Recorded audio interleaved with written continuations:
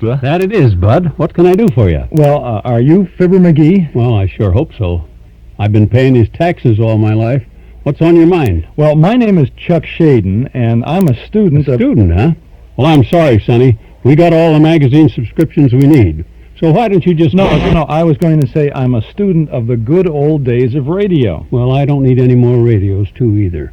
I already got one of the greatest old radios ever built. Well, old radio is what I wanted to talk to you about, Mr. McGee. Oh? You see, I grew up with radio. Is that so? I spent the first half of my life listening to all those good old shows, but now all I can do is read about them because they're not on radio anymore. They're all gone. Ha, that's what everybody thinks. But those old shows are not all gone, not at all. They're still around, if you know how to tune them in. Still around? You betcha. Here, take a look at this. Oh, I saw that the minute I came in. It's a beauty. This, my boy, is a genuine original 1934 10-tube super heterodyne console model radio. In the flesh. Yeah, but can you get it to work? Can I get it to work, he says. For your information, Chuck, I probably forgot more about fixing radios than old Macaroni ever knew. You have? Yeah, and if I could just remember somebody, I'll get this baby going again. You see, according to the McGee theory of radio dynametrics... What? Metrics. The McGee theory states, and I quote, that old radio shows never die. They're just in a holding pattern. You see, this old radio is just jam full of old radio programs, all condensed in the condenser and waiting to come out through the loudspeaker. Well, how can that be? Why, very simple.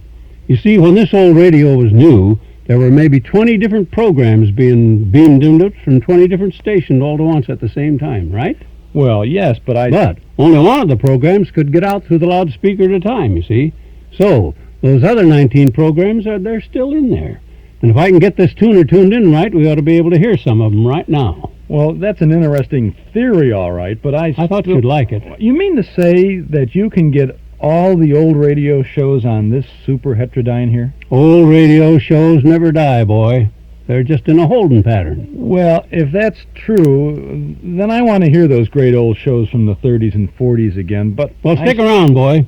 You're gonna.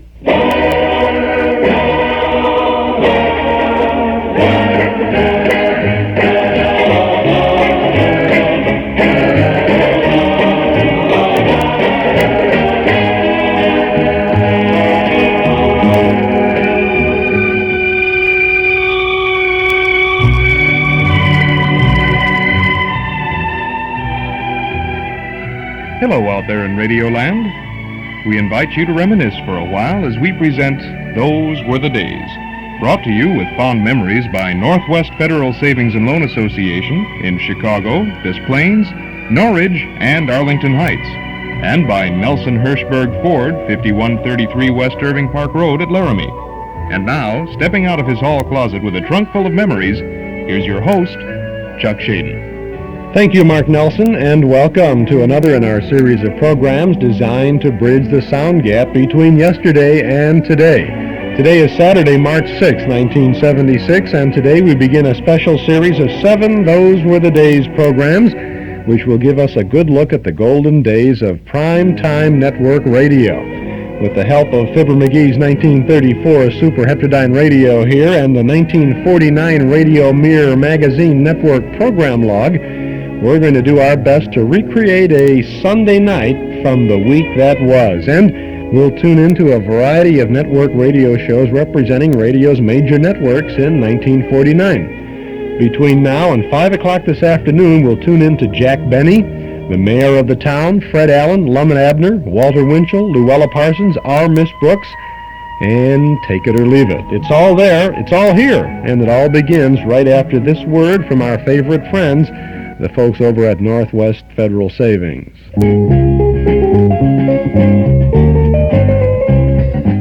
Northwest Federal Savings presents the brand new American tradition, spoon rings in genuine sterling silver by Oneida.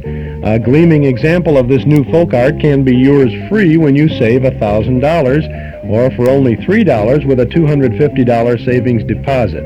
See the beautiful heirloom collection at any one of the 4 savings centers in the great Northwest Territory. You'll find 4 distinctive designs to reflect your own personality or your thoughtfulness in a gift. The weight tells you its quality. The sharp detail tells you it's Oneida. Remember, you get one free when you save $1,000, or for only $3 with a $250 deposit. So come to Northwest Federal and start your own American tradition, Oneida. One ring per family, some designs limited. Irving Park, west of Cicero in Chicago, in Des Plaines, Norridge, and Arlington Heights. It's Northwest Federal Savings Time, 63 hours a week. Oneida. Always want to say Oneida. There was a cracker, wasn't there? You need a biscuit. I always thought that was very clever. Like they had Salada tea. My father used to see the sign and say, "That's Salada tea." That's what he said. Can't help that. Those were the days. Say, speaking of that, Those Were the Days is the name of our movie tonight in the Memory Club over in the community room at Northwest Federal Savings. It's a 1940 Paramount picture, and it's called Those Were the Days. This program may or may not have been named after it, but, well, it wasn't really, but we found this film listed among the films available to us, and we thought we just have to get it. And we find William Holden and Bonita Granville and Ezra Stone starring in a campus comedy. It's Ezra Stone, of course, was Henry Aldridge on radio, and if you would like to see what Henry Aldridge looked like, you'll find out whether or not he fits up to your imagination. We got a good film for you tonight. I think you'll enjoy it. Campus comedy, Ezra Stone, Bonita Granville, and a very young William Holden. Some very interesting cameo appearances in there, too, though they weren't cameo appearances, just extras, stars on the Paramount lot who were not stars yet in 1940 popping in on this. You have fun recognizing them. Those Were the Days is the name of our movie tonight in the Memory Club in the community room at Northwest Federal Savings, 4901 Irving Park Road in Chicago. Doors open at 7:30. Movie begins at 8 o'clock, and dues are $1 a meeting, payable at the door. You're a member of the club because you're a member of our listening audience. Well, today we begin something rather interesting for us. It's been very interesting for us to put all this together. We hope that it will be fascinating as well as entertaining for you as we roll through a week of primetime network radio. Using this 1949 log from the Radio Mirror magazine, 1949 edition. We have this reprinted, by the way, in our Nostalgia newsletter for March, the first 4 days of this log. We'll look at the Sunday log. We're going to start at the top of the week. And, well, we're going to take the evening programs as we bounce from NBC. Well, we'll start off on CBS, I think. Then we'll go over to Mutual and then to NBC. Then we'll bounce back to CBS. Then we'll go over to ABC. And then CBS, and then again to NBC. As we flip the dial a little bit, I always say, don't touch that dial. This afternoon, don't touch yours. We'll touch ours on Fibber's Super Heterodyne Radio here.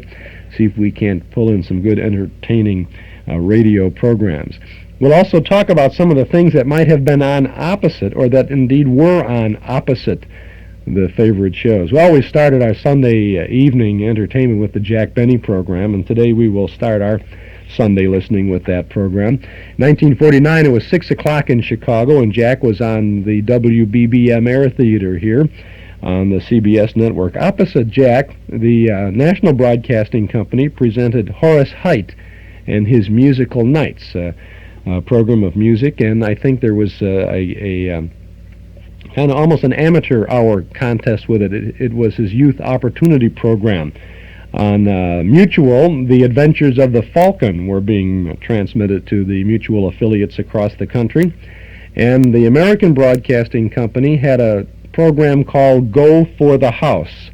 I've never heard of that program. I have no information on it. I looked around trying to see what might that have represented, but Go for the House, nothing. Might probably have been a quiz program of some sort. Go for the House, right? Maybe. Never mind, I know what you're thinking. No, could have been something else. Anyway, we're going to listen to the Jack Benny program now. And we're going to a Jack Benny show in 1949. This is from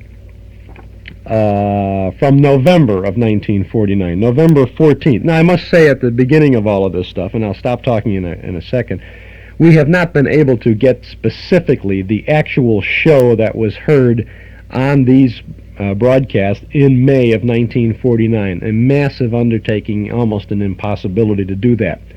but we are going to listen to representative programs so that if you were listening on a Sunday in 1949, you would have been able to hear these sounds. From November 14th of 1949, we'll pretend it's 6 o'clock in Chicago. Mom has brought out the cheese and the crackers. Dad has got a cold beer there, and the kids are snacking on some pop. We're all around the radio listening to the Jack Benny program.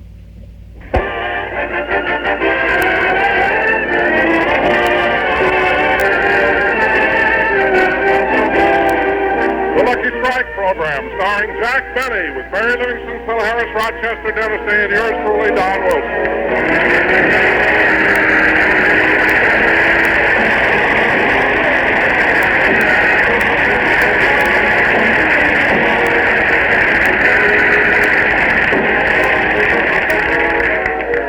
Ladies and gentlemen, on last week's program, everybody made so many mistakes in reading their lines that Jack felt it was necessary to call a special meeting.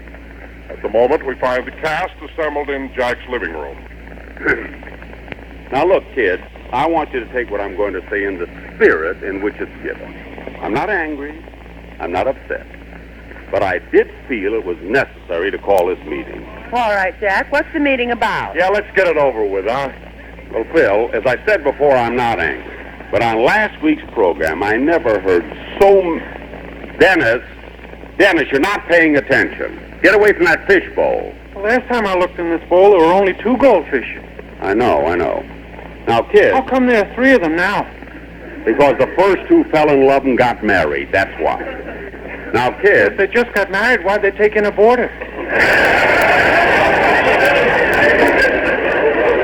Look, if they didn't take in a boarder, the little one is a baby. Oh, yeah, the one on the right is the mother. No, Dennis, the one on the right is the father. You could have fooled me. Dennis, will you do me a favor? Oh, for heaven's sake, Jack, you called us over here for a meeting, so let's get on with it. Yes, Jack, tell us what's on your mind. I'm trying to. I called this meeting to find out why there were so many mistakes made on last week's broadcast. All right, so we made a few mistakes. Is that a reason for you to get mad? I told you I'm not mad. Libby's right, Jackson. You're burned up and you know it. I'm not burned up. Jack, there's no reason for you to get so upset. Upset? What makes you think I'm upset? You look like a football coach whose team has to play Notre Dame. All right, you kids can have your little joke. And one couldn't be a star of my magnitude without being able to take a few jibes from his underlings. But, as I said before, I'm not mad. All I want to do... Benny. What do you want now? Are you sure the one on the left is the mother? Yes, Dennis, the one on the left is the mother. The one on the right is prettier. All right, so the father's prettier than the mother. Well, that doesn't make sense. Sure it does, kid. Take me an hour. Well, be quiet. Okay, Jackson, okay. I'd like to get this meeting over anyway. What kind of mistakes did we make last week? Well, for one thing, Phil, you don't even know how to speak the English language. If a word has over 2 syllables, you don't even know what it means. I may not know what it means, Jackson, but when I speak, I have perfect diction. Phil, as long as you brought that up, I've got news for you. I've heard better diction coming out of the exhaust pipe of a Greyhound bus.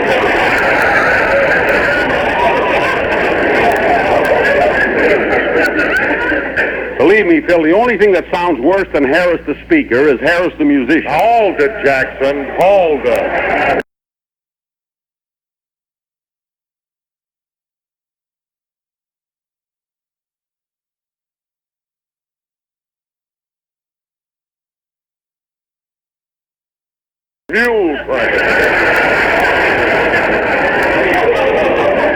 Well, that you can do, I know.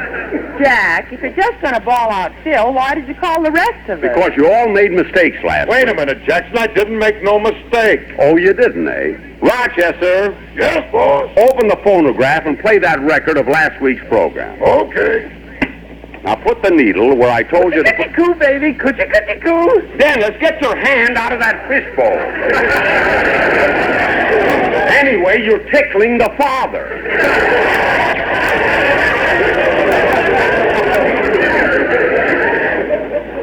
Now go ahead, Rochester. Start the record where I've got that little chalk mark. You say you didn't make any mistakes, eh, Phil? Just listen. This is the part where we were talking about your picture, Wabash Avenue. Now listen. Well, it ain't exactly retakes. You see, there's a scene in the picture of me singing. That's what I like about the South. And because of the foreign market, I've been down to the studio dubbing in the lyrics in French, German, Spanish, Greek, Portuguese, and Italian. Portuguese? That's all, Rochester. Did you hear that, Phil? Did you hear that? Portuguese. I thought it sounded cute. Play it again, Rod.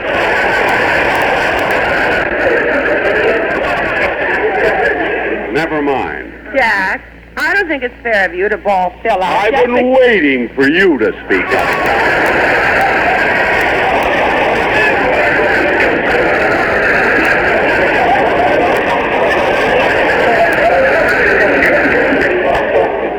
Rochester, put that other record on, the one marked Mary. Jack, if you're trying to tell me that I make a mistake now and then, you needn't bother because I know it. Mary, I don't mind the little fluffs you've made, like the time you ordered a Chiss Squeeze sandwich. You make little mistakes like that every now and then. But, Mary, what do you think was your biggest mistake? Leaving the May Company.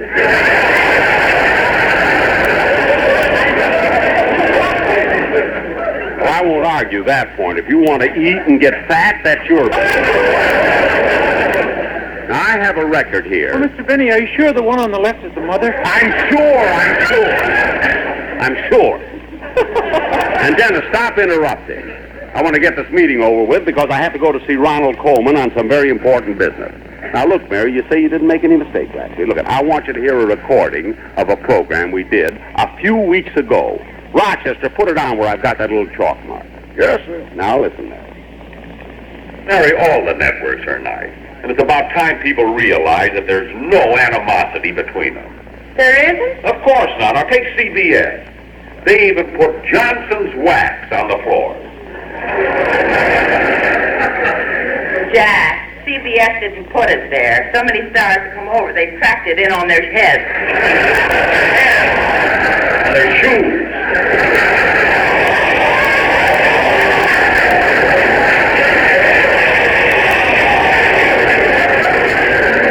Be acrobats.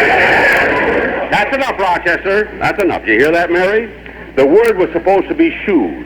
Now, how in the world did you possibly arrive at the word head?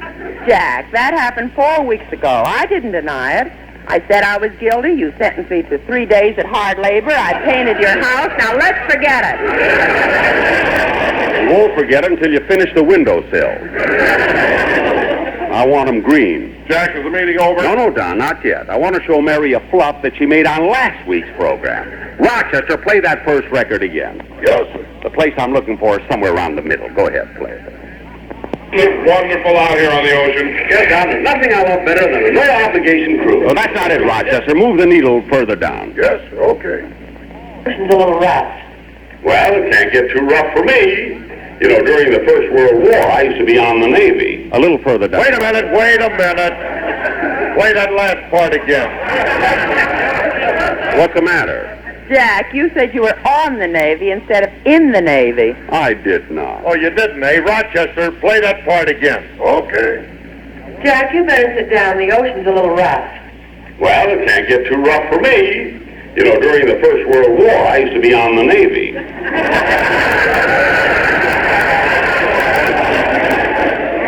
Well, Dad, shall we dance? Phil. Jack, how could you make a mistake like that? Yeah, the one on the right is the mother. Dennis, be quiet. Oh, on the Navy. You know, Jackson, your face is the color of my eyes. Okay, Jack. What have you got to say now? I got this to say. I did not make a mistake. What? I said I did not make a mistake. But, Jack, we heard it distinctly. You said you were on the Navy. I said it because it's correct. When I became a sailor during the First World War, they put me on board a ship called the USS Navy. Therefore, I was on the Navy. Shut up and meeting adjourned.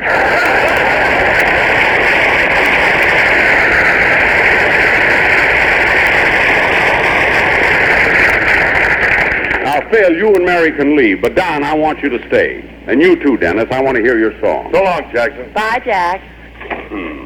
Tell me I made mistakes. All right, Dennis, what are you going to sing? Well, this is an old song, Mr. Benny. It was written by Ben Oakland and Herb Magnuson, and George Jessell wrote the lyrics. Oh, George Jessell. What's the name of it, kid? Roses in December. Good. Let's hear it.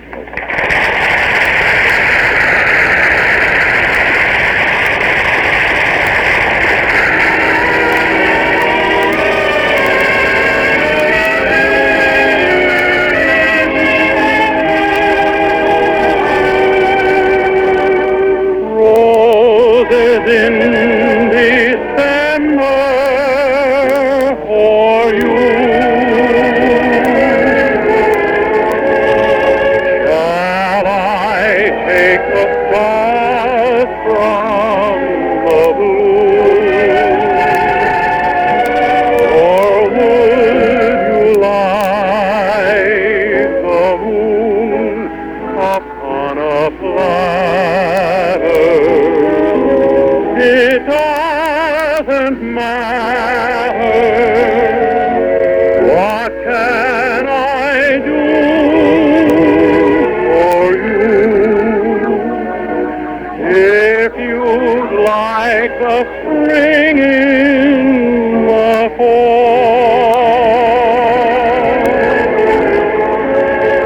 it would be no trouble at all. Give me your love, and I can make the most impossible thing come true. Blue shadows never, sunshine forever, roses in December for you.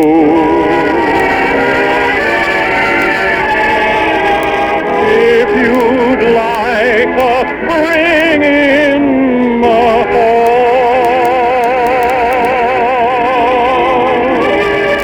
oh, it would be no trouble at all. Give me your love, and I can make the most impossible thing come true. Blue shadows never, sunshine forever, roses in December.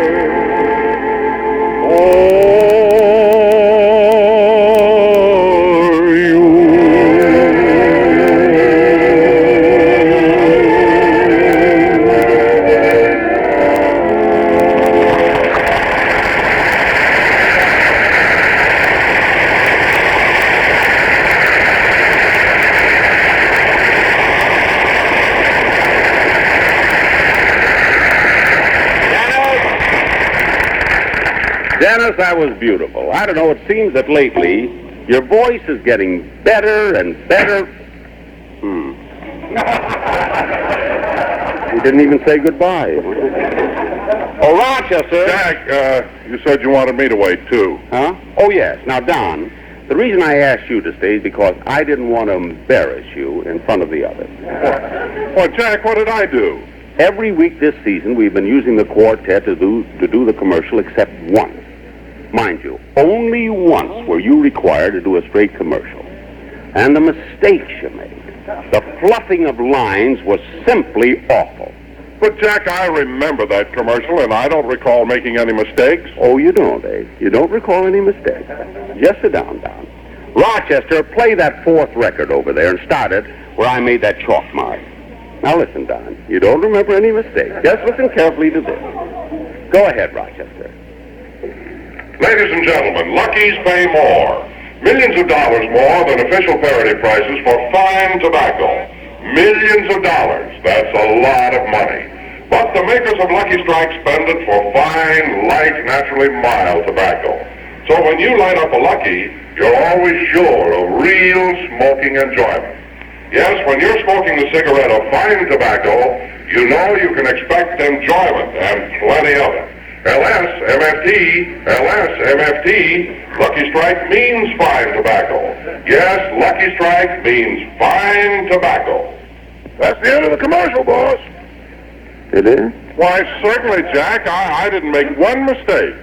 Well, I guess I was wrong. Thanks for staying. Goodbye, Jack. I could have sworn he made some mistakes in that commercial. Oh, well, it was nice hearing it again anyway. Say, Rochester, I got to run over and see Mr. Coleman now on some business. When I get back, have a little lunch for me. I'd like scrambled eggs. Sorry, boss, we're all out of eggs. Oh, well, as long as I'm going next door to Coleman's, I'll borrow a couple. I'll be right back. And that's the first half of the Jack Benny program from November 14th of 1949. Great show here. A very interesting program from 1949, the year of our radio log that's helping us take a trip through the dials to the week that was. These are the Sunday shows today. Very clever stuff there, boy, I'll tell you. Jack, you heard, you recognized, obviously, how they worked. I don't think the audience in the studio caught on to that at that point, but Jack says, Don, you made a mistake on the commercial. Don says, no, I didn't. He says, sure, listen, I'm going to play this. Now then, everybody in the audience there and at home is listening to Don Wilson deliver the Lucky Strike commercial there, waiting for the mistake. And there was no mistake. But do you know how many people really listened to that commercial that time? Of course, we didn't hear it because we've deleted it for regulations these days, right? Right. Running boards and rumble seats were standard equipment on a new Ford back in 1931 when Nelson Hirschberg Ford first put up their "We're in business to serve you" sign on Irving Park Road. In the 45 years since then, running boards and rumble seats have become but a fond memory. But Nelson Hirschberg Ford is still in the business of serving thousands of Chicagoland families with the bright new Fords at the same location, 5133 West Irving Park Road at Laramie. And when you visit Nelson Hirschberg Ford, you'll discover what's made their business prosper all these years. You'll discover that Nelson Hirschberg Ford wants your business today and tomorrow, too. They stand on their reputation as one of Chicagoland's oldest, most respected Ford dealers, and you can be sure that when you buy a new Ford or a clean, select used car from Nelson Hirschberg, you'll get more than an automobile. You'll get a Nelson Hirschberg automobile, one with reliability and dependability as standard equipment. Ask the man who owns one. Nelson Hirschberg Ford, 5133 Irving Park Road, 5 blocks west of Cicero, at Laramie. Now, let's return on our WNIB Those Were the Days program to the Jack Benny Show.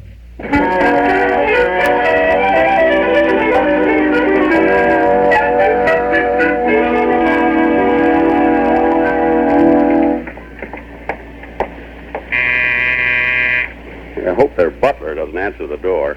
I don't think he likes me.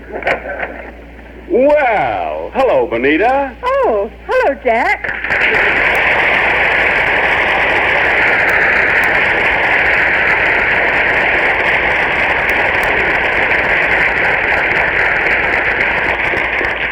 Gee, Benita, you look wonderful. Thank you, Jack. Here are the eggs.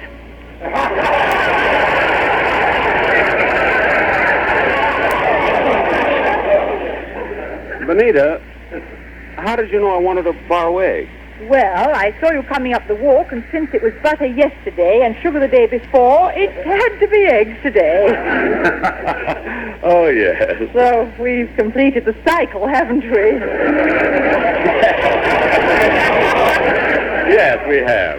Now, is there anything else you might want? Bread, cream, flour, lettuce, turnips? Well... We're pushing turnips today.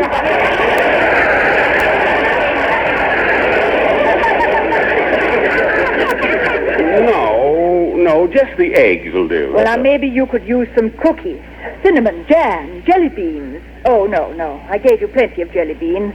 You gave me jelly beans? You gave me jelly... When? 2 weeks ago, that night when you rang my bell and said trick or treat. Oh, yes. Gosh, Benita. I took such pains disguising myself as Little Bo Peep.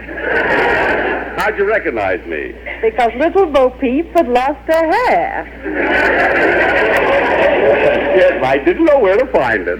Well, thanks for the egg. It's quite all right, Jack. Goodbye. Oh, just a minute, Benita. The main reason I came over was to see Ronnie. They have some very important business to discuss with him. Oh, I'm sorry, but Ronnie's at the studio. He's doing the final scenes on his picture, Champagne for Caesar. Oh. And if you'll excuse me, I was just getting ready to drive out there to see him. Well, that's swell. I'll go out with you, Benita. Oh, Jack, no, I have to make several stops on the way. And I don't mind waiting. Oh, well, for goodness sakes, we won't be able to go after all. I've just remembered my car has a flat tire. Oh, well, don't worry. We'll drive out in my car. Your car? Sure. I'll go and get it. And You win, Jack. We'll drive out in mine. Good. Let's go.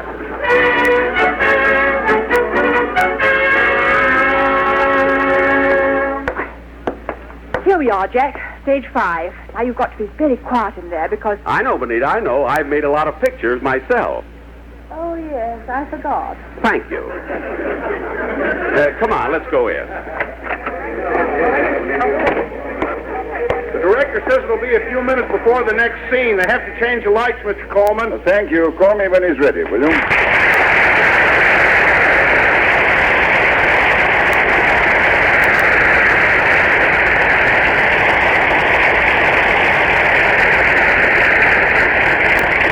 Gee, they've got a lot of extras on the set today, haven't they, Benita? Yes. Oh, there he is. Hello, Ronnie. Oh, hello, darling. Only 3 more scenes and Hello, Ronnie. Ronnie, how are you?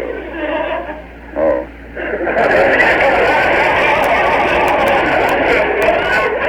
Oh, why, Jack, what are you doing here? He came out with me. He wants to see you on business, darling. Yes.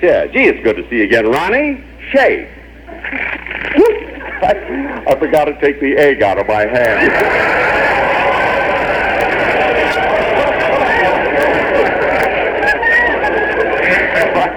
I'm sorry. Ronnie, it isn't my fault. Stop wiping it off on my dress.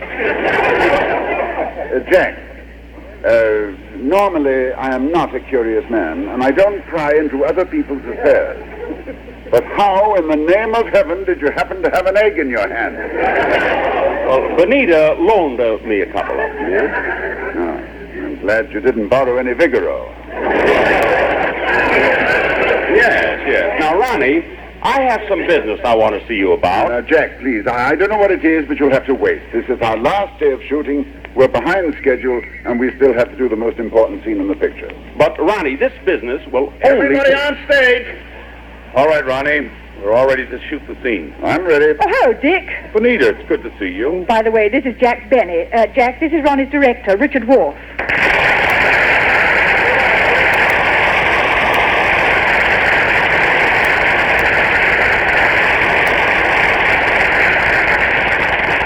Well, it's nice meeting you, Mr. Worf. It's a pleasure meeting you, too, Mr. Benny.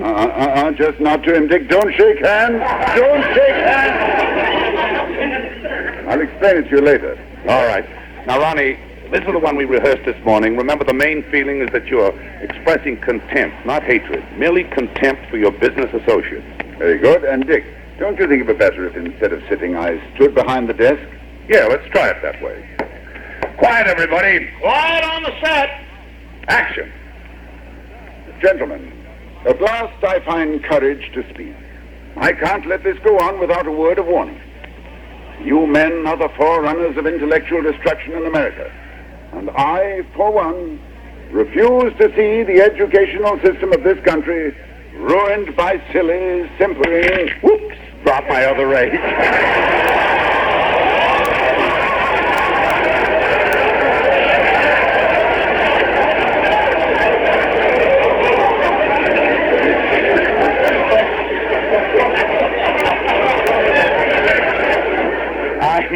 I'm so sorry. Goodness sake. Cut!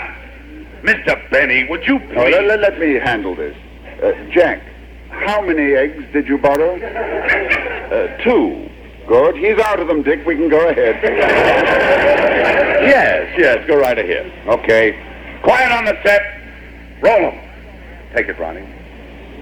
Gentlemen, At last I find courage to speak. I can't let this go on without a word of warning.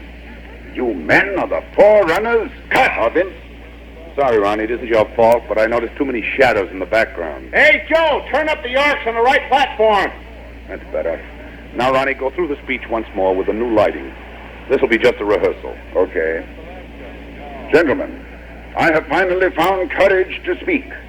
I can't let this go on without a word of warning. You men are the forerunners of intellectual destruction in America. Cut! That was perfect. Now, this one we'll take. Ronnie, try to get a shade more contempt into your voice. All right, Dick, I'm ready. All right, good. Everybody quiet. Quiet, everybody. This is a take. All right, Ronnie. Camera. Action. Gentlemen, at last I find courage to speak. I can't let this go on without a word of warning. You men are the forerunners of intellectual destruction in America. And I, for one, cut!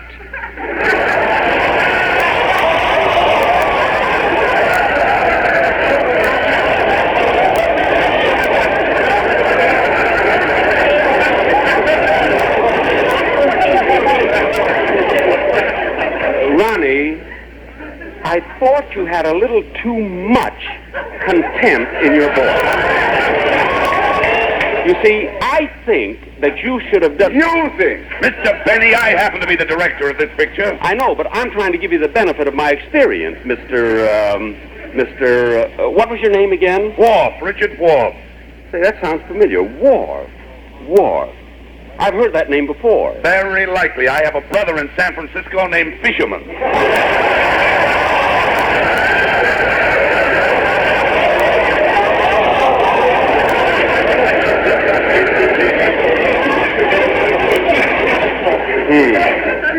Dick, how could you? I wanted to beat him to it.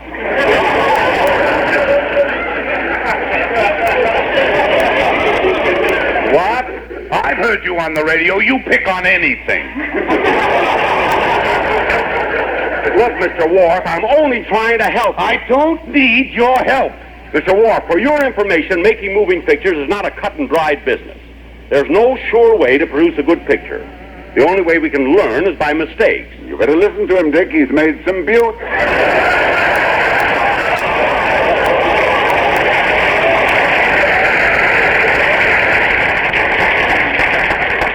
Thank you. Now, look, Benny, if you're going to stay here, you'll have to keep quiet. Now, hold it just a second, Dick. I'd like to talk to my wife, privately. Benita, will you come with me for a moment? Yes, Ronnie? Benita, why in the world did you bring Benny out here? But, darling, I couldn't help it. Couldn't help it. Look, we've been married a good many years, haven't we?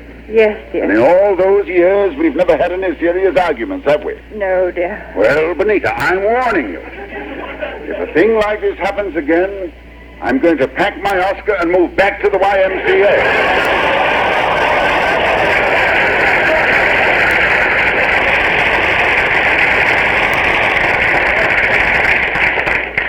Do you hear? Ronnie, stop waving your finger in my face. You're getting egg on my nose. That's your fault, too. Ronnie, I hate to interrupt, but we're way behind on schedule. Let's finish this scene. Oh, I'm sorry, Dick. I'm ready. Okay, quiet, everybody. This is a take. Quiet on the set. Lights, camera, Gentlemen, at last I find courage to speak. I can't let this go on without a word of warning. Jack, you men are the forerunners of intellectual destruction in America. Jack! And I, for one, refuse to see the educational system of this country ruined. Benny, will you shut up and get out from behind that desk?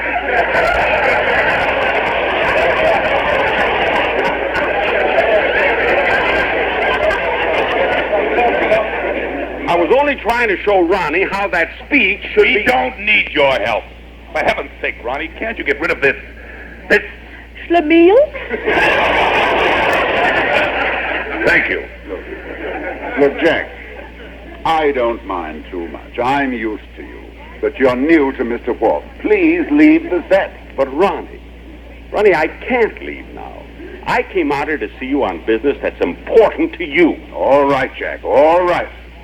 You've delayed the picture for an hour. You've ruined 3 takes. You've upset my director and caused me to argue with my wife. Now, what is this important business you want to talk to me about? Ronnie, do you realize that here it is, the middle of November, and you haven't ordered your Christmas cards yet?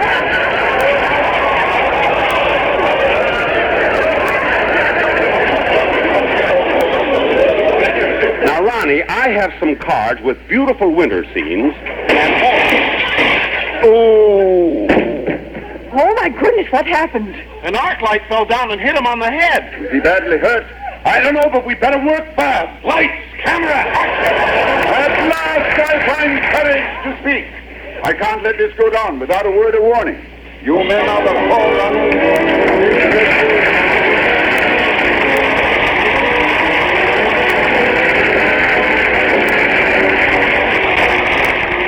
Ladies and gentlemen, help observe the first annual National Kids Day on Saturday, November 19th, and you will be helping the underprivileged children of your community. All funds raised in your city remain there for the benefit of the children of your community. Thank you.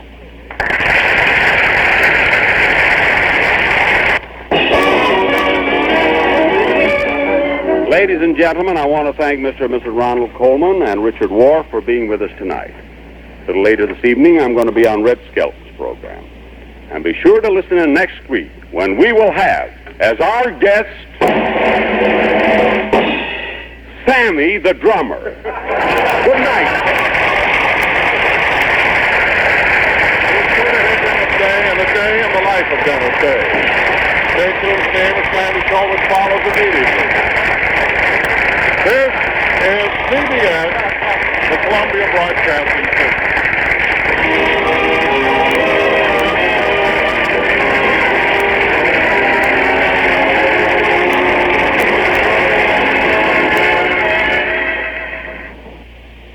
That's the Jack Benny program. A little discrepancy in the date there. Now trying to figure that out. Don Wilson said Sunday, November 19th, something was coming up there, and the date that we have on this show is November 14th, but the 14th is a Monday, and the 19th is a Saturday, so this was probably the 13th. If you're making records on this, it would be Sunday, November 13th, right? That would be a 13th would be Sunday, and then he was wrong on that too, because Sunday, there was no Sunday the 19th in 1949, and it really was a 49. Well, whatever. Jack Benny program from November of 1949. This is Chuck Shaden with our Those Were the Days program, looking at the week that was. The Sunday shows from Primetime Network Radio. Jack Benny was on every Sunday at 6 o'clock in Chicago on BBM Radio, and we've had him here, and we're going to tune into it. We're going to take a trip down the dial now as we go over to, well, let's see, a couple things about this. On NBC at 6:30, the Phil Harris Alice Faye show. At the Mutual Broadcasting Company had the Mayor of the Town. The American Broadcasting Company had the Carnegie Hall Musicale, and CBS, as they mentioned at the end of this, was Jack Benny, followed by Amos and Andy. Well, now, we try to figure out what should we play next. Where should we go? What should we listen to? We had a whole Saturday with Amos and Andy not too long ago, and we listen to Phil Harris and Alice Faye frequently, so we haven't heard the Mayor of the Town too much. So we'll go over to Mutual, which in 1949 was WGN, and we'll listen to Lionel Barrymore and Agnes Moorehead in the Mayor of the Town. That'll be coming up next as we go through this Sunday night of primetime radio on the week that was. Chuck Shaden here on WNIB FM 97 every Saturday from 1 until 5 right here at this spot on your dial with the great good old radio shows. As a matter of fact, we're on the air 7 days a week with all the good sounds from not so long ago. We have it all listed for you in our monthly publication, the Nostalgia Newsletter and Radio Guide. A year's subscription is only $6. There's lots of good reading and good information in the publication. It does contain the complete schedule of all of the shows, plus articles about the past and articles from the past. you can subscribe right now by telephone if you like. If you'll call us here at our studio, 545-2260. That's 545-2260. We'll take your name and address. Your subscription will begin with this March edition of the newsletter, which does contain the program log that we're following for these Saturday shows. And we'll get it out to you in just a few short days at the beginning of the week. We'll include an invoice for your year's subscription. $6 for 12 issues. 545-2260. Call us right now. We'll get it out to you right away. And this March newsletter, by the way, features a cover picture of Ed Wynn, the Texaco fire chief, a 1948 reprint article about Bob Hope, a 1927 movie magazine clip with news about the Hollywood stars, that network radio log I mentioned, a film clips column about movie ads over the years, notes from the bandstand about the Glenn Miller Orchestra, and Mike Campo's article about kids' radio premiums, our classified advertising page, and news of our Saturday Night Memory Club movies. Subscribe now to our newsletter and radio guide. A year's subscription is only $6. Call us at 545-2260 or send $6 to Nostalgia Newsletter, Box 421, Morton Grove, 60053. Now, if you want to get things rolling right away, call us right now or anytime at all during our program this afternoon at 545-2260. I'm getting the high sign that all of the lines are tied up at this very moment. So if you get a busy signal when you call, if you wait just a moment or so and then call us back at 545-2260, we'll appreciate it. Or if the line rings a moment before we get to you, please understand we'll try to get you your call as quickly as possible. 545-2260 for our Nostalgia Newsletter and the radio guide. Come clean with Magicist. Now when you can really use it, Magicist is making it more attractive than ever to get your whole house Magicist clean. Hi, this is Carmelita Pope with good news. With any order for cleaning or when you buy a Magicist rug, you'll receive a 16-ounce bottle of Sparkle Glass Cleaner and Sprayer at no additional cost. Call Magicist for pickup and delivery of your rugs and draperies, or save 20% by bringing them into Magicist and get your Sparkle and Sprayer. Have Magicist come to your home or office to clean your carpeting or furniture and get your Sparkle and Sprayer. Call Magicist for pickup or delivery or more information. Chicago phones 378-8600. Suburbs see your phone book. MasterCharge and Bank AmeriCard welcome. Come clean with Magicist and get your bottle of Sparkle Glass Cleaner and Sprayer at no additional cost. And remember, Magicist sells rugs, too. Come clean with Magicist and get your whole house Magicist clean. Chuck Shaden here with our Those Were the Days program, saluting the Sunday network radio shows. One thing about that Jack Benny program, you heard Phil Harris on it, right? And on that was on CBS. And on NBC, immediately following at 6:30 was the Alice Faith and Phil Harris program. Now, how did Phil Harris get from one to the other? Well, the programs were not yet recorded at that time, so Phil was live on NBC at 6 o'clock Chicago time, and live on, he was live on CBS, and then live on NBC at 6:30 Chicago time. If you're familiar at all with the NBC-CBS studios in Hollywood, California, they're both on Sunset Boulevard, just on Vine Street. NBC is right on the corner, or was, no longer, was right on the corner of Sunset and Vine. And CBS was right behind it, down the street on Sunset. And if you'll also remember, Phil Harris was only on the first 10 minutes of the Jack Benny show. So he was on there, and he cut out, and he'd race down the street, and then get over to his own studio, where he had already, of course, rehearsed the program and done everything else about it. So that is the way they did that. Now, we're listening to WGN back on in 1949. This is the Mayor of the Town program. It stars Lionel Barrymore as the mayor, Agnes Moorehead as his maid, Marilli. I think you're going to enjoy this. I'm sorry, time has taken its toll on this program. We do not have a complete opening or closing on this broadcast, but nevertheless, it's good old radio and the Mayor of the Town.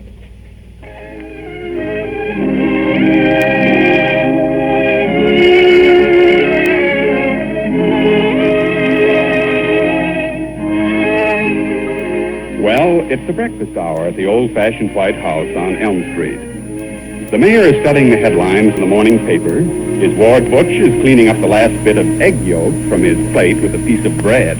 And Marilia's housekeeper is, as usual, talking. Roscoe, will you please stop scrubbing that plate? Oh, gosh, Marilla. Oh, doggone it, Marilla. You got to scrub a little to get anything. Oh, yeah, they sure are dinky, little Abe. Well, they're the very best I could lay my hands on. Well, I don't doubt that in the least. But why don't you break down and buy a dozen eggs at the grocery? What? It's undignified at your age to be climbing trees to rob sparrows' nests.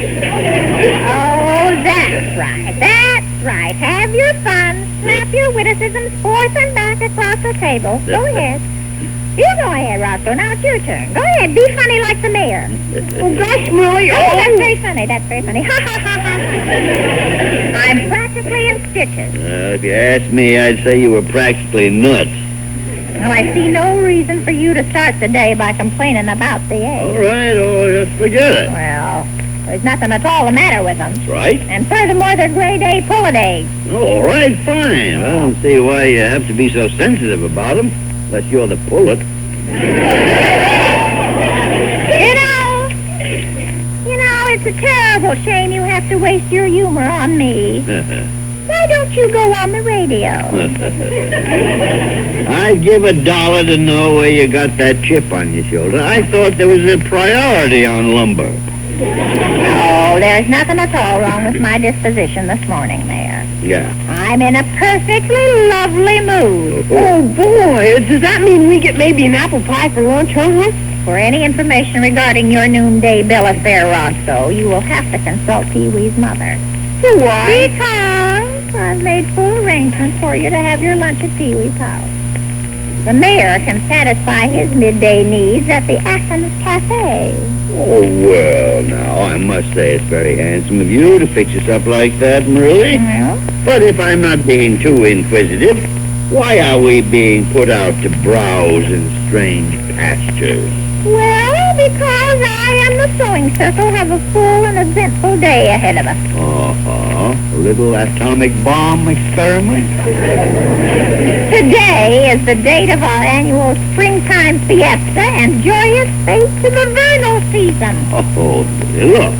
Why don't you let spring come and go without a lot of hoopla this year? Oh. 2 years ago, you nearly broke your ankle skipping a daisy chain.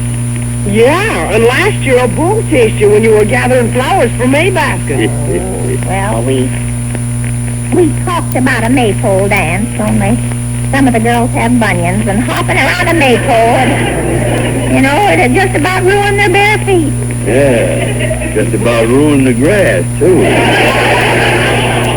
So after exhaustive discussion, we voted to commemorate the season by planting, with our own hands, a lovely selection of budding shrubs and fragrant flowers in Barman Park.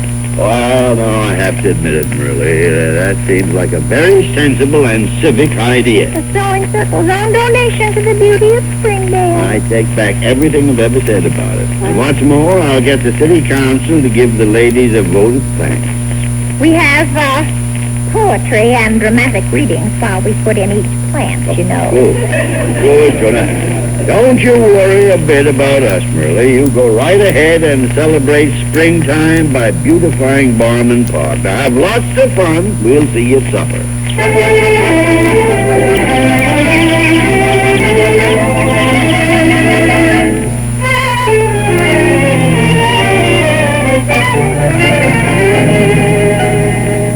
Gosh, what do you suppose has ever happened to her, Mayor? I don't know, Bush, but when Marilla's late, I always smell trouble. Do you think Marilla could have fell in one of the holes they dug and they covered her up and never missed her? No. They'd miss her as soon as she stopped talking. Hey, there's the front door. We're right here, Marilla. I'm so tired I could drop. Hey, where have you been, Marilla? Yeah, do you realize it's after 6:30? Well, I just now came from the police station. You mean you got pinched? Now, don't tell me you had an argument with Abby Peters and dunked her in the park fountain. My heavens, no, Mayor. Did you pick up a spade and part Mabel Park pompadour, Marilla? Oh, most certainly not, Roscoe. Abby and Mabel both went right to the police station with me. Oh, boy, wait till I tell a gang you've been in jail. Gosh, will I be a big shot. Not been in jail, Roscoe, for goodness sake. We went to the police station to sign a complaint. Complain about what? Well, all us girls were busy planting our flowers in the park and having a real lovely time. And then one of the girls got playful and started throwing fertilizer. No, and if you just wouldn't keep interrupting me, why... Excuse me. Lay on next up.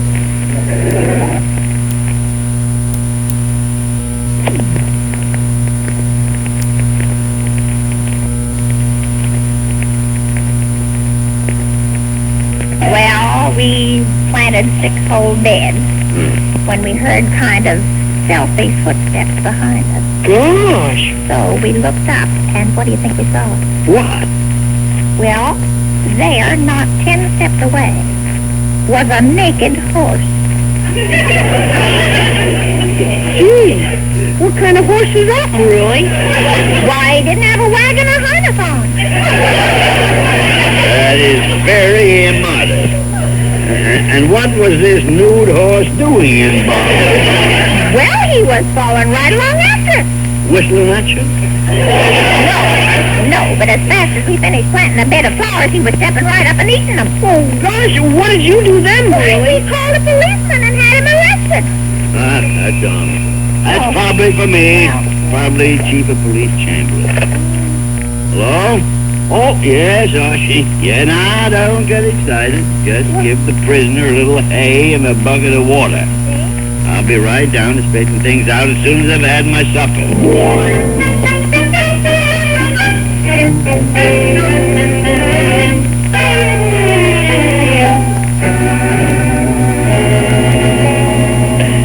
All right, go on, laugh. Have a good time, Mayor. I'll be doggone if I appreciate the joke. Well, what charges have the ladies put against the horse, Archie? Trespassing, resisting arrest, vagrancy, destruction of park property, and carrying concealed weapons. Where'd they get that last one? He had a horseshoe on the bottom of each foot. Did you find his owner? Yeah, cell 4. His name's Pete Griswold. Okay, come on. Let's have a word with him. Well, I couldn't get much sense out of him. Hey, Griswold. What you want with me now? Here's the mayor. He wants to talk to you. Hello, Pete. No. Seems to be the trouble. I didn't do nothing, Mayor. Neither did Demetrius. Who's this Demetrius? My horse. We're in business together, see? What sort of business? Well, we got a wagon and we drive around selling pots of geraniums and petunias and things. Oh, I see. Only today, when it was time for lunch, I unhitched Demetrius so he could eat more comfortable. Oh, sure. Well, he wandered off, and some dames had him pinched. When I came looking for him, they pinched me too. And now take it easy, Pete. They say the fines for all the things they said he done will cost $500, and we ain't got no $500, man. Oh, no. Look. And if we can't pay, will they do something to Demetrius? Certainly not. Well, don't let him do nothing to him, man. Don't let him do nothing to Demetrius. Now, don't worry, Pete. Don't worry. I'll make you a solemn promise right here and now. Nothing is going to happen to Demetrius.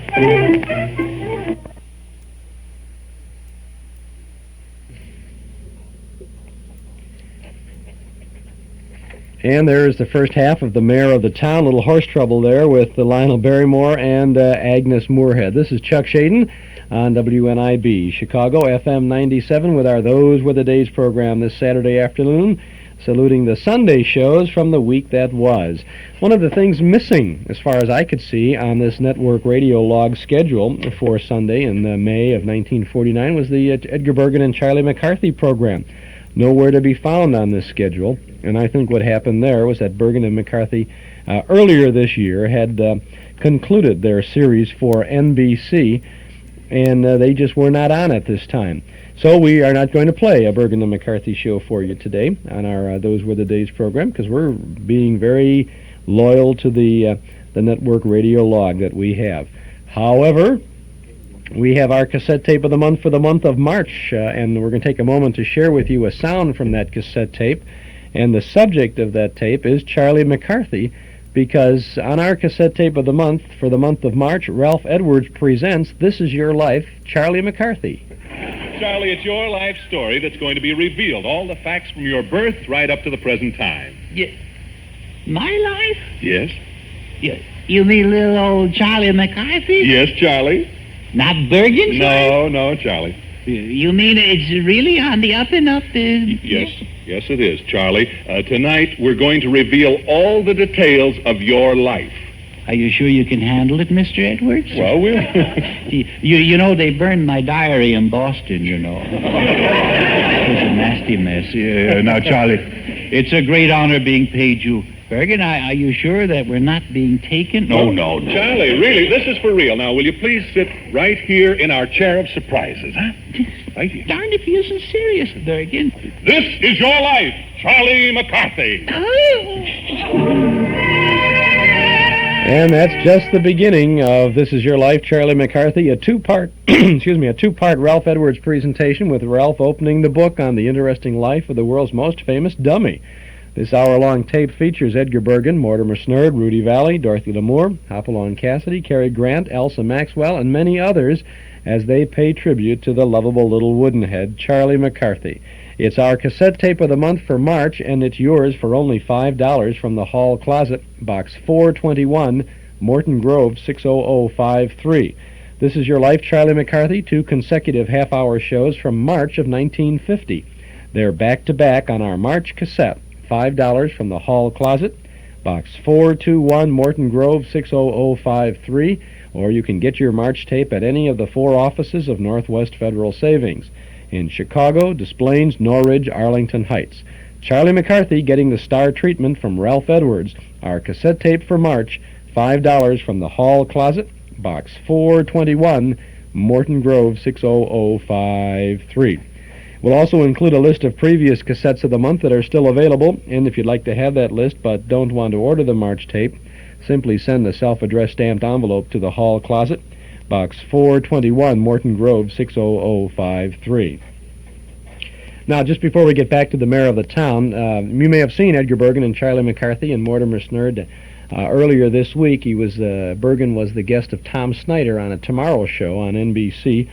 And Jim Jordan, Fibber McGee, Norman Corwin, Edgar Bergen, Charlie McCarthy, and many others will be talking about and reminiscing about the good old days of radio this coming Thursday, March 11th at 8:15 p.m. on Channel 11, as Steve Allen hosts a star-filled tribute to the first 50 years of radio. It's an hour-long production called The Good Old Days of Radio, and we do want to call your attention to it. Thursday evening, March the 11th, it's a full hour, public television at its very best, from 8:15 till 9:15 on Channel 11. Check your TV guide. We'll try to keep reminding you about it later today and through the week, too, in our other shows about the special Good Old Days of Radio. Steve Allen and a host of great radio people from 8:15 till 9:15 on Channel 11, WTTW, Thursday evening, March the 11th. They've even asked us to come on and be kind of a guest host for the evening. It's one of their Festival 76 nights, and we'll be talking about the great things that Channel 11 is doing, and we're very pleased that they've asked us to kind of introduce this the Good Old Days of Radio TV show, too. That's coming up on Thursday. Coming up right now, more from Sunday, the mayor of the town.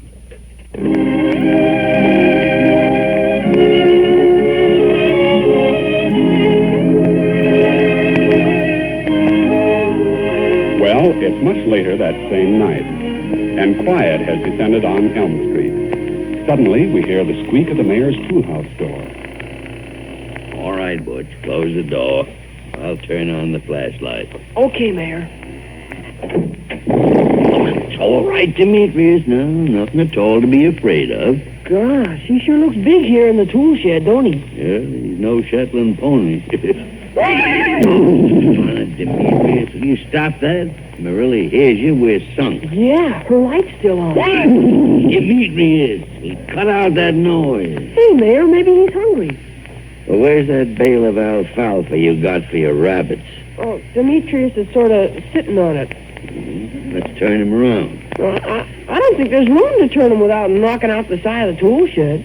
Okay, we'll pull the alfalfa up to this end. Yeah, I'll push it. You yank.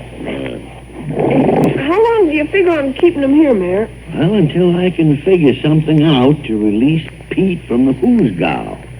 I couldn't leave the horse parked in the alley back of the jail, and I couldn't put him in Pete's barn with no one to feed and water the animal. Hey, maybe he wants to drink now. Well, I'll get a pail and some... All right, you in there. I got the door covered. Come out with your hands up. Good Lord. Gosh, it's Morelli. I'm talking to three and they're not shooting right. I thought it was Happy Peters trying to sneak those scraps I've been saving for a rag rug. Gosh, were you going to shoot her? Oh, certainly not, Roscoe. This is only a candlestick. Where'd you get that horse? What horse do you mean? That horse right there. Right where, Morelli? The horse standing right there and taking up the whole tool shed.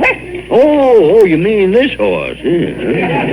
Gee whiz, where do you suppose he came from? That's the jailbird horse we had arrested. Well, now, I don't see how you can be so sure of that. Oh, I'd know his face anywhere. And I said he's got indigestion from eating our flowers. Well, now we got in here. Oh, you know full well how he got in. Oh, now, you helped him spring jail. Oh, don't get excited. You jimmied him out from behind bars. And you planned to make this tool shed a horse's hideout. Oh, for crying out. Did you or didn't you? All right, I did. I should think you'd be ashamed. I should think you'd be ashamed. You, the mayor of Springdale, masquerading as a horse's maul. Now, wait. Look, I couldn't leave him in the alley back of the jail, could I? Well, why couldn't you? Because there's a city ordinance that says you can't park overnight without a tail light. Oh, the guy what owns him is locked up in the jail, Morelli. Oh. Sure, with Pete Griswold in the cell.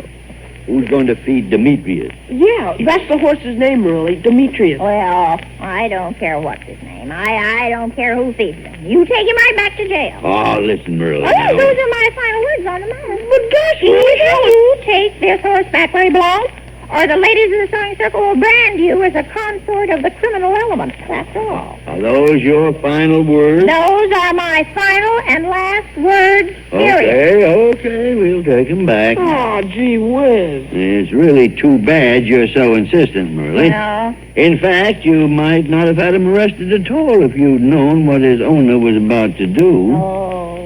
Oh, now there's no use trying to soft-soap me, Mayor. I wouldn't even try, Merle. Yeah, Oh, what was he going to do, Mayor? What was he going to do? Demetrius' owner, you know, is a flower peddler. And he had the most wonderful idea I ever heard of. Oh, you might as well stop stalling and get that horse back where he belongs. Oh, what was this wonderful swell idea he had, Mayor? Oh, it was terrific, boss. Yes, sir, it was really stupendous. He was going to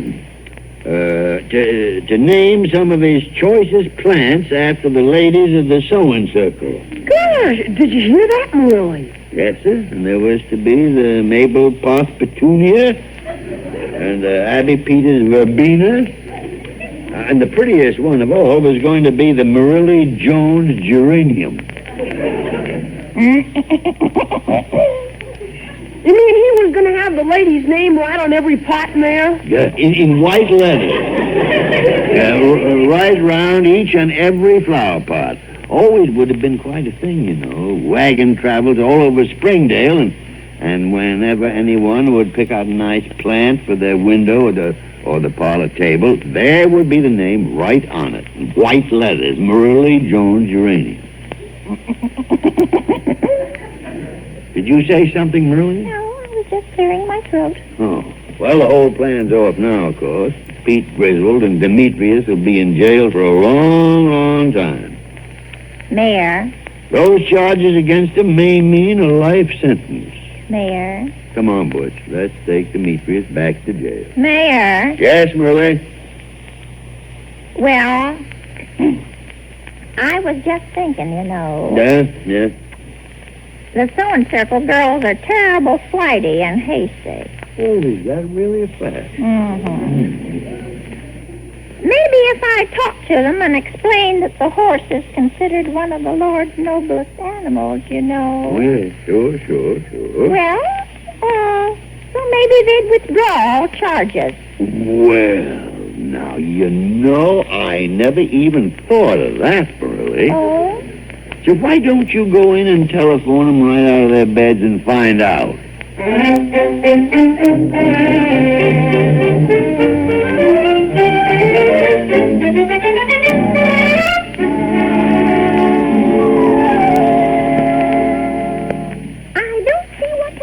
And Mayor, it's almost dusk. Oh, he'll be along, Burley. You'll hear the bells on his wagon any minute now. Well, I put a bucket of water there on the curb for Demetrius in case he was thirsty, you know. Fine.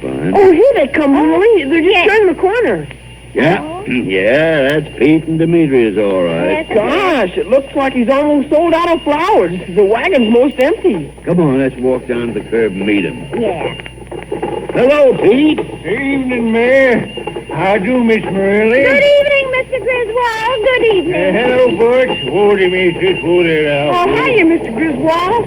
Gosh, you must have had a swell day. Yes, sir. Yes, I did. Well. Flowers sold like hotcakes. Oh? I suppose the Morelli Jones geranium went real good. Sold out complete, Miss Morelli. Well, I'm real glad to hear it. Well, I've got a little present here for your horse. Is that what you were sewing on all day? Yes. It's a nose bag for him to eat out of.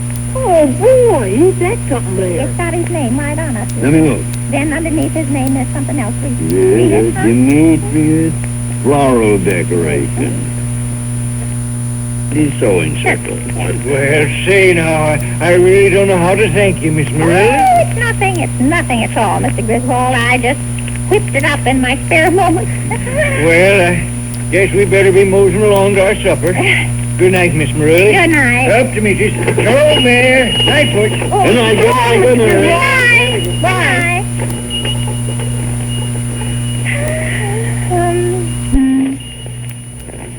Lovely man. Yeah. Lovely manners.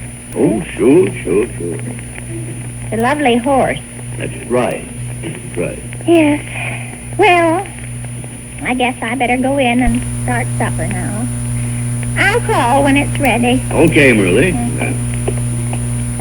Gosh, ain't life funny, Mayor? Oh, you said it, Butch. Life, I might say, is a pot of... Some people get stuck with a pot of poison ivy. Other people get blessed with a pot of orchids. Oh, what kind of pot did you get, Mayor? Me? Well, Butch, I just had to be different. Yes. When they dealt out the pots, I stepped up and drew a crackpot named Morelli Jones. And there you have the mayor of the town. Again, I apologize for not having an opening or a closing on this particular show. They're very hard to find, the mayor of the town. And you wonder sometimes, did anybody really ever get to hear this show? Because it was on opposite Phil Harris and Alice Faye and Amos and Andy, and also a Carnegie Hall Music Hall, at least back in 1949. So, but I know it was a very popular show. People did listen to it regularly. And I'll tell you, there was one time when they always listened, every Christmas time. The mayor of the town departed from its regular format, and Lionel Barrymore presented A Christmas Carol when he played Ebenezer Scrooge. He played Scrooge on radio for years and years and years and years. And we've heard it too, haven't we? Good stuff there. The mayor of the town with Lionel Barrymore and Agnes Moorehead, who, incidentally, just for your information, also played Margot Lane as the Shadow's girlfriend on the Shadow shows, which was another Sunday show. We used to listen to the Shadow on Sunday afternoons. Let's see, that was, we heard the Shadow in Chicago at 4 o'clock on Sunday afternoons. And then after that was Quick as a Flash. Remember that? Quick as a Flash? Before the Shadow was True Detective Mystery and The House of Mystery. Or did your family listen to the Quiz Kids, huh? You know, when One Man's Family was on. Boy, those were the days, but we're recreating those days today and for the next 7 Saturdays. as we recreate the week that was, the prime time network radio shows. And ahead of us this afternoon, more of the Sunday shows. Fred Allen, Lum and Abner, Walter Winchell, Luella Parsons, and our Miss Brooks. So stick around and don't touch that dial. This is Chuck Shaden on WNIB, Chicago, FM 97. Sony offers just about the best color TV you can buy these days. Sony Trinitron television is about as close as you can come to trouble-free TV viewing. That sharp, crisp Sony picture is the best television around, and though your Sony will cost more than most conventional television sets, you figure it out, Sony is really your best TV buy. Trouble-free TV viewing. See Sony Television at Townhouse TV and Appliances, 7243 Touhy Avenue, just west of Harlem. Take a look at the new, exciting Sony Projection TV with a 40-inch diagonal screen. It's the biggest thing that's happened to television in 20 years. Sony Widescreen Diagonal TV, Sony Trinitron, Sony Betamax Videotape System. See the very best in television from the very best in town. Townhouse TV and Appliances, 7243 Touhy Avenue, just west of Harlem. They'll be happy to demonstrate these great Sony products with no obligation. Townhouse TV and Appliances, open Monday, Thursday, and Friday nights till 9, Saturday until 5. Well, we have been very, very busy this last month outside of our studios, getting involved in another venture of ours, and I'd like to take a moment or so to tell you about it right now before we tune into the Fred Allen Show, and I think we need an appropriate fanfare.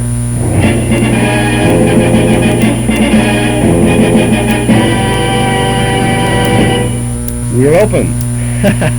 All of that. The Metro Golden Memory Shop at 5120 West Irving Park Road in Chicago is now open, and we're ready to serve you with a generous helping of memories from and about the good old days of yesteryear. My good pal Dave Denwood and I have put together a little kind of a memory shop for you that we think you will find very interesting. You'll find a complete selection of big band, personality, and soundtrack recordings, as well as those great radio shows on cassettes and on LP records. We offer books and magazines about the stars, the good old stars, and the good old days gone by, plus some nostalgic things for you, jigsaw puzzles, games, cards, gifts, novelties, an amazing selection of memorabilia, giant one-sheet movie posters, theater lobby cards. Remember, you used to go in the show and you see the color pictures on the wall of the theater telling all about the movie that was going to play inside. We have photographs, lobby cards, one-sheets, I say stills, magazines, movie magazines, radio magazines, coloring books, old coloring books in tremendous shape. You wouldn't know colors on. Riverview and railroad scenes. Lots more at the Metro Golden Memory Shop, 5120 West Irving Park Road, just east of Laramie. I'd like to invite you in and to spend some time, browse around. Our MGM shop, as we call it, is open Tuesday and Wednesday from 11 a.m. to 6 p.m., Thursday and Friday till 8, Saturday from 11 until 7, and on Sunday from 1 to 5. That's kind of a complicated schedule, but we're open 6 days a week with lots of good old things for you. We want you to come in and see all the goodies at Metro Golden Memories. That's at 5120 West Irving Park Road. That's 2.5 blocks west of Northwest Federal, just across the street from Nelson Hirschberg Ford. Our brand new, good old Metro Golden Memory Shop, the MGM Shop.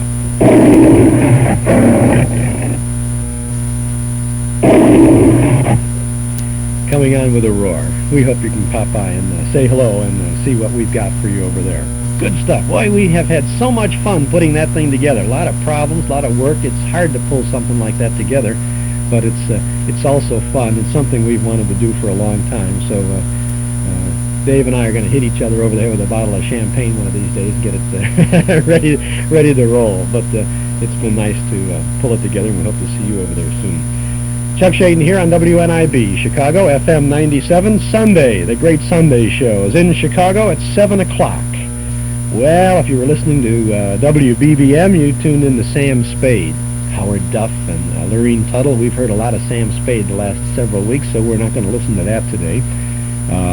Stop the Music was on and really giving Fred Allen a hard time. It was a big money quiz show, and they were calling people, listeners at home, and Fred Allen didn't like it, and because a lot of listeners were moving over to the quiz thing. Well, we want to listen to Fred Allen, I think. Oh, we could have listened to that. Stop the Music was on the American Broadcasting Company in Chicago. That would be WENR. WGN carried the A.L. Alexander Court of Human Relations. We don't want to listen to anybody else's problems today, right? We want to listen to some comedy as we turn over to WMAQ and NBC. 7 o'clock on a Sunday night. Here's a broadcast from November 28th of 1948. The Fred Allen Show.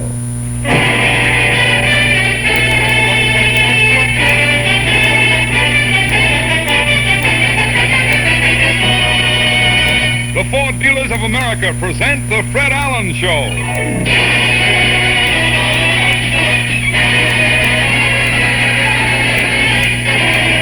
The Fred Allen Show with Fred's guests, Mr. George Jessell, Portland Hoffa, Minerva Pius, Peter Donald, Parker Fenley, the DeMarco Sisters, and Al Goodman and his orchestra. And this is Kenny D. D as in Delmar, D as in Ford Dealer, D as in dependable. And dependable is the word for the service you get when you bring your Ford back home. Because Ford dealers really know Fords. They ought to. The average Ford dealer has been a Ford dealer 16 years. When you do one thing that long, you acquire a lot of know-how. And besides, special Ford time-saving methods and special equipment speed the job. And this saving in labor saves you money. From every angle, you'll find it pays to bring your Ford back home to your Ford dealer. See him this week.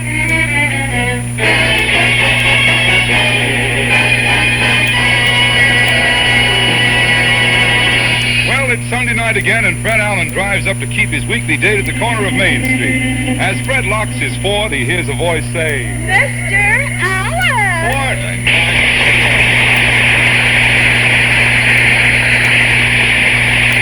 Hey, I'm sorry I'm late, Portland. I had to stop in at the National Surety Corporation. Why? Well, I canceled the bond we've had for the giveaway program. Aren't the listeners insured anymore? No, Portland. After 8 weeks of insuring our listeners, we haven't had one legitimate claim. No letters? Oh, we've had hundreds of letters. One man named Frank Gould lost his pocketbook in Europe last summer and wanted us to send him the money he lost. A shop owner out in California lost 2 rug customers while he was listening to the program. He wanted the $22 profit he would have made on the sale. And we had a letter from a woman in Sioux City. She said, why do giveaway programs bother with radio shows? Why don't they just mail the money out to people and save all that trouble? Well, enough about the giveaway, Imglick, Portland. What's a word which I will translate later in what is new? The dock strike is over. Oh, I read that. Mama said when the dock strike started, 20 strikers were drowned. How could 20 strikers drown? When the strikers walked off the dock, they walked in the wrong direction. Oh, I don't know. That news I don't think is reliable, Portland. I am going to buy my own paper. Can I go with you? Why, sure. Let's take a walk down Main Street. Let's. Come on down.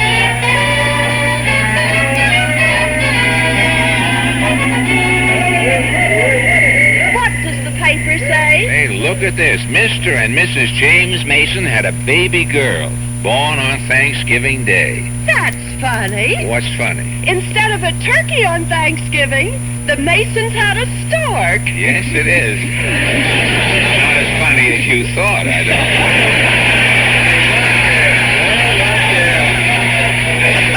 What you should never preface a joke with "that's funny." You may be sadly awakened at the end of it. Look here, what do you know? The Masons are naming the little girl the baby Portland. Someday the Mason's baby may grow up to be the capital of Oregon. Well, that's possible, and good luck. Say, here's an item, Portland. Look at this. It says radio comedy is suffering from monotony, undernourishment, and repetition. I wonder how people feel about radio comedy. Well, let's ask a few people now as we're walking along Main Street. This man coming with the sickle in the alligator case. Pardon me, sir. am Sergei Stroganov, dance critic on Russia's outstanding tabloid Pravda. You say you are the dance critic? I am in America with Russian ballet. Oh. In Russia, we are having the greatest ballet dancers. How come? Everybody in Russia is on their toes. Oh, that, I am studying America. Studying? The happiest people in America I am meeting in the subway. In the subway? It is like Russia. You mean the people? Always they are happy in the underground. Well, tell me, Sergei, how about radio in Russia? Do you have short wave? In Russia, we are short of everything. Well, what is radio like in Russia? All day long is different programs, occasionally entertaining. Oh, really? What programs? Stalin faces life. Yes. Front page Stalin. Yes. Just plain Joe. Yes. The mystery chef who is later taking off his mask and surprise. Who is it? Stalin. Tell me, what about singing? On the hit parade is Bing Stalin. Bing Stalin? Always he is dedicating songs to the leaders of other countries. What leaders? To Chiang Kai-shek, Stalin is singing, I'd like to get you on a slow boat to China. Well, tell me, Sergei, what about comedy? You know, comedy in Russian radio. In Russia, we have a comedian. He is very funny. Something like Bob Hope? In Russia, there is no hope. Well, who is your comedian? Who else? Stalin. Stalin is cracking jokes and doubling over with laughing. The jokes are funny, eh? The jokes don't have to be funny. Why not? Comrade, in Russia, when Stalin is laughing, yes, everybody is laughing. Fine. You bore me. Long live the Cominform. So long, Sergei.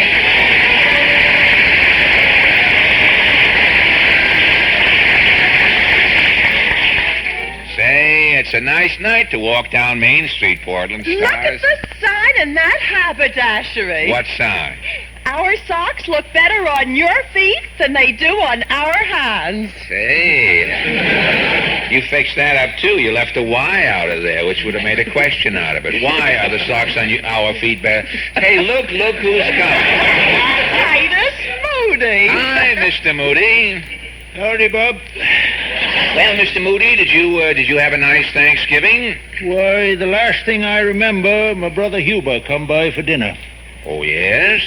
To celebrate, I brought out a keg of hard cider. A hard cider, hey? All morning we sat around sipping and talking over old times. I see. Long about noon, Huber, he put down his cider mug and he says, Titus, there is power in that keg. Yeah? Next thing I knowed, Huber says, I'm a beaver.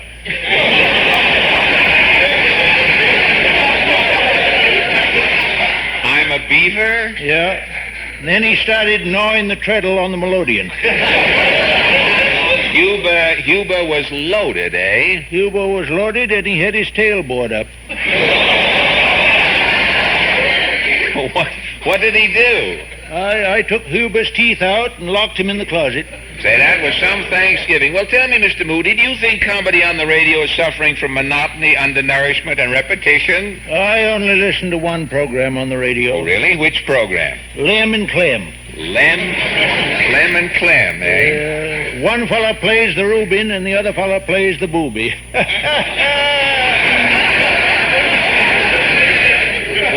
What do they do? Oh, they're always pulling jokes. Lem will say to Clem, Clem, why is a pig's tail like 4 o'clock in the morning? Yeah. And then Clem, he'll say, 'cause it's twirly.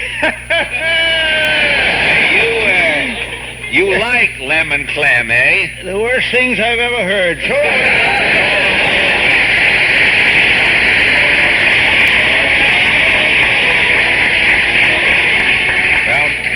Come on, Portland. Wait till I smell what they're making in the candy store. Oh, stop smelling that candy. Your nose will get fat. Don't we know this little woman coming? Oh, this little woman using 2 clam shells for ear laps?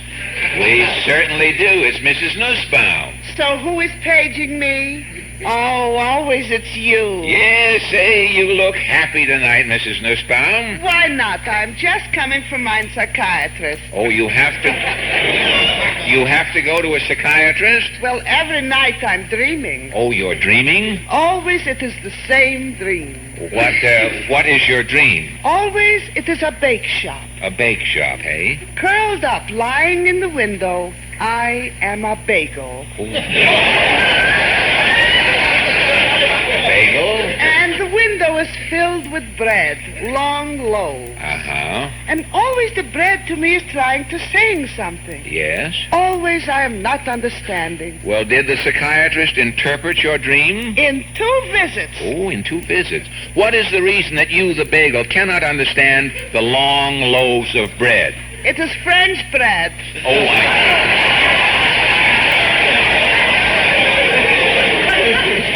you should have a cruller there to interpret for you. Well, Mrs. Nussbaum, about radio comedy, do you think it is suffering from monotony? By me, every week is sounding similar, the jokes. Oh, what program do you listen to? Jack Benny. Do you think Jack Benny's program is always the same? What's changing? Well... Always is starting the program Mr. F.E. Bloom of Lexington, Kentucky. Always is coming on Don Vilstein first again with Tabasco Men. Yeah. Always is singing a quartet. Yeah. And as the program is ending, a voice is saying, Jack Benny will coming back in just a minute. And then what happens? Who knows? You mean? Enough is enough already. Enough? Before Jack Benny's coming, yeah? I am going, thank you.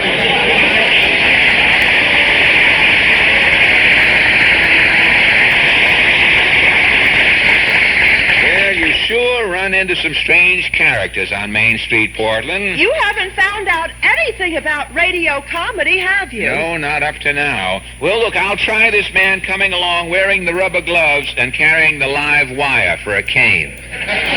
Pardon me, Bud. Rejoice, brother. My name is Humphrey Titter. Humphrey Titter? I'm the Joy Boy. Stand back, brother. I'll let go a bluebird. I remember you, Titter. Titter, you write unusual greeting cards and jingles. Ah, yes.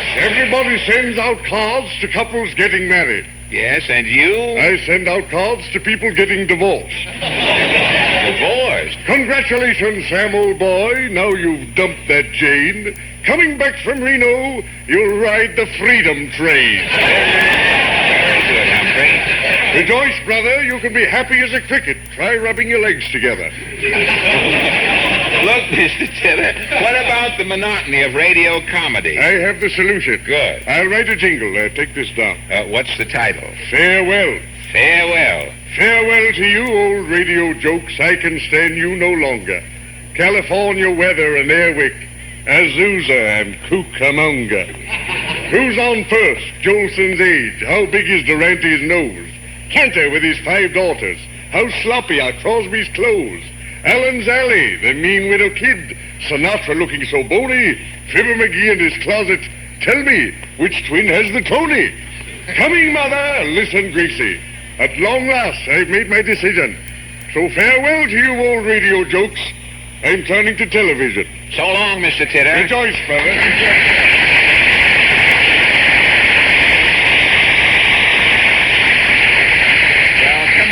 Come on, he didn't let go the bluebird. I was watching him all the time. Let's go. Look, there's an ad for Ray Bolger's show, Where's Charlie? Remember that song Ray sings in the show, Once in Love with Amy? How does it go? Oh, well, some Sunday I'll have Al Goodman and his orchestra play it, and the 5 DeMarcos sing Once in Love with Amy for you, Portland. You know, I think it'll sound something like this.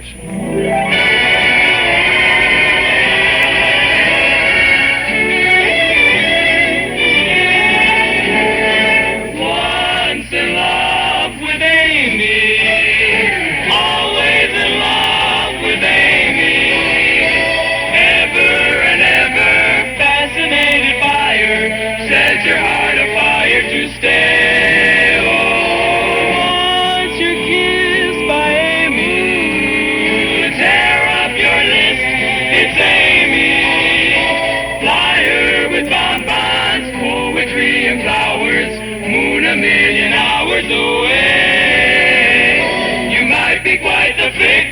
hearted rover, so carefree and bold, who loves a girl and later thinks it over and just quits love, but once in love with Amy, always in love with Amy, ever and ever, sweetly you romancer. Trouble is a fella named Jim, and Amy'd rather stay in love with him. Amy's in love with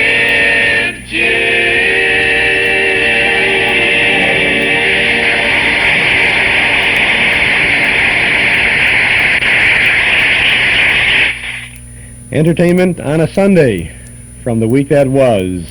The Fred Allen Show. More of that coming up in just a moment on this Saturday afternoon on WNIB, Chicago FM 97. This is Chuck Shaden taking a look with you today at the network radio shows we used to hear back in the golden age on a Sunday night. The friendly family of Paternal at Paternal Foremost Liquors, 5303 Milwaukee Avenue at Central, just north of Foster, invite you to visit their fabulous wine cellar for all your entertainment needs. In fact, to encourage you to pay them a visit, Paternal Foremost will give you a 10% discount on any and all 5th and quart wine purchases if you'll mention our old-time radio broadcast. That's a pretty good inflation stopper if there ever was one. A 10% discount on any and all 5th and quart wine purchases, excluding sale wines, for a limited time only. And while you're there, check Chicagoland's one-stop beverage mart for domestic and imported wines, beers, cordials, soft drinks, whatever. Visit the wonderful world of Paternal, Monday through Saturday from 9 in the morning till 10 at night, Sunday from noon till 8. Paternal Foremost Liquors, 5303 Milwaukee, north of Foster. Tonight in the Memory Club in the community room at Northwest Federal Savings over at 4901 Irving Park Road in Chicago, we have our Memory Club movie. It's a film called, interestingly enough, Those Were the Days. It's from 1940 and it stars William Holden, Bonita Granville, and Ezra Stone, who played Henry Aldridge on radio, but not in this film, although he is kind of a Henry Aldridge-like character in this campus comedy. It's all about, it's college life at the turn of the century. Kind of interesting. I think you'll like it. Why don't you come on over to the Memory Club tonight? Doors open at 7:30. Movie begins at 8. Dues are $1 a meeting, payable at the door. We'll be there to see Those Were the Days with you. Hope you can come and enjoy it with us. We'll see you tonight in the Memory Club in the community room at Northwest Federal Savings. Now back to November 28th of 1948 for more of the Fred Allen Show. Portland, have you got a nickel? Kenny Delmar just put a telephone in his new Ford. You know, I think I'll call him up and try the phone out. Here's a nickel. Oh, thanks a lot. There's a phone in this fruit store. I'll be right back, Portland. Here's the phone. Hello, operator? Operator, give me information, please. Information? This is Fred Allen. I want to get Kenny Delmar's Ford. Is it a new number, sir? You bet it's a new number. It's a 49 Ford. A 49 Ford? Yes, it's a convertible with an Equipoise V8 engine. You are calling Kenny Delmar's Ford convertible, 100 horsepower, New York City. That's right. The number is Sensation 1-949. I will get you the operator. Well, thank you. Hello, operator? Number, please. Operator, I'm trying to get Kenny Delmar's Ford. A 49 Ford? Yes, the number is Sensation 1949. I am trying to get your party. Thank you. What model Ford is it? It's the convertible with hydrocoil front springs, midship ride, and magic action brakes. I'm sorry, sir. Mr. Delmar's line is busy. Okay, operator. I'll call him back later. Oh, before you hang up, sir. Yes? How can I get a 49 Ford? Well, the only thing I can suggest, operator, is that you see your Ford dealer right away. Goodbye.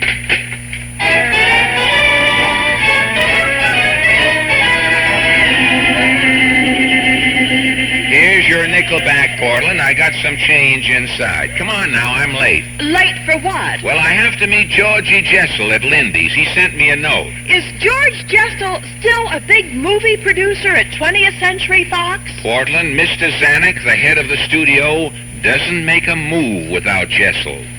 Before Mr. Zanuck produced that picture, Snake Pit, for 6 months he had Georgie coiled up in a box with a cobra.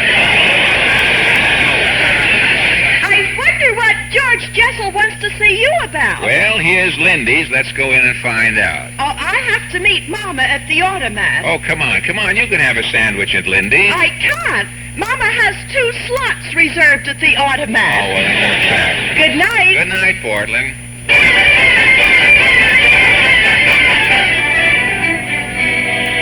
Well, Lindy's is sure crowded tonight. I wonder where... Well, hello, Fred. Georgie Jessell.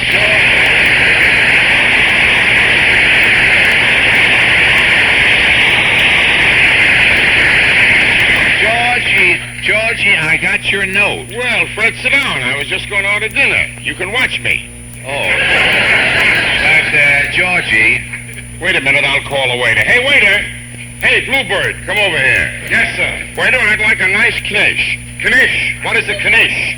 Georgie, a waiter in Lindy's, and he doesn't know what a knish is? Well, he's new here, you see. Yesterday I asked for herring. He didn't know what a herring was. Had to tell him that a herring is a Bronx barracuda.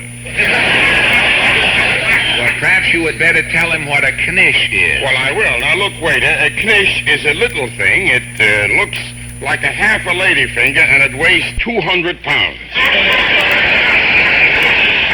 If you eat 2 of them, you can't get up. That's what it is. Georgie, is that why Lindy's is full all the time? Yes, but people come in,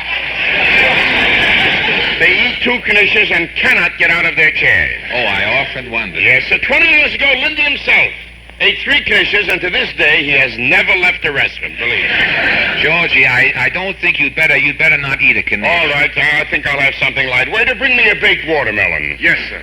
Oh, trouble. I should have eaten on the train. Oh, you were on the train? Well, of course. I just got back from Washington. Oh. I had an appointment with the president. The president? Uh-huh. Georgie, not the cabinet. Who knows? Marshall may be leaving. Anything can happen, Fred, you know. Georgie, I can see the headlines now. UN endorses the Jessell plan. The Jessell plan? It'll be bigger than the Jolson story. And the UN can do it without Larry Parks. That'll be something, too. Look, Georgie, while you're waiting for your baked watermelon, what is it? What did you want to see me well, about? Fred, this is about my new picture playing at the Roxy Theater. It's called When My Baby Smiles at Me. Yeah? Now, maybe you could mention it on your radio program. Oh, George. Oh, I don't mean the whole half hour, Fred. I mean, just mention my picture once, maybe instead of the commercial. Well, Georgie... I can't leave out the Ford commercial. What do you need every week with a commercial? Believe me, everybody knows that the 49 Ford is a great car. Well, that's right, George. All right, so just 1 week. Next Sunday, instead of Ford, you mention my picture. Who'll know the difference? Only you and me. And 6,400 Ford dealers. All right, but Fred, my new picture stars Betty Grable and Dan Daly. Georgie, how can I possibly talk about your picture? I haven't even seen it. Fred, you will see it tonight. You're coming with me to the Roxy. I've got 2 passes. 2 passes? Well, yeah, all right. Wait a minute. Here's the waiter. Here you are, sir. Fred, how do you like this waiter? What? He brought me a knish. A knish? Don't even know what a baked watermelon is. Say, Georgie, it's getting late. Look at the... All right, come on, Fred. We'll miss the picture. We'd better get to the Roxy right away. Let's go, George.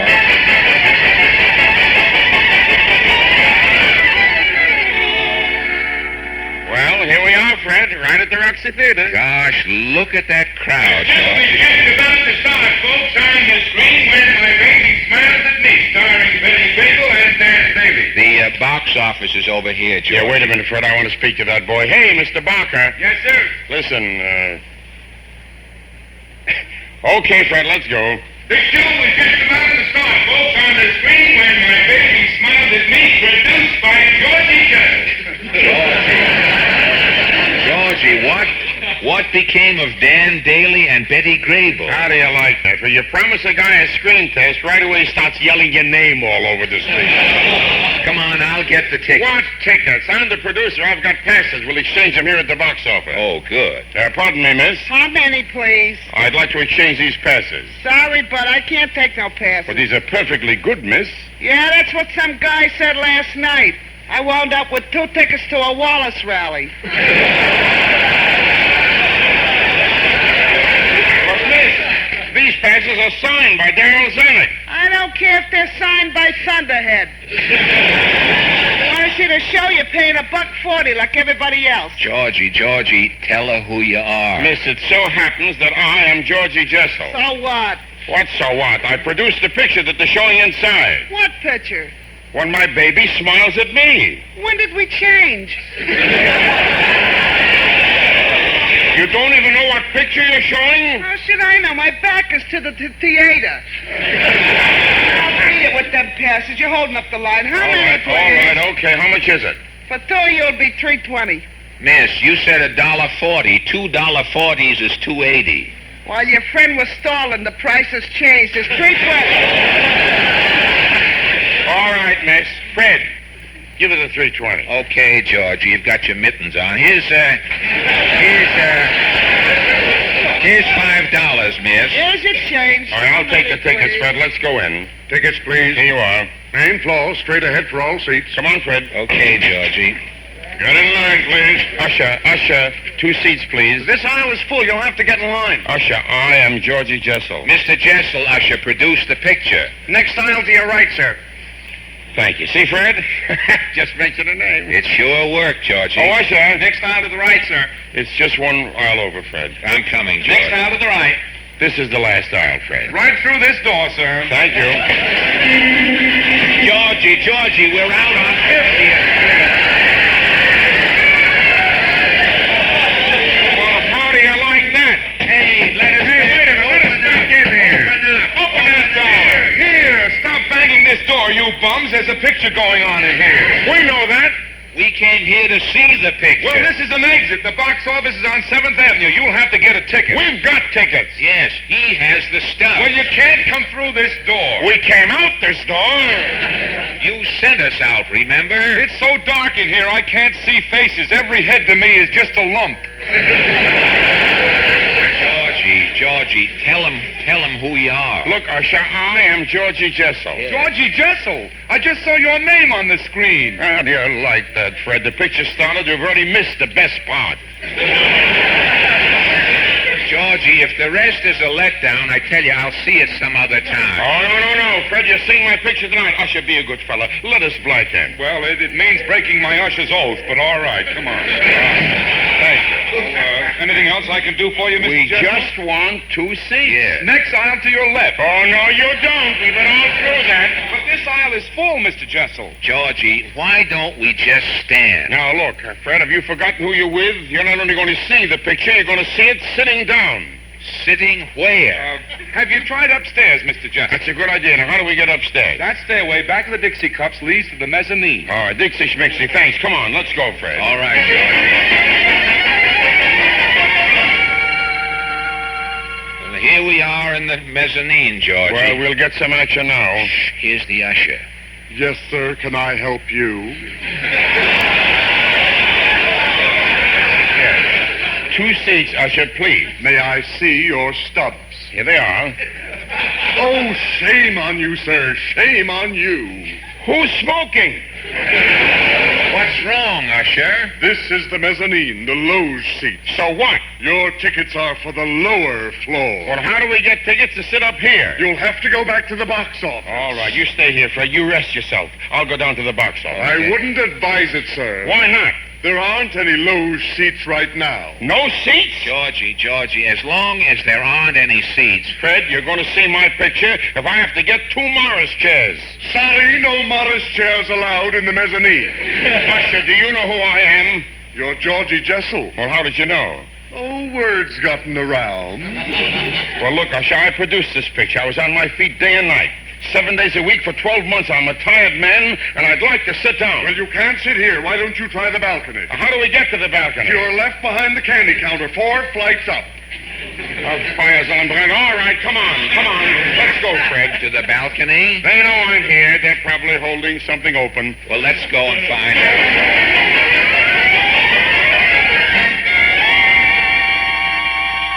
Gosh, Georgie, this balcony's pretty high. My nose is bleeding. Look, George, the stage is a mile away. Who's that on the screen? Wait a minute. I think it's Dan Daly. From here, he looks like Lassie. Look, as soon as we get 2 seats, I will rent a couple of telescopes. See, it will be all right. Oh, Usher. Your stubs, please. Usher, I'm George Jessell. Glad to meet you, sir. I'm Horace Treadwell. Your stubs, please. Looky, Horace, we'd like a couple of seats. Yeah. Next aisle to your right, sir. Now, wait a minute. This could be dangerous. Is there a door up here? Are there any seats up here? No, sir. Georgie, I've had enough. I want my money Now, back. Fred, I produced the picture. We've got tickets. We're going to get seats. Horace, where's the manager's office? On the main floor, Mr. Jessell. All right, thank you, Horace. Let's go, Fred.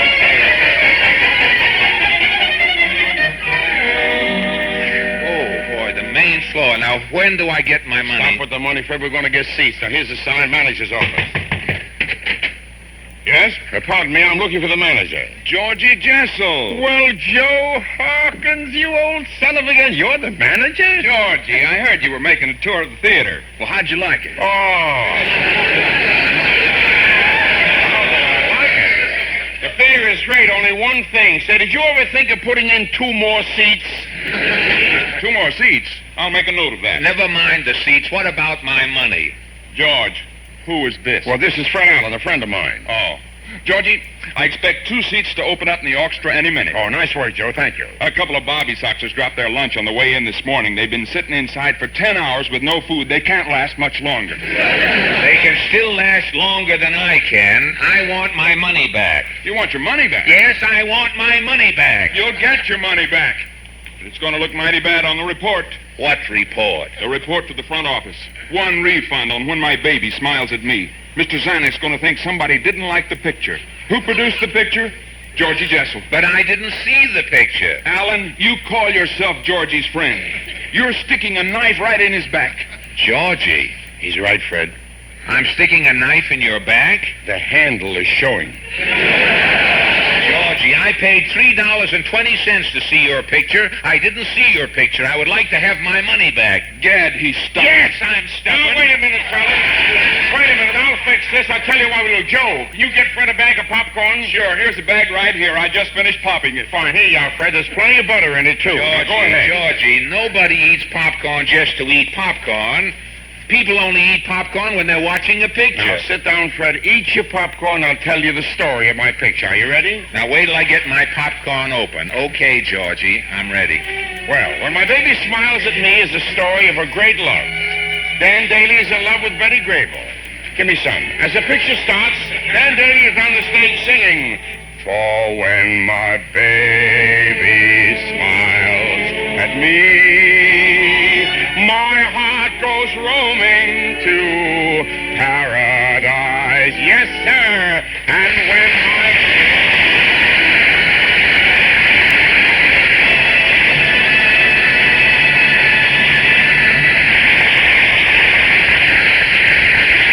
Before we close up shop, your Ford dealer wants to give you a safety reminder. The highways are extra crowded this weekend, and he hopes that you'll drive with extra caution. In almost all traffic accidents, someone has violated the law, so observe all the rules, be alert and careful. The life you save may be your own. Next week, our guest will be Henry Morgan, a friend of Jack Agnes. Thank you, and good night. Good night.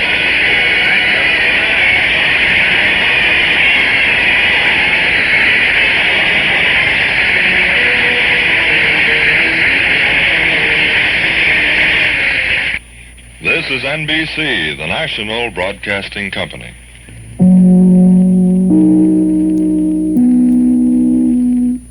And that was the Fred Allen Show from November 28th, 1948. Good comedy show there. And, of course, you had a fine example of the weekly plug that Fred Allen gave to Jack Eigen. Every week, week in and week out, he always made some mention of Jack Eigen. And all hometown Chicagoans know that Jack Eigen started out at the Copacabana in New York, working the lounge there, doing a late-night show there. Then he came to Chicago, worked in the Chez Paris lounge, and did this talk show, worked on NBC. And he's in Florida now, doing very well with a weekend talk show. And he got national recognition from from Fred Allen, as he plugged him every week. It got to be a big funny thing. There was one show that they had later on there that I think Fred Allen was going to a New Year's Eve party at Jack Eigen's house, and they went through all that sort of stuff, Jack Eigen's birthday party, and just went on and on and on with that. The good old days of radio. The Sunday shows on the week that was. Chuck Shaden here on our Those Were the Days program today and every Saturday from 1 till 5 on WNIB Chicago, FM 97. As we roll through a Sunday evening of good listening, it's about 7:30 now. We just finished with the Fred Allen Show. We have a pretty good choice. We have the NBC Theater on NBC. We have Memos for Music, one of your all-time great programs on the Mutual Broadcasting System. We could tune over to the last half of Stop the Music, but if we're really loyal to Fred Allen, we wouldn't even give them short shrift. So I think what we may do is turn over to CBS and listen to Lum and Abner. Haven't heard a good Lum and Abner radio show for a long time. This is a half-hour broadcast in front of an audience, studio crowd and all that, sponsored by Frigidaire. We'll have that coming up in just a moment. Then after that, we have Walter Winchell, Luella Parsons, our Miss Brooks, and if we have time, take it or leave it. We'll try for that, too. Next Saturday afternoon here on our Those Were the Days program, we'll be looking at the Monday shows, the network programs that you might have tuned into in 1949 on a Monday night. We'll have Inner Sanctum, The Adventures of Sherlock Holmes. We'll tune into Lux Presents Hollywood, Lux Radio Theater with Jack Carson, Dorothy Lamour, and Robert Alda in April Showers. We'll listen into My Friend Irma and to the Radio City Playhouse. And after that, the Tuesday shows, the Wednesday, Thursday, Friday, Saturday shows. A couple of months of great special shows on Saturdays here on our Those Were the Days program. And we're always following the network radio log that we have reproduced in our Nostalgia newsletter and radio guide for March, and the second portion that will be in the April edition of the newsletter. If you would like to subscribe to the newsletter, if you've been thinking about it and saying, I have to do it, I should get it, now is the time to do it so you can get this log, the network log that's reproduced in it. And, of course, the newsletter gets to you by first-class mail every month before the first of the month. A year's subscription is only $6. It contains the complete schedule of all of the old-time radio shows that we offer, not only on Saturday afternoons, but 7 days a week on 6 Chicagoland AM and FM radio stations. Call now to subscribe, 545-2260. That's our Nostalgia Broadcast studio number right here in the studio, 545-2260. Give us your name and address. Your subscription will begin with this March issue. We'll get it out to you at the beginning of the week. We'll include an invoice for the year's subscription. $6 for 12 issues, 545-2260. The March newsletter, in addition to that network radio log, has a cover picture of Ed Wynn, the Texaco fire chief on radio in the 30s and 40s, a 1948 reprint article about Bob Hope, a 1927 movie magazine clip with news about the silent screen stars, film clips column about movie ads through the years, bandstand notes offering a look at the current Glenn Miller Orchestra, Mike Campo's article about the old radio kids premiums that they used to offer, our dime store classified advertising page, and the news of our Saturday Night Memory Club movies. Subscribe right now to our Nostalgia newsletter and radio guide. A year's subscription, only $6. Call us at 545-2260. Or if you like, send $6 to Nostalgia Newsletter, Box 421, Morton Grove, 60053. But if you would like to get things rolling right away, without delay, call today. 545-2260. That's 545-2260. Do you know how much fun it is to own a player piano? You can find out when you visit the Player Piano Parlor in Long Grove. At the Player Piano Parlor, we feature those wonderful old player pianos, the kind Grandma used to have, but now looking and playing like new because of our complete restoration and refinishing. Don't have room for an upright? Then maybe you'll want the Sting, the brand new player piano that's styled like an upright, but in a modern console size. We also feature the famous Duo Art player in 4 styles and finishes, and the compact party player, the Pianola, that's only 45 inches wide. All our pianos, new and restored, are unconditionally guaranteed for a full year, no charge for parts or labor. You also get free delivery, 25 rolls of your choice, an in-home tuning, and a lifetime 25% discount on all future piano roll purchases. It's the best deal in Chicagoland. The Player Piano Parlor, open Tuesday through Saturday from 10 to 5, Sundays from noon to 5. In Long Grove, right across the street from the Village Tavern. Look us up under Pianos in your yellow pages. Thank you, Mike. Now, this is Chuck Shaden with our Those Were the Days program, continuing with the great Sunday network shows as we go to CBS at 7:30 in Chicago from this 1949 broadcast of Lum and Abner. The Lum and Abner Show on the air for Frigidaire. Frigidaire, a division of General Motors, presents a brand new comedy show starring Lum and Abner.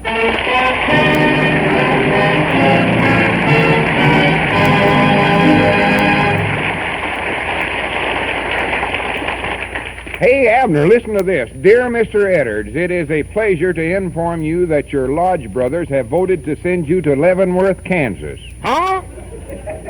As a delegate to the National Convention. Oh. Of the Royal Order of Great Horned Owls. You had me worried there for a minute, Lum. I don't think they could ever prove nothing on you, though. Reckon why they're holding it in Leavenworth this year. Well, more likely so all the past lodge treasurers can attend the meetings, Lum. Says, you have been appointed head of the committee to hand out the convention pins. Well, I'll say one thing. They couldn't have found a better pinhead. You have also been selected... Now, wait a minute, Lum. You can't afford to go up there. Oh, well, let me read you this part here. Oh. As for your expenses, full arrangements have been made through the generosity of your lodge brothers to pay your taxi fare from the depot to the hotel. And all you have to pay is your train fare, hotel bill, and meals. And if I know them generous lodge brothers of yours, I'll bound you the hotels in the same building with the depot, too. I must not have read that good the first time. Don't read so good the second time, neither. Well, I know I ain't going to miss a chance like this. What have we got in the cash drawer now? My lunch. Yes, blame it. Wait a minute. Abner, you know that money your woman's got saved up in that sugar bowl? Would you steal that for me? Just temporary, of course. Lord, no, that'd be just like committing suicide. All right, Granny's, I'll steal it then. I've just got to get to that convention, even if I have to embezzle the money. Why do you? Because they picked me to make a speech there. What on? Honesty in business.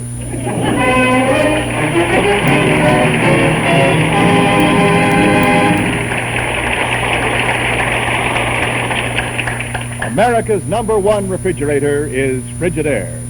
Yes, any way you look at it, America's #1 refrigerator is Frigidaire. #1 in popularity. For more Frigidaire refrigerators serve in more American homes than any other make. Yes, more than 10 million refrigerating units have been built and sold by Frigidaire. Frigidaire is #1 in thrilling new advantages, as you can see for yourself at any Frigidaire dealers. And #1 in dependability. For Frigidaire refrigerators are made only by General Motors. And this association of experience with experience, of skill with skill, is your guarantee of lasting satisfaction. So when it comes to a new refrigerator for your home, remember this. The first name you think of is the right one to buy. Frigidaire, America's #1 refrigerator.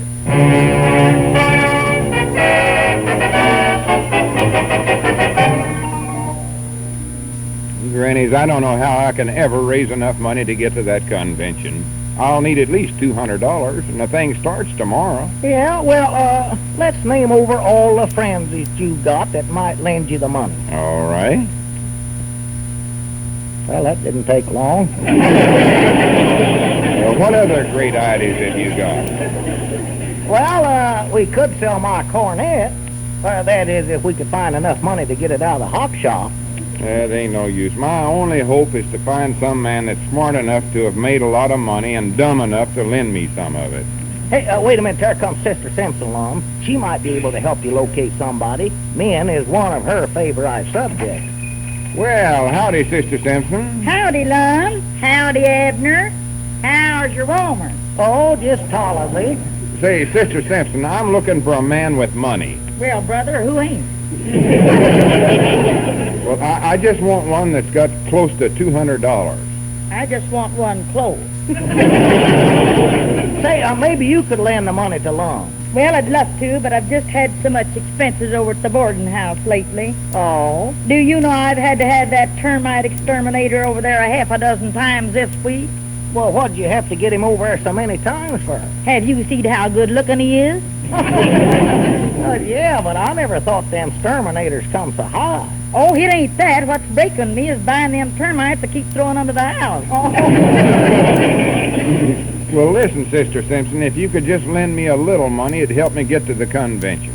Well, I've got a little extra cash. There's going to be 1,500 men there, and I just... 1,500 men? Wait a minute, where are you going? Well, where do you think I'm going to take off to the convention? So long. Oh, how do you like that? Fine bunch of friends I've got. Well, Dogger's Lum, you can be glad you ain't going up to Leavenworth now. When she gets there, the only fellers that'll be safe will be them on the inside of the wall. Why, Grannies, I ain't giving up. I'm going to that convention or know the reason why. Well, I can tell you the reason why right now. You're broke. Wait a minute, there comes Ben Withers. I bound you he'll help me out. There's one fella that's always ready to go to the bat for you. Yeah, the only trouble is he always strikes out. Well, howdy, Ben, old boy, old pal. Good morning, good morning. Say, Ben, old friend, you don't know where a feller could raise a couple of $100 awful fast, do you? Right. Well, that's as good as any idea Lum's had so far. Well, Lum, the best thing I can do for you is cite the case with Emmerich Dodendorfer. Who's he? Yes. Nice fellow, Emmerich. Mount Ida resident and second cousin of Flieger Zinkerfuss. I knowed we'd work around to the Zinkerfusses sooner or later. Just 3 weeks ago, Emmerich Dodendorfer was practically destitute, and now he is a millionaire worth several $1,000s. Several thousand in just 3 weeks? How'd he do it? Yes. You don't say. 3 weeks ago, Emmerich was considering suicide when he happened to read an article about an artist who was an unsuccessful failure. That's the worst kind. This artist decided to take his last few dollars and spend it all on one last fancy dinner. While sitting in the restaurant waiting for his devil crab... Oh, he was married, huh? While waiting there, he absent-mindedly sketched a picture on the tablecloth, which an art dealer happened to see and bought from him for $5,000. Well, I had no idea that tablecloth was worth that. By the way, Love, do you know who that artist was? No, who was it, Ben? I don't know. Anyway, Emmerich decided to try the same thing. He took his last few dollars, went to a high-class restaurant, ordered devil crab, and drew a picture on the tablecloth. Yeah, and did an art dealer come along? No, they threw Emmerich out for ruining the tablecloth. And on top of that, he got sick from eating the devil crab. But, Ben, I thought you said he made thousands of dollars. Fine. However, when they threw Emmerich out, he landed on a very wealthy oil man.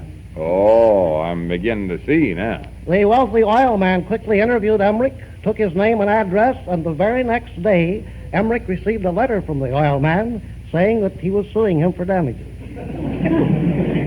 But, Ben, you said that he was worth... Yes. However, on his way to court, Emmerich stumbled and fell, and while down on the sidewalk, he found an 1881 Indian head penny. Oh. He took his penny, put it in a slot machine, and it got stuck in there.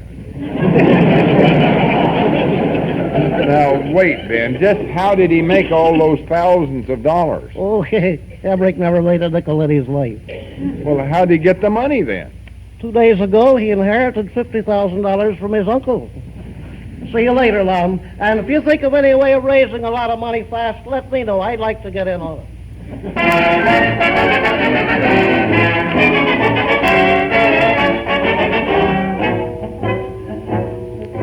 Lum, you ain't never gonna raise that money tramping around over town this away, barring a little dab here and a little dab there. Well, I've got $50 already. Yeah, and lost 60 friends doing it.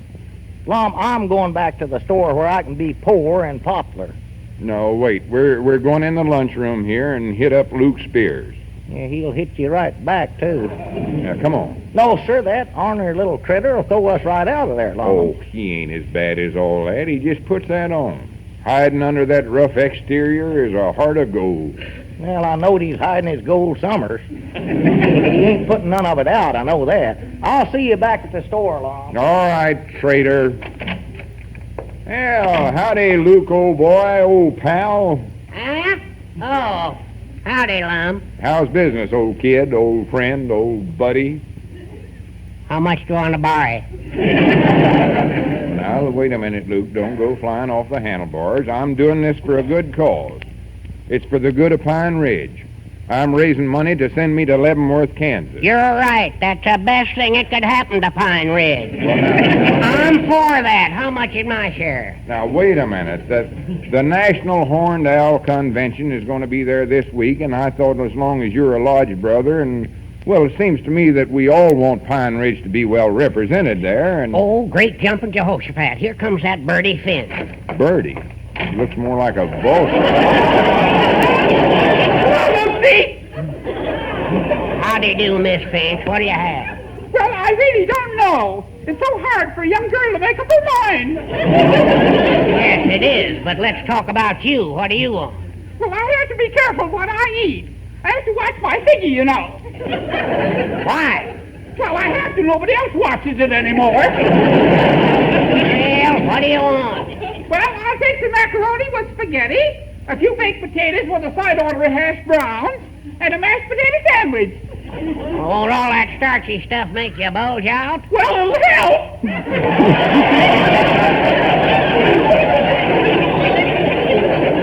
All right. It'll take me a few minutes to fix all that up. Well, I'll wait for you. Now, what are you saying, Lum? Well, it seems to me it'd be a nice feather in Pine Ridge's cap if we had a good delegate to... Lucy, don't put in any salt. I ain't. This is arsenic. My doctor told me to give up salt. Or was it sugar? Or maybe it was pepper. Come to think of it, all he said was, Miss Finch, why don't you give up? Well, the doctor knows best. Now, what was you saying, Lum? Well, I figured it'd be worth a lot to our lodge members to send in Lucy! What? You're the sweetest thing today. Go ahead, put in the salt. Put in everything. I want to live. I want to live! Shut up there.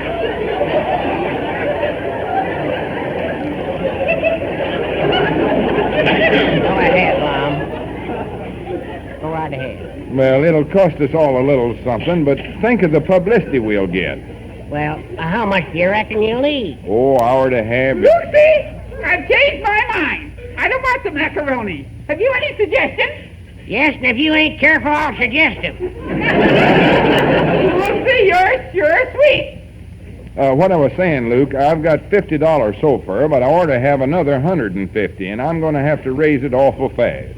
It looks like the only thing for me to do is go to a loan company at the county seat. Yeah, wait a minute. There comes Mr. Niles. Maybe he'll lend you some money, Lum. Oh, I doubt it. Not that meter miser. Yeah, howdy, Mr. Niles. Could you lend Lum $200? Abner, hush up. That ain't nice. Well, how soon do you need it? Well, right away. He had $50 of it, but he lost it on a horse.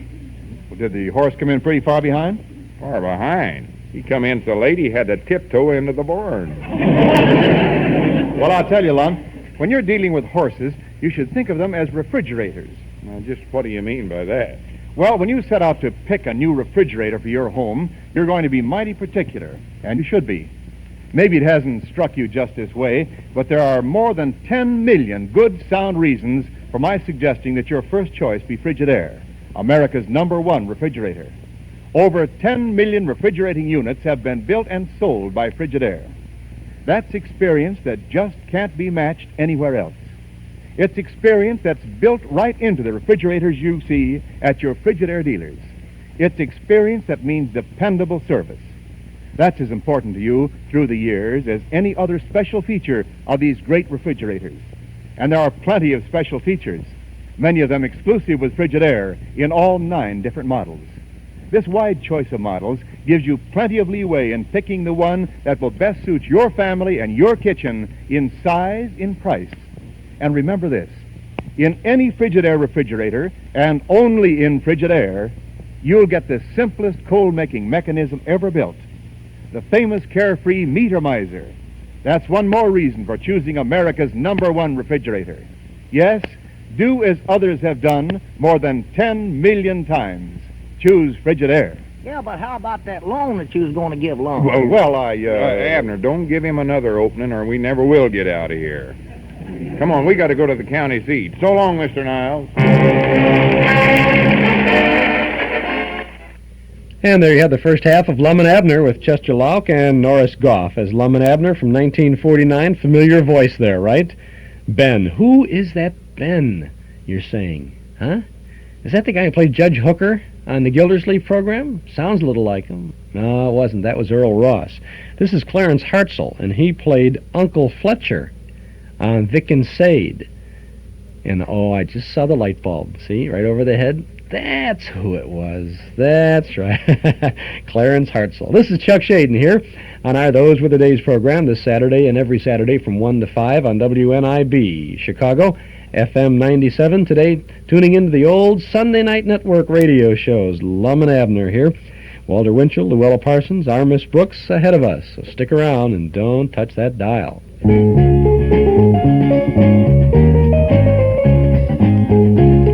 The great gift rush of '76 is on at Northwest Federal Savings. A rush of name-brand gifts, free or at greatly reduced prices, rushed into your hands when you save $250 or more. At Northwest Federal's Gift Rush Centers, you name it, you've got it. An Austerizer blender? You've got it. A butter-up corn popper? You've got it. How about a Presto toaster, a Texas Instrument electronic calculator, a Sunbeam hair styler, an AHM model railroad set? You've got it. Just about anything you can think of for everyone in the family. And the money you save to get your free gift earns the highest interest rates allowed by law. So rush over to Northwest Federal Savings. Did you say a Waltham digital quartz wristwatch? You've got it. It's the gift rush of '76 at all 4 savings centers in the great Northwest Territory. In Chicago, Des Plaines, Norridge, Arlington Heights. It's Northwest Federal Savings Time, 63 hours a week. Before we return to Lum and Abner, I want to have a message here for all Monopoly fans out there in Radioland. We're going to have our second annual Those Were the Days Monopoly Tournament a week from tomorrow, Sunday afternoon, March the 14th, over in the community room at Northwest Federal Savings, 4901 Irving Park Road in Chicago. You can participate if you like. If you think you're a pretty good Monopoly player, you should register today now for sure. Send $1 registration fee to Monopoly Tournament, Box 421, Morton Grove, 60053. We will reserve a place for you at a table, and away we'll go next Sunday, a week from tomorrow, the 14th of March. Now, we only have a limited number of tables available, so you should register as soon as possible. Actually, we have not had an overwhelming response to this second annual Monopoly tournament, and that's all right, too, I guess. If you don't care to participate, we won't have one. So if you do want to go, register today, so we'll know. We'll check the mail Monday and make a determination then whether or not we will have the tournament. We'd like to have it. A lot of folks have been involved in it, and they said they wanted to participate. So we'll go with it if you would like to have one. Next Sunday afternoon, the 14th of March, in the community room at Northwest Federal on Irving Park Road in Chicago.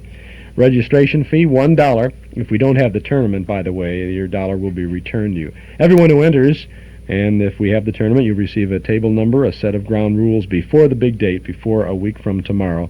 Our second annual Those Were the Days Monopoly tournament. we work it out, we'll have 2 rounds of playoffs on the 14th, and the finals will be played later this spring during one of our Those Were the Days broadcasts. So register today. Send your $1 registration fee to Monopoly Tournament, Box 421, Morton Grove, 60053. Or if you want, bring your $1 along to the Memory Club tonight. We'll be there, and you can register right on the spot. Now let's get back to 1949, Sunday night on CBS and Lum and Abner.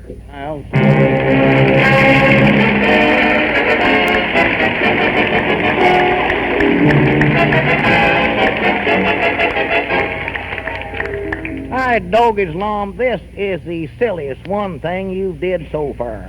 Driving clean up here to the county seat to borrow money from the loan company. Well, I tried every other way to raise the dough and just kept losing ground. Well, what did you have to drag me along for? Of course, in order to get a loan, I have to have a cosigner. Well, I ain't got one, honest. You are the cosigner. I am? Well, good for me. Guess what is that? That's the fellow they chase in case they can't catch the fellow that borrowed the money. Come on, let's go in. No, now, wait a minute now, Lum. There's nothing to be afeard of. Just look at the name of the place. The Golden Fleece Finance Corporation. Friendly, confidential credit with no embarrassing questions and nothing to pay except the payments. That's nice. Come on. Well, well, well, come right in, neighbors. I'm mighty happy to see you. Yes, sir. Shake hands, dear friend. How do you do? And is this a friend of yours here? I thought you said no embarrassing questions. Well, now, let's just sit down here in these big, comfortable, friendly chairs and talk over this little old loan in a neighborly way. Hey, neighbor? Well, sir, I'd like to get 200 little old neighborly dollars. How long can I have to repay it back? Well, I'll tell you, old friend, I can let you have $200 for a month, old boy. What would a month-old boy want with $200? Yeah, I want this for myself. All right, neighbor, we'll just fix you right up. Fill out this little old friendly questionnaire here. Now, where's my friendly fountain pen? Say, wait a minute. Ain't you just plain Bill, that used car dealer? Well, yes. Oh, sure, I remember you. I sold you a car. Was that what that was? Well, sir, I had to get out of that racket. The bottom was starting to fall out. I know. It was starting to fall out of the one you sold us. Now then, name and address? Lum Eddards, Pine Ridge. All right. Race? What does he have to do, race you for the money? Oh, no, but it's a company policy not to lend money to anyone who can outrun our collectors. Oh. Well, you got off a good risk in Lum, man. At the last Elks picnic, he was entered in the sack race. How'd he come out? Sack outran him. It's not. There just happened to be a strong wind that day. Well, let's see here. Current salary? Sometimes, yes. What was the most money you made during any week last year? $25. What were you engaged in at the time? Unemployment.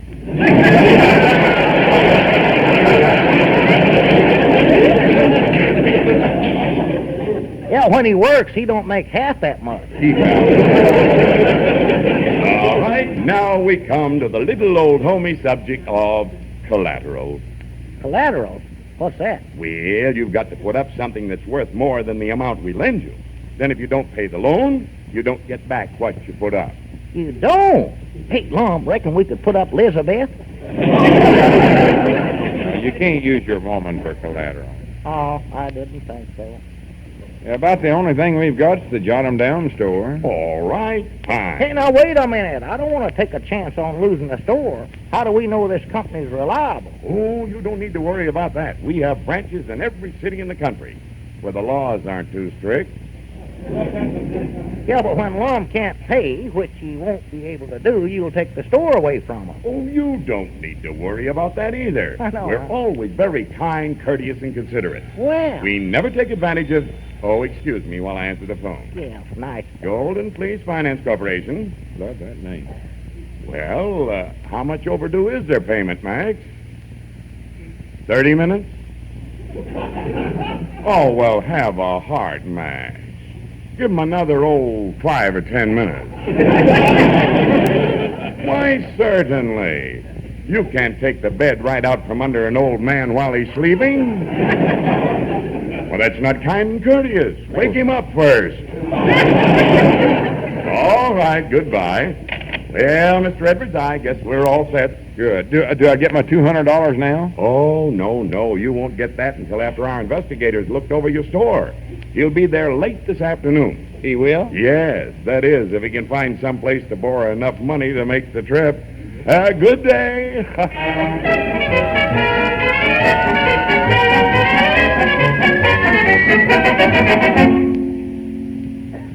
Oh, my goodness, there's a car stopping out in front. Huh? That must be the investigator from the finance company. Yeah, that's him. Abner, did you tell everybody to come in the store and pretend they're giving us big orders? Yeah, well, I tried to get a lot of them, but all I could get was Ben and Luke.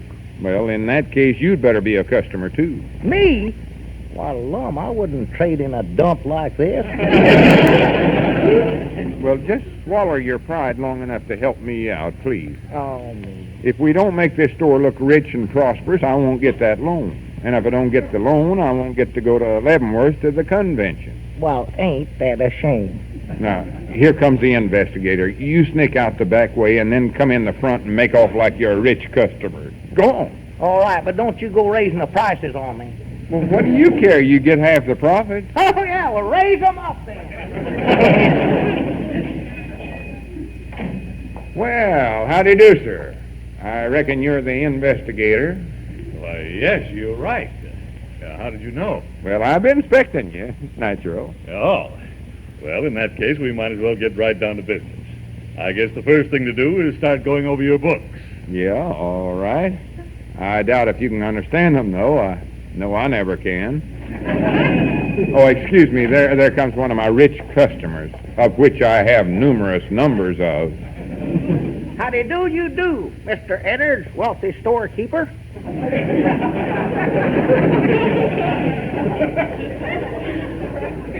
Don't overdo it, Abner. Yes, sir. What can I do for you today, Mr. Beacon Van Storage? Why, let me see. I believe I'd like a couple of mouse traps. Make it bigger than that. All right, make it a couple of bear traps then.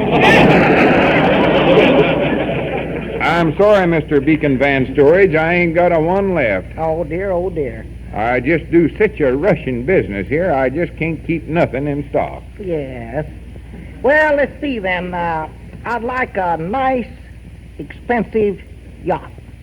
Well, what'd you do with the one I sold you yesterday?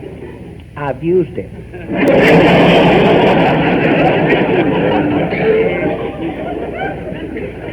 Sure, what's the matter with me? Say, if you can change some $1,000 bills for me, why, I'll run across the street and buy one from somebody else. Well, I could change them, but I just hate to take the time to dig through them barrels of money to find the right change. Did I understand you to say barrels of money? Yeah, you know how it is. You miss going to the bank one day and the stuff stacks up on you.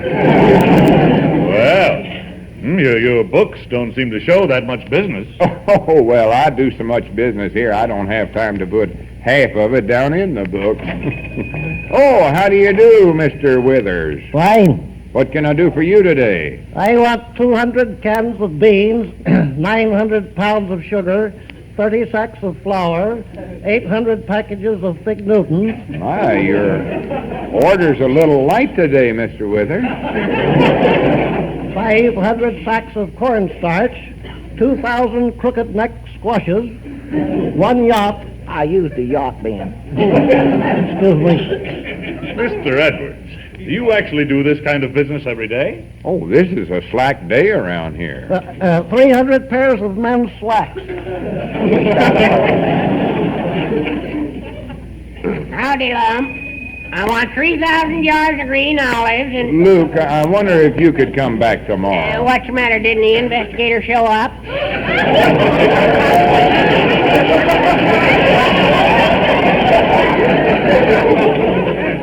He's here. I'm just too dead blame busy to wait on you today, Lou. 800 cans of mushroom buttons. 900 cans of mushroom buttonholes. Mr. Edwards, I don't see how you can handle all this business yourself. Oh, it's hard. What it's done to me is just make me a broke-down, wretched millionaire. Well, Lum, I want 25 pounds of gopher poison. I want it wrapped as a gift. As a gift? Yeah, look who's coming in. Oh. I've got good news for you. Miss Finch, I'm terrible busy right now. Well, Mr. Gretler called back and said he made a mistake. Your horse ran in the 5th race all right, but he didn't come in last. He never? No, he come in first. Huh? In the 6th race. Well, it don't matter no ways. I don't know what to do with all the money I've got now. Well, Mr. Edwards, I hate to interrupt you when you're so busy, but... Oh, that's perfect, all right. I guess you saw enough by now to make a report on me to your office. Yes, indeed. I've seen plenty. And I'll report it right away. Well, good. Now, how soon can I get the loan? The loan? Yeah. You're the investigator from the finance company, ain't you? No, I'm the investigator from the Bureau of Internal Revenue.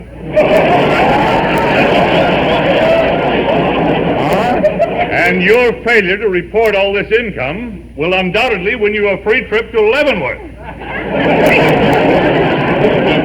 Free trip to Leavenworth? I dog his lum, now you get to make that speech on honesty in business after all.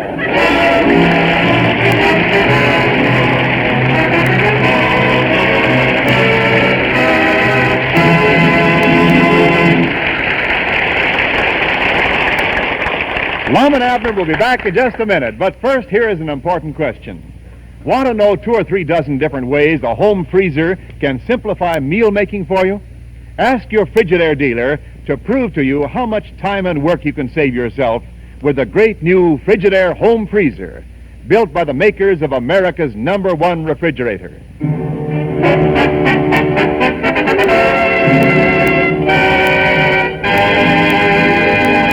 Well, hurry up, Lum. Tell me, how did you come out with the income tax man? How soon do you leave for Leavenworth? I ain't going.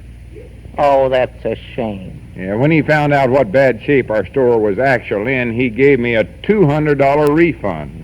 Well, $200? Well, why ain't you going then? Abner, I've come just as close to Leavenworth as I ever want to get.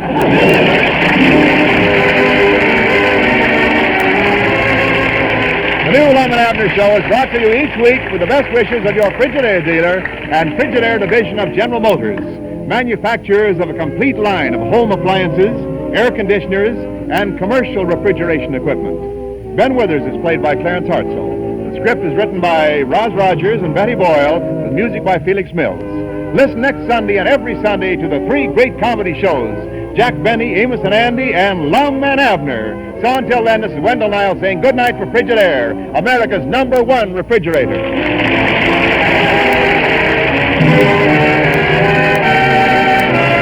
This is CBS, the Columbia Broadcasting System.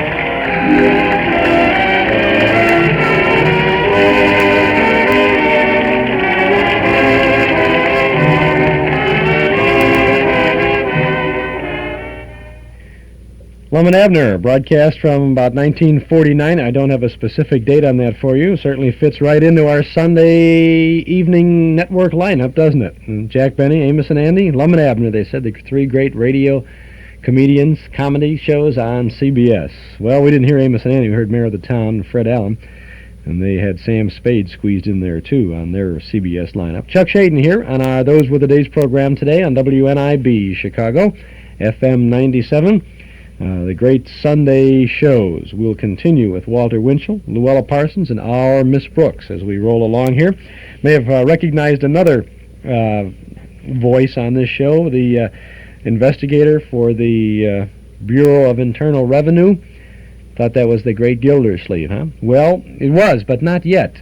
In 1949, Hal Perry was still appearing in the role of Gildersleeve, and Willard Waterman, who took over the role later, was appearing as a character actor on a lot of radio shows like Lum and Abner, and that was Willard Waterman on there. There's a slightly different quality in their voice. You have to be very very attentive to try to pick it out of that, but we did. Lum and Abner, by the way, got their start on radio in 1931.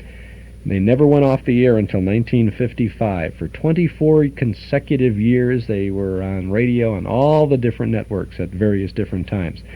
Lum and Abner from the old Jot 'em Down store. This is Chuck Shaden. Oh, and in case you missed our special announcement before, we'll do it again.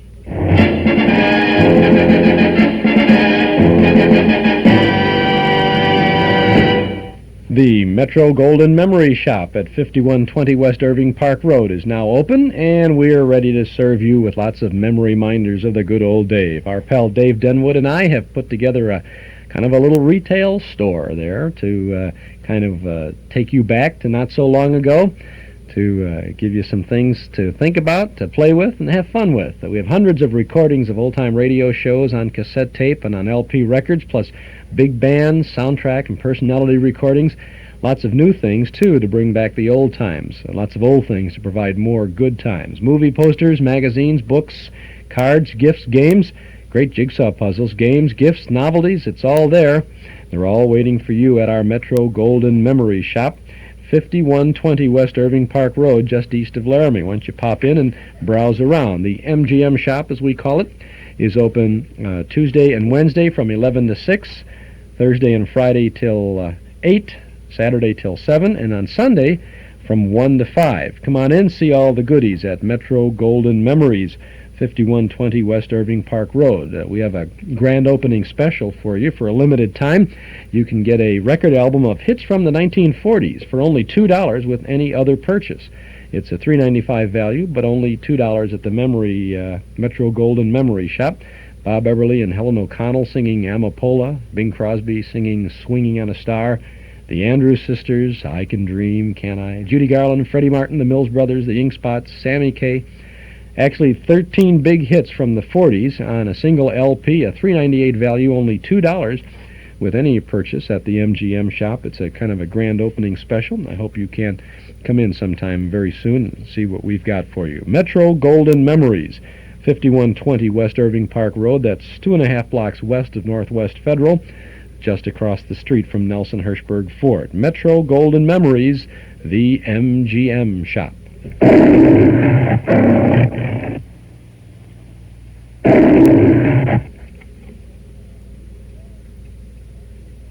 No more. We stopped pulling that lion's tail, right?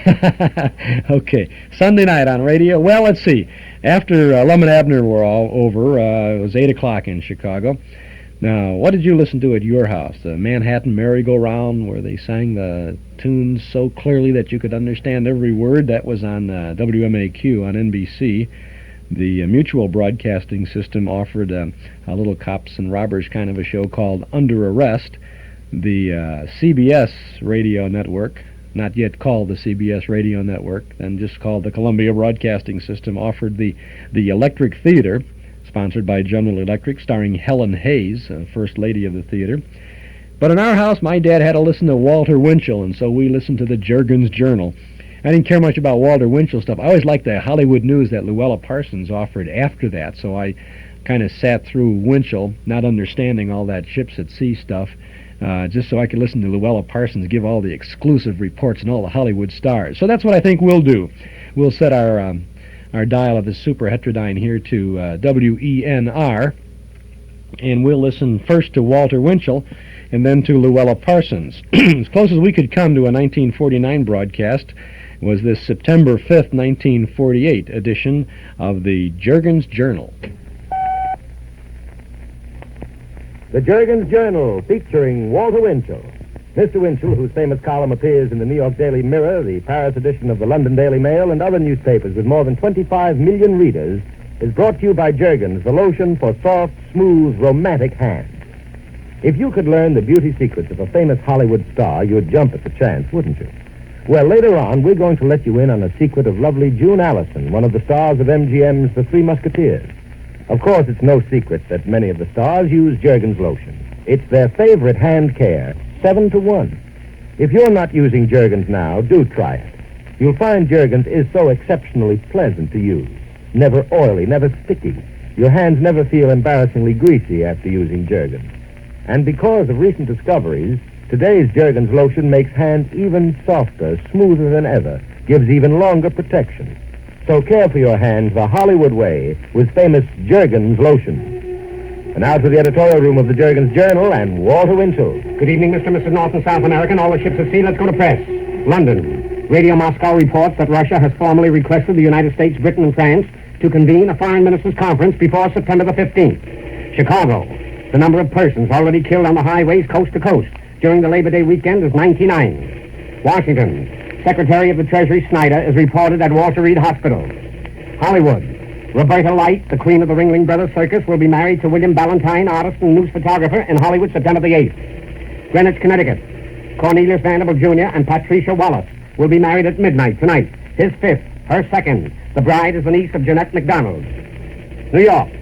The marriage plans for Tyrone Power and Linda Christian have again been postponed indefinitely by the church because of his divorce from Annabella.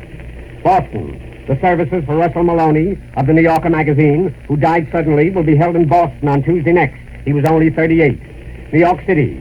It's a baby girl for Georgie Price, the star, and his wife at Doctors Hospital, New York. The mother is the former Cam Marshall, the daughter of the owner of the Washington Redskins. San Antonio. M. Levin, an editor on Look magazine, and Gino Ralph were married here yesterday. She's the daughter of the mayor of San Antone. New York. Alita Rubirosa, a Barbizon model, and kin to Doris Duke, will be married next month to Robert Musil, now in London for United Press. Hollywood. The mother of moving picture star Lauren Bacall is reported on the verge of another marriage. He is believed to have flown to the coast today. He's a New York City Marshal. Around the world in a minute. Trieste. Marshal Tito's divisions are being moved to the Romanian border. He will renew his claims to Trieste, but he will not attack Italy. One of Stalin's former operators in our Middle West, an American, is now leading a secret mission to Belgrade. The object, the assassination of Tito. Cairo. The Arab League is breaking up. Transjordan and Lebanon are sending out feelers for permanent peace with Israel.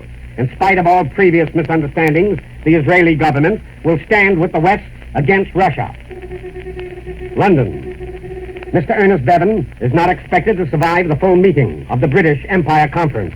New Zealand, Canada, and Australia have informed London that Mr. Bevan's greatest act of public service would be his resignation. London. Number 10 Downing Street believes the chances are 100 to 1 against any full-scale war in 1948. Mr. Winston Churchill, however, and Lord Rothermere, the British publisher, are not that optimistic. British preparation for war continues on emergency basis. The Washington Ticker. As of tonight, Democratic leaders privately give Mr. Truman only 2 states north of the Ohio. Their confidential polls also indicate that Governor Dewey is leading by at least 10 million. The campaign headquarters. This is the irony of politics. Chester Bowles, fired for urging price ceilings, which Mr. Truman now wants back, is running 50,000 ahead of the president in the Connecticut polls. Selective service. Only 1 out of each 38 draft registrants is likely to be inducted. The Pentagon. The big scotch and soda talk in Washington tonight is that Defense Secretary James Forrestal is slated for the presidency of the Texas Oil Company if the Republicans win. Mr. and Mrs. United States, this is to respectfully disagree with the President of the United States. The current spy investigation is not a red herring. Our top intelligence chiefs believe that it is a great menace, and surely their files are open to the White House. A story never made public before, but which the best newspaper people in Washington, D.C. believe is this. About a year ago, the President was on the verge of elevating a man to one of the most important international positions in the world. Our intelligence department, learning of it, rushed over to the White House at midnight and confronted the President of the United States with a report on this man. As a result, Mr. President canceled this important elevation. The person involved was recently investigated by Congress. Evidence at midnight in the White House is still evidence before Congress. The truth is that the deepest secrets of our government, shared not even by the American people, were an open book in Moscow. As far back as October the 12th, 1947, over these microphones, I revealed some of the facts sworn to under oath last Friday by James B. Carey, the Treasurer Secretary of the CIO, that the Red Fifth Column was using the very same secret weapons the Bund and the Nazis used. That is, our great Constitution, plus some of our dirtiest politicians. And that, with the help of some American labor leaders, the Russians had already captured control of these American unions. Mr. Carey testified on Friday that the United Electrical Workers Union, which he once headed, quotes, was the Communist front on many questions. Ladies and gentlemen, I tried to warn you about that and similar communist-dominated unions to the limit of the law. But our federal courts have ruled that it is libel or slander to call anyone a communist. As a result, the blindfold of justice has been twisted into a gag for the press. A reporter's report to the Nation, Washington. The Saturday Evening Post recently published an article by Kermit Roosevelt which treated the notorious Grand Mufti with kid gloves. This article in the Saturday Evening Post practically cleaned him up. The Mufti, it said in effect, isn't the criminal I say he is. Well, our government is now in possession of a diary kept by the late von Ribbentrop, Hitler's foreign minister. It reveals that von Ribbentrop personally paid the Grand Mufti 80,000 marks every month. This document is now in the war crimes file number NG5461. NG, meaning nicht gut. The Defense Department, one of the biggest boners in all American history, was recently discovered just in time. Our newest and our biggest bombers, the B-50s and the B-36s, were built, get this, were built without provisions to carry atomic bombs. In short, while we were getting very tough with Russia, the United States had only 3 atomic B-29s, the very same planes that ended the war in Japan. How do you like that? Washington, in answer to the Moscow charge that the United States detained Mrs. Kasankina, another diplomatic bombshell is about to explode. The United States will retaliate by charging that FDR's personal representative, Raoul Wallenberg, was kidnapped in 1945 by Russian agents in Hungary, and he hasn't been heard of since. Attention all strike leaders. This is to remind all who strike that conditions aren't so bad in our capitalistic United States because the socialist government of Great Britain threatened to break the British transportation strike with the Royal Navy, and in communist Russia, all strikes are stopped at once by the firing squad. Think that over. Knoxville, Tennessee. A few years ago, at the bitterest point of our disagreement, I defended Senator Burton K. Wheeler's right of free speech after hoodlums in the West threw eggs at him. I disagree with Henry Wallace as much as I disagreed with ex-Senator Wheeler, but I believe in his right and mine of free speech. It is both un-American and unnecessary to throw eggs at Henry Wallace. He has enough bad eggs around him already. And now, Mr. Ben Grauer for Juergen's Lotion. I'll be back in a flash with a tip on the $23,000 mystery tune. Here's that beauty secret of lovely June Allison, one of the stars of MGM's great Technicolor production, The Three Musketeers. June told me on the set, the secret of being charming is remembering. Remembering to fulfill every part of a sensible beauty ritual every single day. Like using Juergen's Lotion regularly to keep hands smooth and lovely. She said, I've used Juergen's faithfully for years. A tip from a beauty expert, the enchanting star June Allison. And, of course, she's so right. The way to be sure of charm, to know your hands will always be smooth and soft and look excitingly feminine, is to use Juergen's Lotion regularly, just as the stars do. Hollywood stars use Juergen's 7-to-1 over any other hand care. And Juergen's is now more effective than ever, makes hands beautifully smoother, protects even longer. Still, only 10 cents to $1 plus tax. So if you care for your hands, start using Juergen's Lotion tonight. And now back to the editorial room of the Juergen's Journal and Walter Winchell. Newark. The trucking companies fear a new strike of drivers in New Jersey may become statewide. Statewide. 20,000 drivers are expected to join the 10,000 already out of New York. Phoenix, Arizona. One of the wildest political campaigns in years is taking place in this otherwise peaceful desert retreat. The followers of 7 different candidates for governor are tearing down signs and using all kinds of kid stuff except shooting it out. Congressman Richard Hollis, they tell me, is reported to have the edge. Dallas, Texas. The annual Neiman Marcus Fashion Exposition, one of the most elaborate in America, starts tomorrow night in Dallas. The funds will be turned over to the Damon Runyon Cancer Fund. The orders for tickets were so great, the big show will also be given on Tuesday night next. Thank you, Mr. and Mrs. Dallas. And now for some tips of the papers. International news. Tokyo Rose will go before a federal grand jury the day after she lands in San Francisco, September 27. Her former disc jockey, a Filipino, is now a student at Vanderbilt University. My office will supply his name. New York Mirror. They are sitting on a very big story at the Atomic Energy Commission. 2 of the Nazi scientists brought here from Germany have disappeared. They were working last on research at Princeton. New York Journal American. The big story in the current truckman strike concerns the 20 men allegedly working for Russia who are responsible for all the trouble. This Teamsters Union, ladies and gentlemen, are 9,000 strong, are decent, good Americans, as are all their leaders. The 20 I mentioned are not leaders. AP. The shortage of officers in the United States Army is desperate. The Army urges both officer and enlisted reservists to go on short or extended tours of active duty. AP, please copy. United Press. The writ of habeas corpus will be issued to save all Russians in the United States who do not wish to return to the Soviet. Our government will not issue the writ, but under the Bill of Rights, it is beyond the power of our government to stop private citizens from doing so. To the listeners of the Stop the Music program, some newspapers in New York have erroneously reported that the mystery tune is called The Arkansas Traveler. Other newspapers have guessed wrong when they reported that it was called I Am a Fisher Maiden. All I can tell you now as a clue is this. It deals with one of our biggest holidays. And that, ladies and gentlemen, winds up another Jurgen's Journal until next Sunday night at the very same time.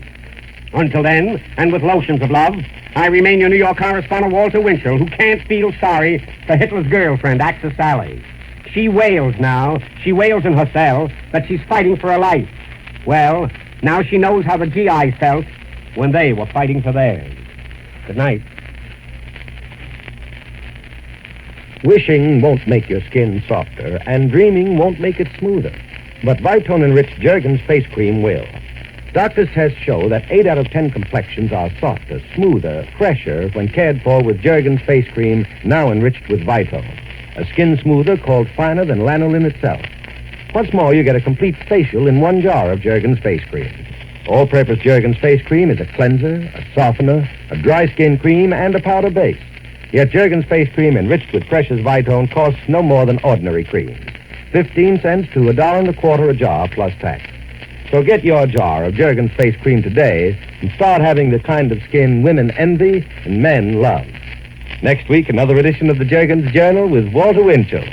And now be sure to remain tuned for Luella Parsons' 15-minute program featuring as guest Gary Cooper, which follows immediately. This is Ben Grauer speaking. And this is Chuck Shaden speaking, following Ben Grauer. And just before Luella Parsons pops in, we won't have Gary Cooper on Luella's program because we don't have that specific program. We'll have a 1946 Luella Parsons program with Hollywood news for you in just a moment. Chuck Shaden here with our Those Were the Days program, looking back at the Sunday prime-time network shows in 1949 on WNIB, Chicago, FM 97. Speaking of movies, which was Luella Parsons is about to do, I want to remind you of the film we have tonight in the Memory Club in the community room at Northwest Federal. It's called Those Were the Days. Those were the days. Turn of the century college romance is what we've got lined up for you tonight. William Holden stars, Bonita Granville, Ezra Stone, and a lot of other familiar faces you'll see in our 1940 film. Come on over to see it tonight in the Memory Club in the community room at Northwest Federal, 4901 West Irving Park Road. Doors open at 7:30. Movie begins at 8 o'clock. Dues are $1 a meeting, payable at the door. We'll see you tonight in the Memory Club for that. And a quick reminder about Channel 11 special on the good old days of radio coming up Thursday, March the 11th at 8:15. Steve Allen hosts the star-filled tribute to the comedy, music, and drama of radio's first 50 years. Among the guests on the show will be Jim Jordan, who was Fibber McGee, Norman Corwin, Edgar Bergen, Charlie McCarthy, Helen O'Connell, many others. This is not to be confused with a previously produced public television program called The Great Radio Comedians, which you may have seen before or has been on a couple of times. This is a brand new show, and our salute to 50 years of radio. So I hope you can join us as we watch along with you Thursday evening, March 11th on Channel 11 for the good old days of radio. Keep you posted on that, too. That's at 8:15. Now, let's go back to November 3rd of 1946. It's a Sunday night. Woodbury Hollywood News with Luella Parsons.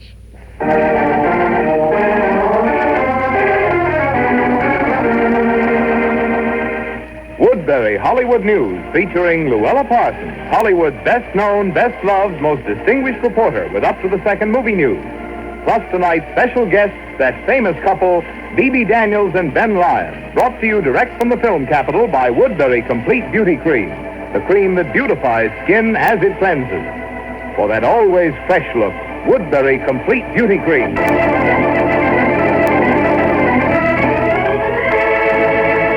And here with the latest Woodbury Hollywood headlines is Luella Parsons. Hello to all of you from Hollywood. My first exclusive. Wow!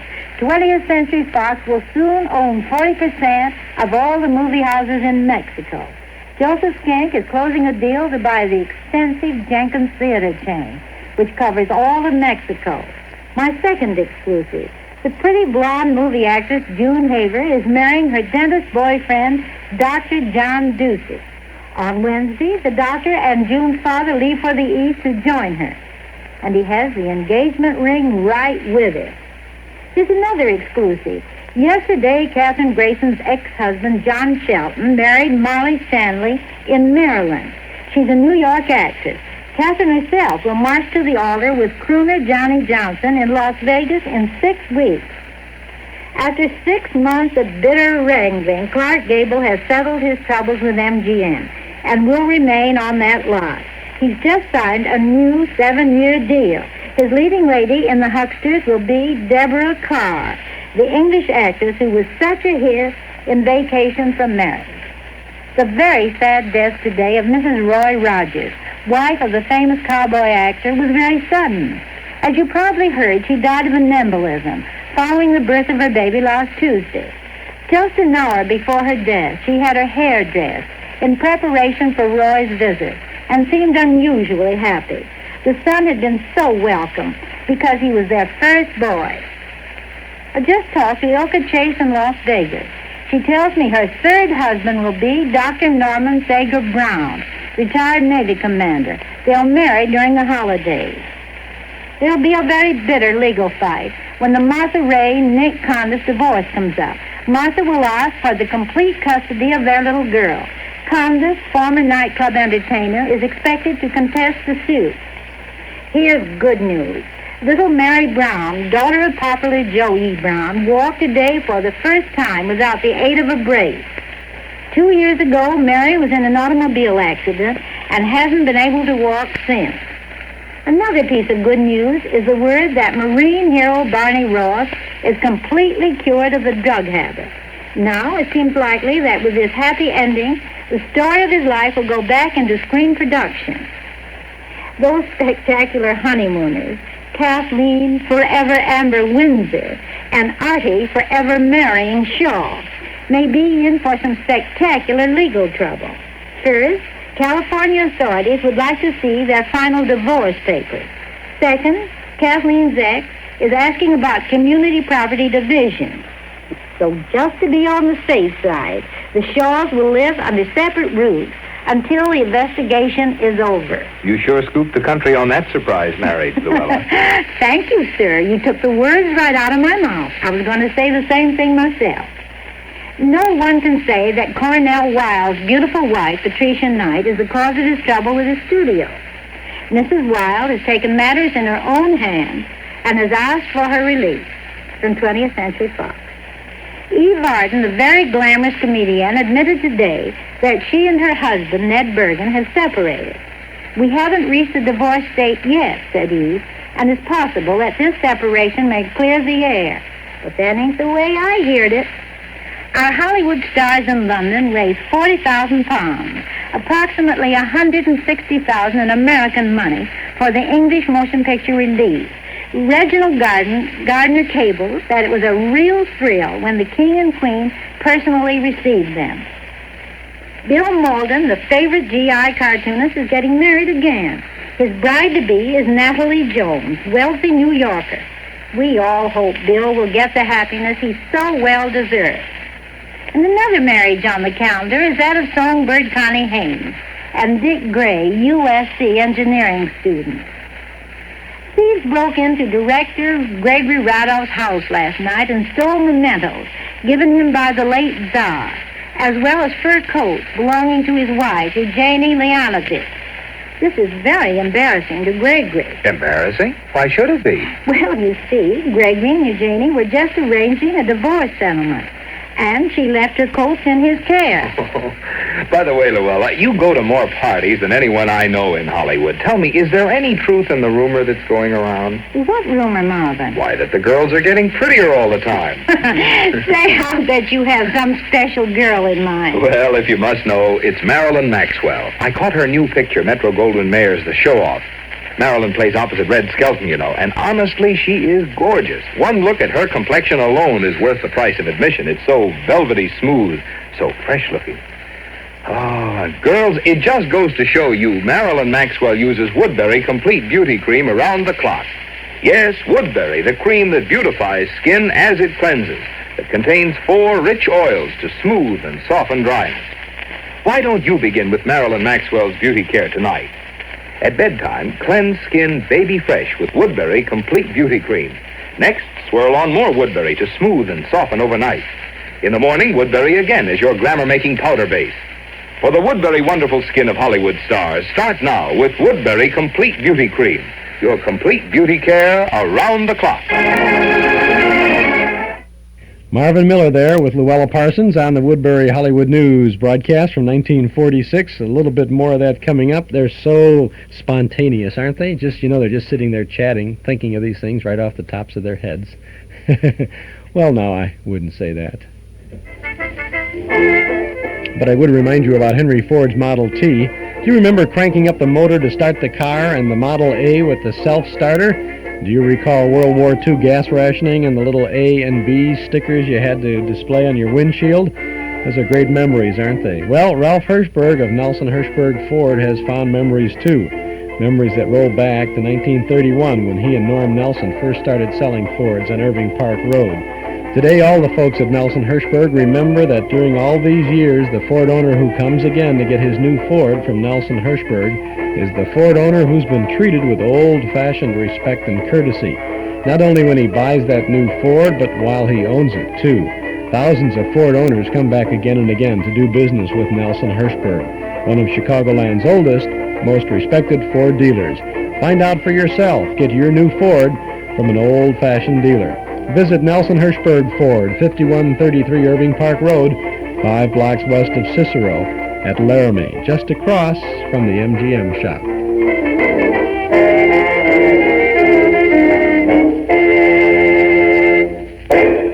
And now, let's go back to Hollywood and Luella Parsons.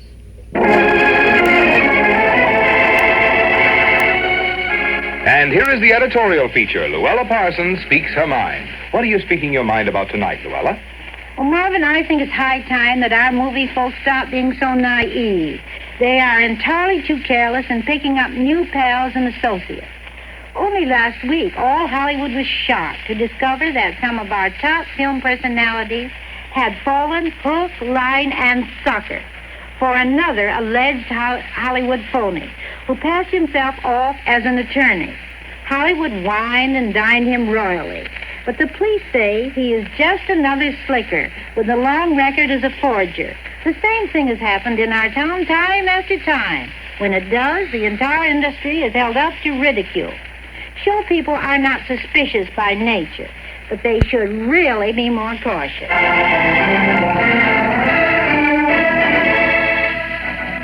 My guests tonight are 2 people that I've known longer than any one of us care to acknowledge. They've been with me, and I've been with them through good times and through bad. They are my two very best friends. I mean Bibi Daniels and Ben Lyons. Thank you, Luella, darling. But don't we get a professional plug out of this? Well, certainly, Bibi. I was going to explain that you are now producing comedies at the Hal Roach Studio. Well, hey, what about me? Oh, Ben, of course. I intended saying you are now head of casting at 20th Century Fox. Heavens, you two. Don't pounce so. What I started to say is that people are always declaring Hollywood marriages can't last. And yet yours has lasted for 16 years. 16 years? Is that all it is, Bibi? Yes, and we're going to fight it out to the bitter end. Now, just wait. Well, wait a minute. We're only joking. Believe me, Luella, I'd rather be married to Bibi than happy with anyone else. Hey, well, our friendship has survived, too. Survived? I'll say it has. Remember the time we asked you to spend a weekend with us and you stayed 6 months? Yes. And what about our wedding when she was my matron of honor? You mean when an usher held her back and said, "Hey, Luella, stop trying to get down that aisle first. You're not the bride." Well, she was nervous. She thought she was supposed to give me away. She could have, too. Right, I could have. But remember the first time I interviewed you, Ben? I'll never forget. It was in 1925.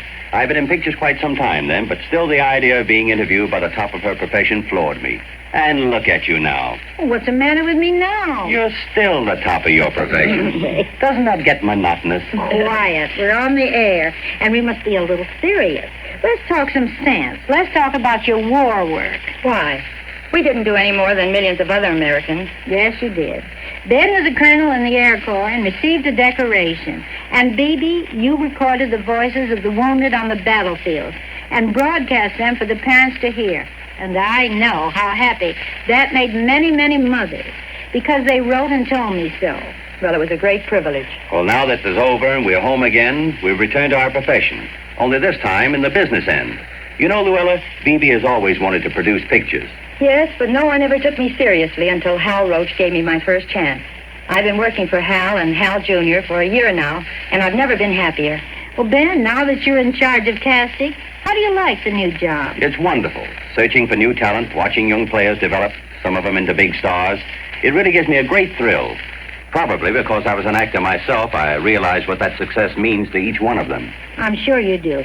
Then we won't be seeing you on the screen again. Don't be too sure, Luella. I heard that when Darryl Zanuck was planning Razor's Edge, Ben suggested himself 5 times for the lead. But somehow or other, Darryl preferred Tyrone Power. Oh, what's Tyrone Power got that I wish I had? I wish I could tell you. But time's too short. But I'd like to ask, how does it happen that you two have one child who loves the movies and one who doesn't? Well, Richard's as much of a ham as Bibi and I ever were. You should see what he does to our living room, leaving all the magazines open, showing the ads of Anna and the King of Siam in which his name appears. As for Barbara Beebe, I think I know the answer to that one. She became allergic to acting very young. One day I overheard her say to a little pal, "My mother doesn't know whether it's spring, summer, or winter. She works in the studio all day, then at night she studies dialogue. That's no fun." What do you say to that, Bibi? I say she's right. And Richard's right, too.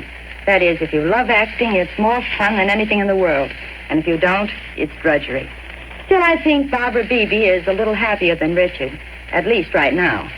She is? Well, why? Well, Richard is acting, but he still hasn't had his first interview with the top of your profession. Now, if you'd like our telephone number, Luella, to set up an appointment, I'd be very glad. Stop your nonsense. Go on home. We will, darling. Say, how about coming down to spend next weekend with us? What, for another 6 months? Longer this time. Goodbye, you two. Goodbye, Lolly. I'll be back in 45 seconds with my forecast of coming events. In the meantime, here's Marvin Miller for Woodbury. Girls, how often do you cream cleanse your skin? At bedtime, of course. But how about before dates and during the day? You know, your complexion can get awfully tired looking between 9 and 5. Why not follow the example of glamour-wise Hollywood stars? They're every bit as busy as they are beautiful, but they make time for cleansing. To keep skin radiant, always fresh-looking, many stars cleanse 2 or 3 times daily with Woodbury Complete Beauty Cream. They've found that Woodbury beautifies skin as it cleanses. You see, Woodbury contains 4 rich oils to smooth and soften dryness. Why, in tests of Woodbury Complete Beauty Cream against high-priced salon creams, hundreds of women preferred Woodbury. They reported Woodbury cleanses better. Woodbury leaves skin softer, smoother. So girls, for around-the-clock loveliness, get Woodbury Complete Beauty Cream. And here is Luella Parsons with forecasts of coming events. Listen and see how many come true. Forecast number 1. I forecast that Sonia Henny and Stuart Bossemus, son of Jesse and Dick Bossemus, will marry in spite of the difference in ages. Forecast number 2. I forecast that Linda Darnell will like herself so well as a blonde, and forever amber, she'll keep her light hair permanently. And here's last-minute news. Late yesterday, Fanny Bryce became a grandmother for the second time. Her daughter, Mrs. Ray Stark, welcomed a 7-pound boy. Richard Rowland, pioneer film executive and first president of the Metro Goldwyn Mayer, is critically ill in New York.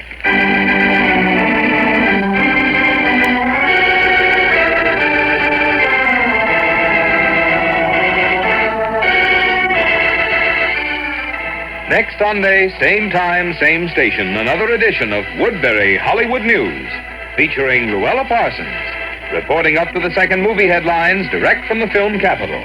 Until then... This is Luella Parsons saying that's all for tonight. I'll see you next Sunday, when my guest will be that fine actor and war hero, Tyrone Power.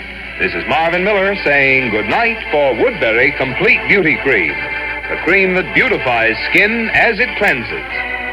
For that always fresh look, Woodbury Complete Beauty Cream.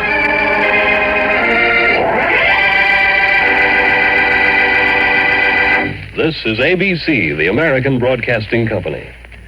Luella Parsons with Woodbury Hollywood News, back on a Sunday night, and when that ABC announcer gave the station identification, the local WENR announcer would have come in and said, it's 8:30 BULOVA, Bulova Watch Time, or something like that. Well, it's not that. This is Chuck Shaden here on WNIB Chicago, on FM 97 with our Those Were the Days program. Casually listening our way through a Sunday night from the good old days of radio. We had a lot of good stuff so far, some more good things ahead of us. It's 8:30 on our Sunday night schedule, and we have the choice of NBC's American Album of Familiar Music, Jimmy Fiddler with some Hollywood news, a little competition for Luella there. Since we heard Luella, we don't want to hear Jimmy Fiddler and give his 3 bells to these pictures. Then there's, after that 15-minute show, there would be twin views of the news.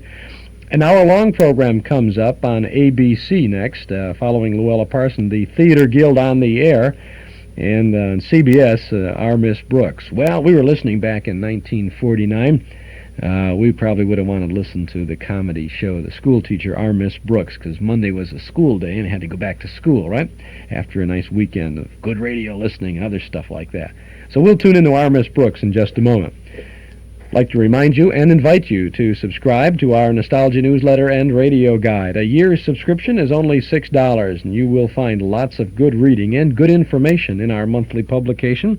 It contains the complete schedule of all of the old-time radio shows that we offer 7 days a week on 6 Chicagoland AM and FM radio stations. Every Saturday afternoon here on WNIB, Monday through Friday mornings from 8 until 10 on WXFM. Then Sunday nights out in Arlington Heights, Monday evenings in LaGrange, Thursday nights on the Board of Education station, WBEZ, and through the week on WAIT, a couple times a day with a little clip from our hall closet collection. You can subscribe by telephone if you'll call us here at our studio right now, 545-2260. That's 545-2260. We'll be happy to take your name and address. Your subscription will begin with the current March edition of the newsletter, which you'll have in just a few short days if you'll call us right away. We'll include an invoice for your year's subscription. $6 for 12 issues. Call us at 545-2260. Call us right away. The March issue of the newsletter has a cover picture of Ed Wynn, the Texaco fire chief, reprint articles about Bob Hope and silent screen stars in 1927, has the Sunday through Wednesday network radio log from May of 1949, the one we're using to set up these Saturday afternoon looks at the network programs. Mark Nelson's Film Clips column about the creativity of movie ads over the years. Carl Pearson's Notes from the Bandstand offering a look at the current Glenn Miller Orchestra. And Mike Campbell writing about the kids' premiums offered to after-school radio listeners. We have all of that, plus the dime store classified advertising page for folks who want to buy, sell, trade, or announce their special nostalgic interests, and news of our regular Saturday Night Memory Club movies. Subscribe right now to our Nostalgia newsletter and radio guide. A year's subscription is only $6. Call us at 545-2260. 545-2260. If you like, you can send $6 to Nostalgia Newsletter Box 421, Morton Grove, 60053. But to get things rolling right away without delay, call now at 545-2260. Who knows what interest grows from regular savings? Northwest Federal knows. Northwest Federal Savings, that is. Northwest Federal Savings experts will clear up the clouds in your mind about confusing savings plans. Northwest Federal offers a wide variety of savings programs with interest from the day you leave it to the day you need it. You'll get prompt attention and clear, accurate information when you open your insured savings account at Northwest Federal Savings. And remember, The seed of savings bears fruitful rewards. Regular saving pays. Northwest Federal knows. Northwest Federal Savings, serving you 63 hours a week in Chicago, Des Plaines, Norridge, and Arlington Heights. Okay, let's continue with our network radio listing now as we go back to 8:30 p.m. on the Columbia Broadcasting System on a Sunday night in 1949 and listen to our Miss Brooks. Now it's Our Miss Brooks, starring Eve Arden.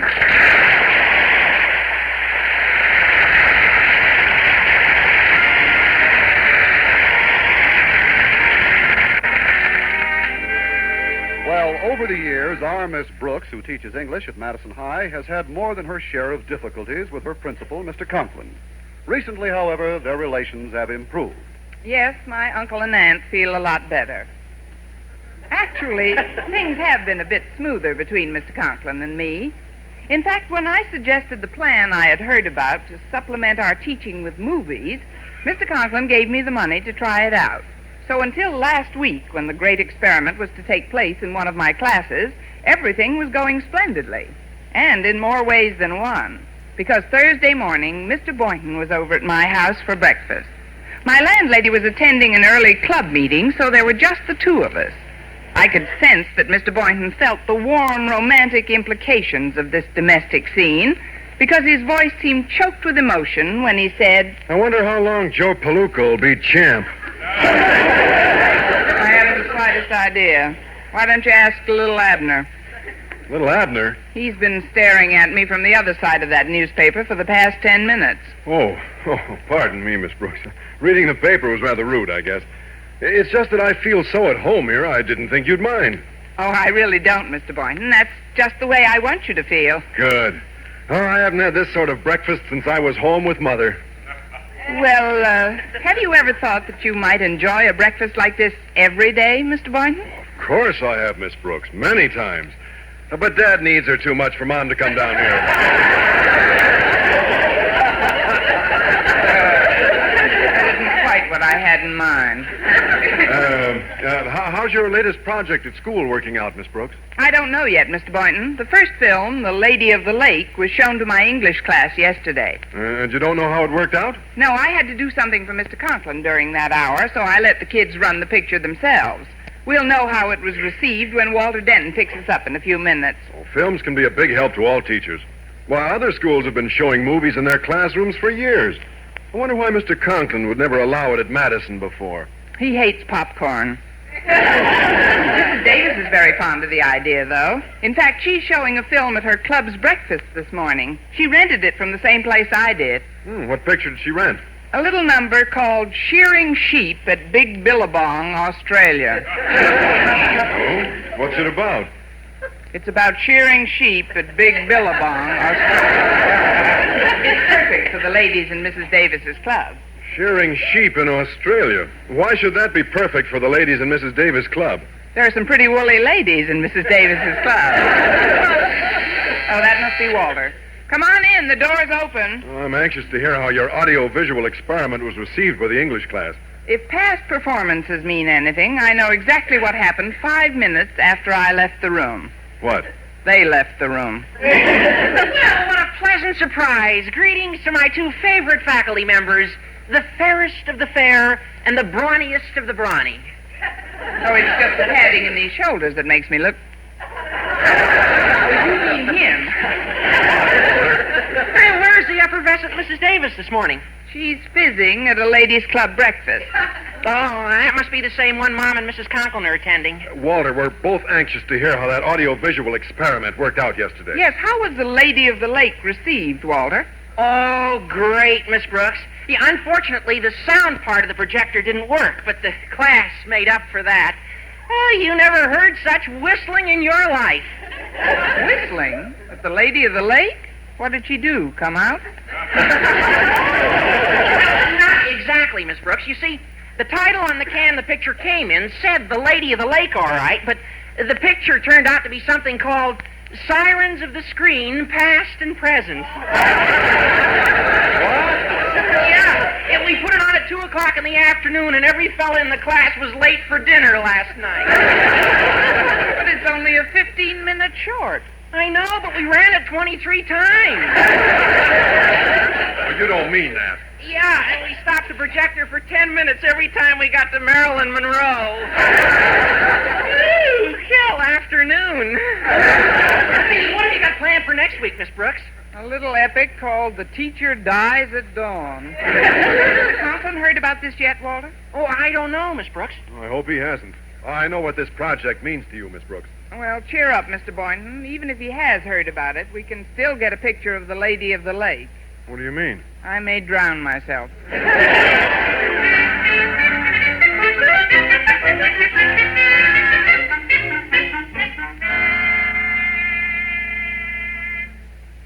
Now, if you'll be seated, Miss Brooks, I'll come directly to the point. Yes, sir.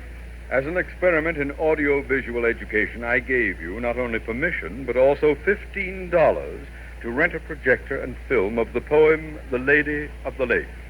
Something go wrong, Mr. Conklin?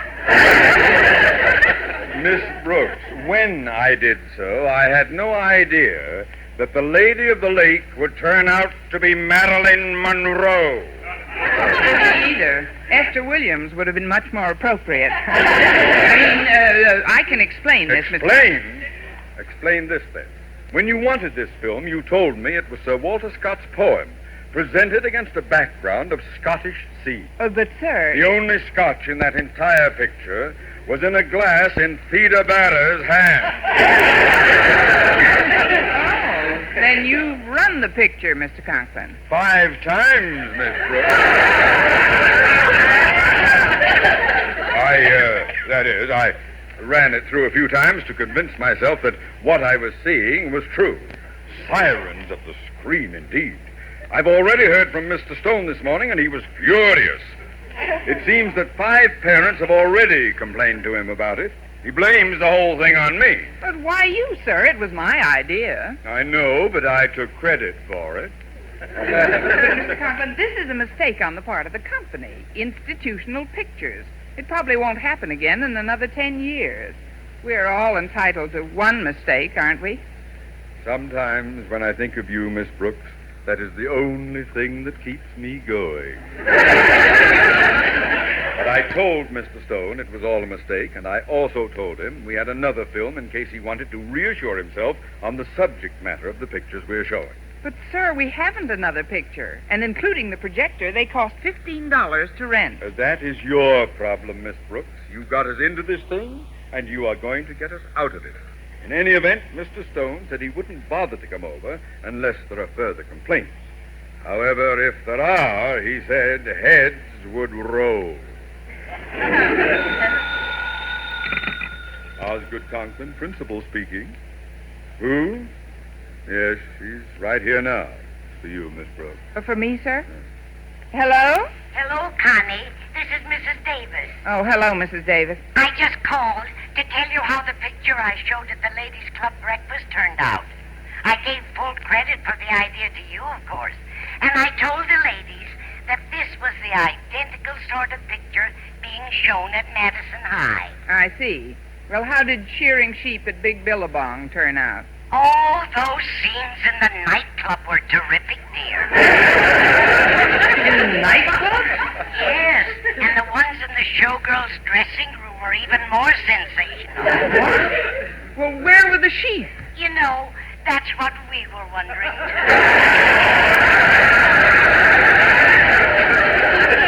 I ran the picture through 3 times trying to find them. But it was all about a chorus girl. However, none of the ladies seemed to mind. That is, none except Mrs. Stone. Mrs. Stone was there? What did she say, Mrs. Davis? Oh, she didn't say a thing, dear. She just fainted. I hope I haven't disturbed you, dear. Oh, not at all, Mrs. Davis. My tongue always sticks to the roof of my mouth in the morning. I'll speak to you later. Goodbye. Goodbye, dear. And what was that all about, Miss Brooks? Mr. Conklin, did Mr. Stone really say heads would roll if there was another complaint? That's exactly what he said, Miss Brooks. What about it? Nothing, sir. Only I wonder how we'll both look when we're 10 inches shorter.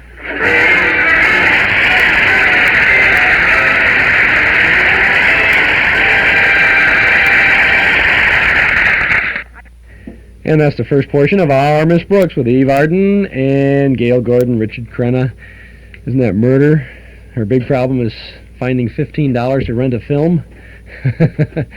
Oh, would that we could rent films for $15. We'd have a memory club 7 nights a week. Those were the days. This is Chuck Shaden here with our Those Were the Days program on a Saturday afternoon on WNIB Chicago, FM 97. You probably haven't had a chance to see the new Betamax video recording system by Sony. Why don't you pay a visit to Townhouse TV and Appliances for a complete demonstration of this exciting new way to watch television. The new Betamax videotape recorder lets you watch one show while you're recording another, and with the Sony automatic timer, you can even record a favorite program or a special while you're away from the set, out of the house even. It's the all-new Betamax video recording system by Sony. So easy to operate. In fact, if you can operate an audio cassette recorder like the one you're punching up today, and an alarm clock like the one you have to set Sunday night, you won't have any trouble at all with the Sony Betamax. Now, you may not want to buy one, but why don't you take a look at one? Visit Townhouse TV and Appliances, 7243 Touhy Avenue, just west of Harlem. The folks at Townhouse will be pleased to demonstrate the Sony Betamax video recorder. A 10-minute pre-recorded cassette will show you all the advantages, and you'll have no Townhouse representative there to sell you a bill of goods that you're not interested in. We just want you to take a look at this exciting new way to watch and save television. See it at Townhouse TV and Appliances, open Monday, Thursday, and Friday nights till 9, Saturday until 5.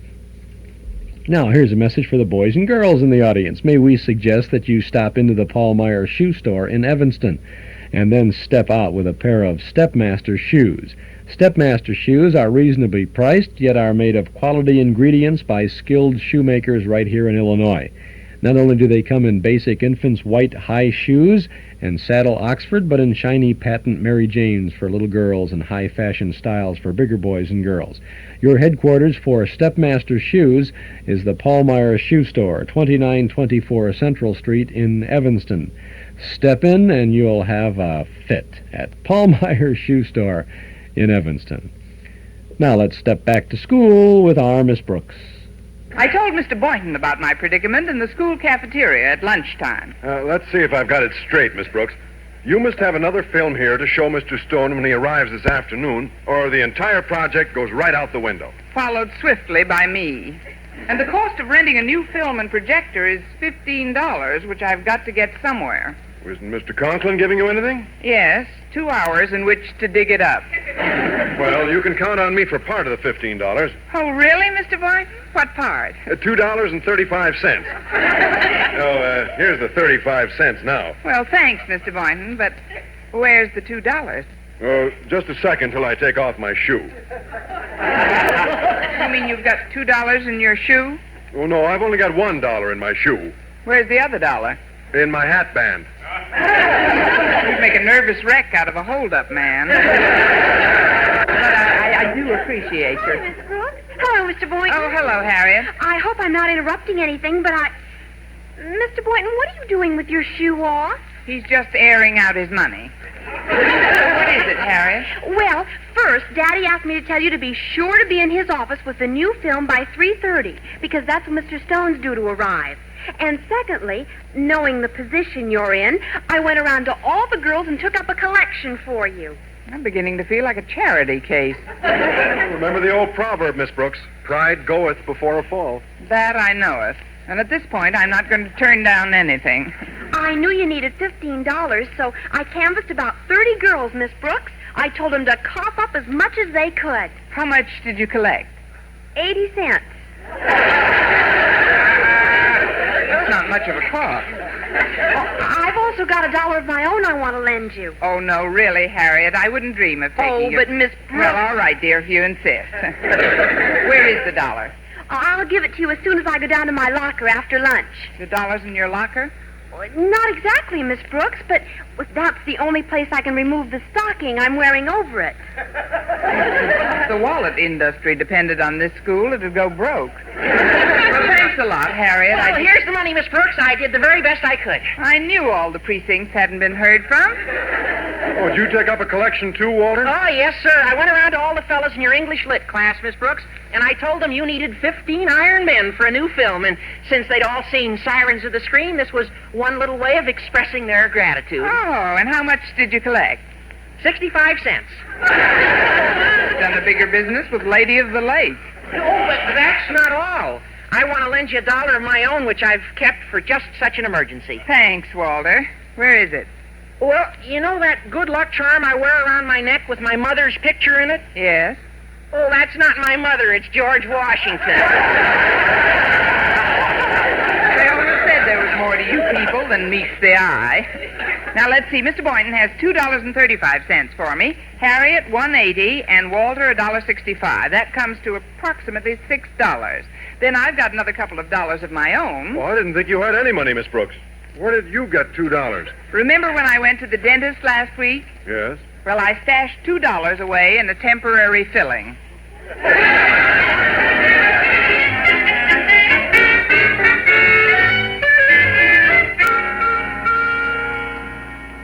Oh, I'm dreadfully sorry, Miss Brooks, but Institutional Pictures can't accept $8 on a projector and film which rents for $15. But, Mr. Gibson, it was your mistake in the first place.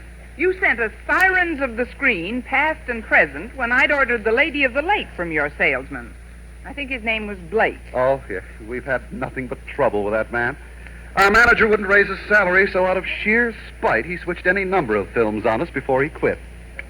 I'd like to help you, but we have a strict 24-hour ruling, and you've had your film for several days. You'll just have to tell your organization. What is it, by the way? A ladies' club? Social service group? Union? I teach at Madison High School. What? Why, our biggest rental is to schools. You showed Sirens of the Screen to a high school class? With a 10-minute stopover at Marilyn Monroe. You look like a very fair-minded person. I'll tell you what I'll do. You keep the $8 now that you have the new film and projector for nothing. Well... I'll make it 4 films for nothing.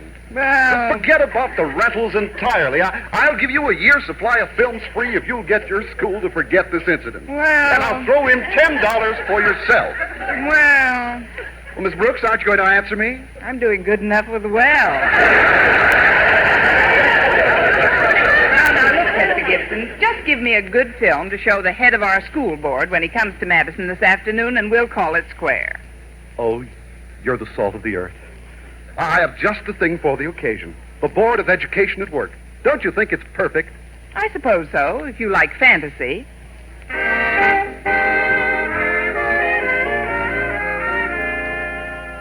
Well, when Mr. Gibson agreed to rectify his mistake and give me a new film to show Mr. Stone, it seemed that my troubles were just about over. At 3 that afternoon, we were getting everything ready in Mr. Conklin's office. Well, the projector's all set up, Miss Brooks. All we have to do when Mr. Conklin and Mr. Stone get here is turn the switch and run the film. Yeah, this office ought to be a perfect projection room. You see, the way I've fixed the shades, no light can get in through the windows at all. Oh, you've done a beautiful job, Walter. There's only one thing that bothers me. The sound on this projector doesn't work.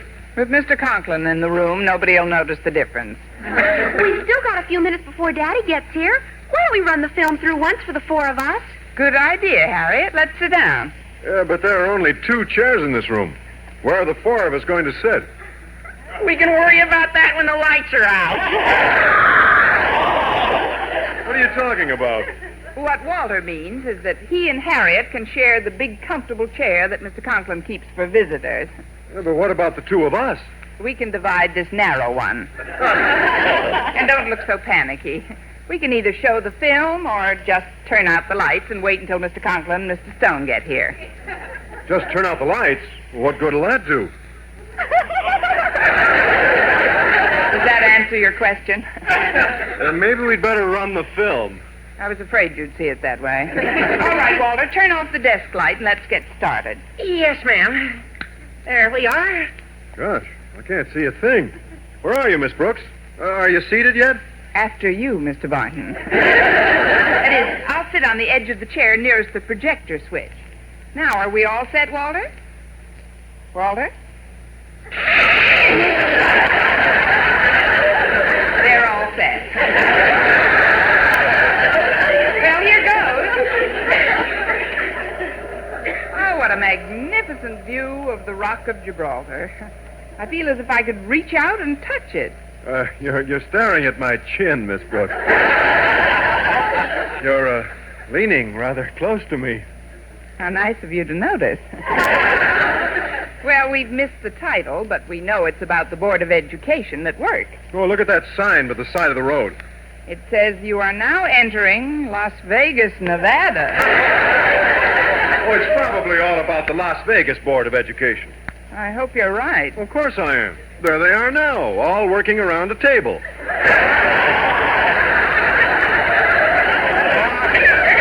certainly are. A dice table. Mr. Boynton, this is a picture about gambling. There's been another terrible mistake. Turn off the projector at once, Miss Brooks. Well, I'm trying to. This switch is stuck. Pull the plug out of the wall. I don't know where the wall plug is with the lights off. Walter, turn on the desk lamp so Mr. Boynton can find the plug. Walter. Walter, do you hear me?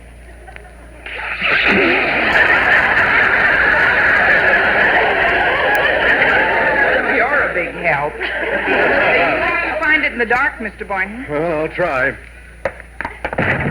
Oh, good. You found it.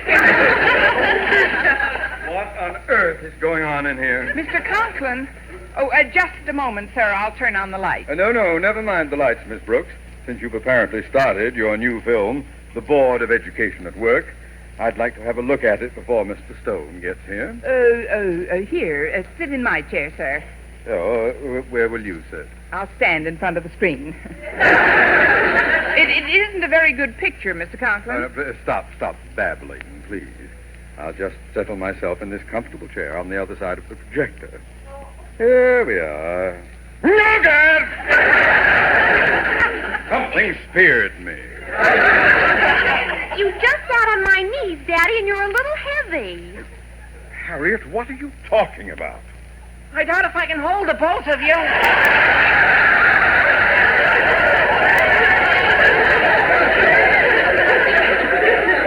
Jen, where are you? He's between the devil and the deep blue sea. Well, turn on those wall lights, Boynton. Yes, sir. Uh-huh. Harriet, I want you and Denton to leave this room at once. Through my inner office, please. And I'll speak to you both later. Very well, Daddy.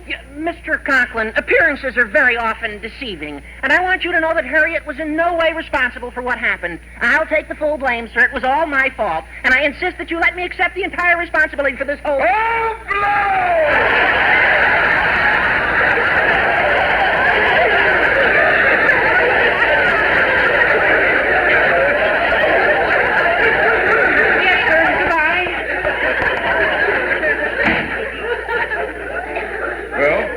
Stone ought to be here any minute now, and we can get rolling again. At least our heads can. Mr. Conklin, I forgot that... Please, come in. Well, good afternoon, Mr. Stone. Good afternoon, Osgood. Hello, Mr. Boynton, Miss Brooks. Hello, Mr. Stone. Want to go for a nice walk? A walk? I came over here to see a movie. That's what I mean. Let's walk over and see a movie. The Bijou has a fine Marlon Brando picture. Miss Brooks, what are you jabbering about? Now, turn off the lights, Boynton, and I'll put the plug back in the wall here. If you say so, Mr. Conklin. Ah, there you are, Mr. Stone. What a scene. The members of the Board of Education gathered round a table rolling dice. Now, it's certainly a far cry from the reports you heard about the picture yesterday with the shocking exhibition of movie queens and...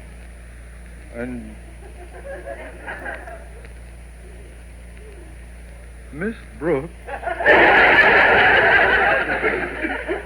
Why are the members of the board rolling dice? The blackjack dealers are on strike. Pull that plug. I'm turning these lights off. So all my suspicions were true, Osgood. Your moral laxity is undermining this entire institution. Oh, pardon this interruption, Miss Brooks, but there's been another mistake. Now he tells me. Who is this man? It's Mr. Gibson, the man who rented us the film. Well, now, I'll do anything to rectify my mistake, Miss Brooks. Why, Oh, hello, Mr. Stone. Oh, you know Mr. Stone? He's evidently mistaking me for somebody else. Oh, no, sir. Well, don't you remember when that friend of yours got married last month? You rented 2 films from me for a smoker you gave him? Match anyone? What? Well, I remember it distinctly because one of the pictures caused all the hubbub today. Sirens of the Screen, past and present. Oh, is that so? Well, for your information, when I flashed it on the screen that night, it turned out to be the Lady of the Lake. So, Mr. Stone, you are going to call my moral laxity to the attention of the Board of Education. Oh, you don't really think I meant that, do you, Osgood? Not on your tin type, my boy. If anything, it's Mr. Gibson who should be brought before the board. Oh, that would be a waste of time, Mr. Stone. A waste of time? The way Mr. Gibson operates, by the time he got there, he'd turn out to be Zsa Zsa Gabor.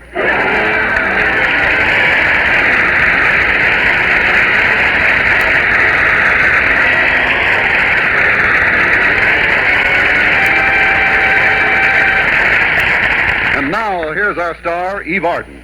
That film mix-up really has got me into hot water.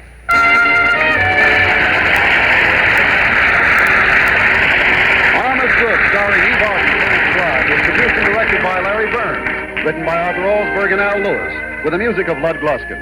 Mr. Conklin was played by Gail Gordon.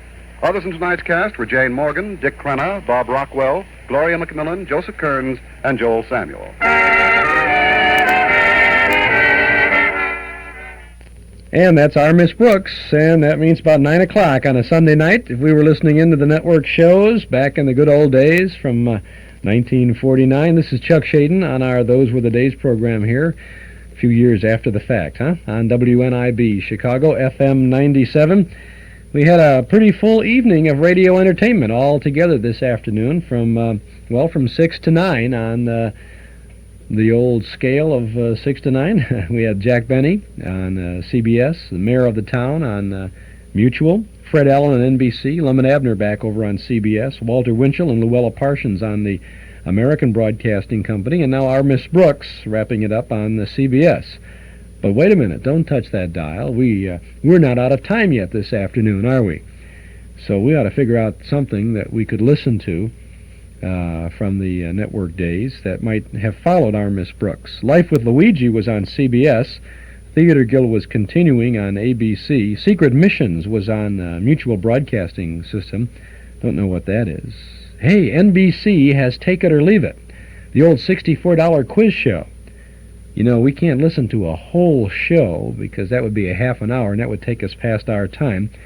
But maybe we can play some games with this old super heterodyne radio and listen to a good, healthy portion of Take It or Leave It. If you're game, we are. And then someday soon we'll be able to listen into a whole show, this whole show at another time. We'll listen to Take It or Leave It in just a moment. Chuck Shaden on WNIB. Our cassette tape of the month for the month of March features Charlie McCarthy. Stars Ralph Edwards hosting This Is Your Life, Charlie McCarthy.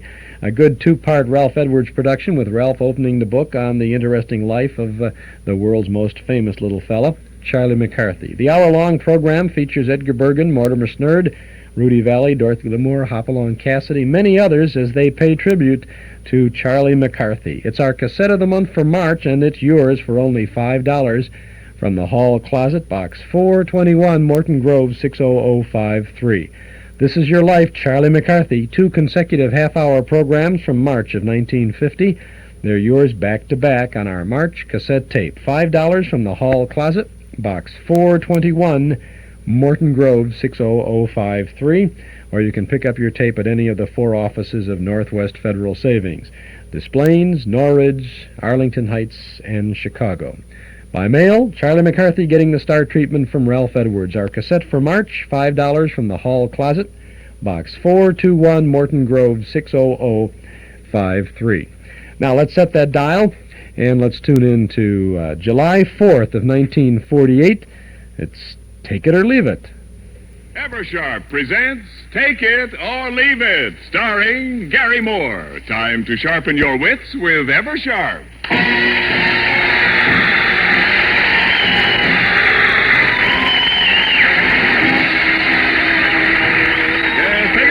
Presented by Eversharp, manufacturers of famous Eversharp precision writing instruments and Eversharp chick injector razors and blades. Take it or leave it, the most exciting game you ever played. The game that doubles in interest with every question asked.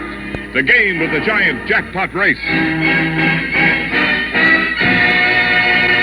Well, friends, in keeping with the spirit of today's holiday, I'd like to present the star of our show, a young man whose head is shaped like a firecracker. It's round and long and has a little string on the top. And here he is, Gary Moore. Thank you.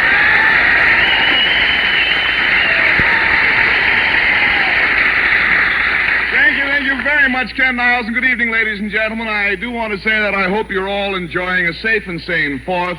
And if Phil Harris is listening in, I'm sure he's enjoying a strong and delightful 5th.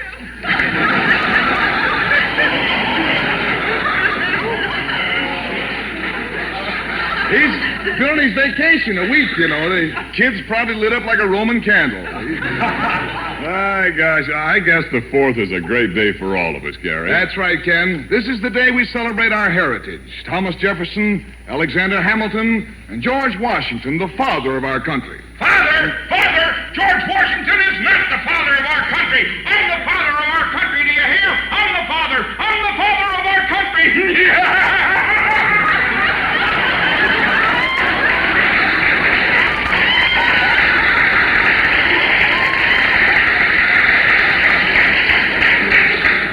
Oh, go on home, Bing.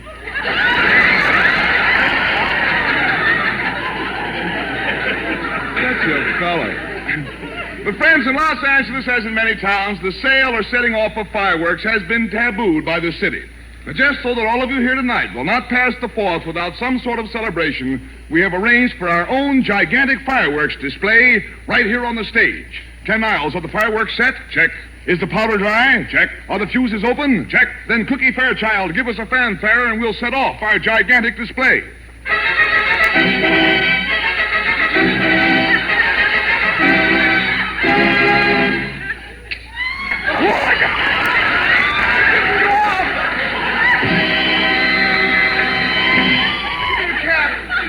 Cookie, take the fanfare again. I gotta put a cap in and we'll go off.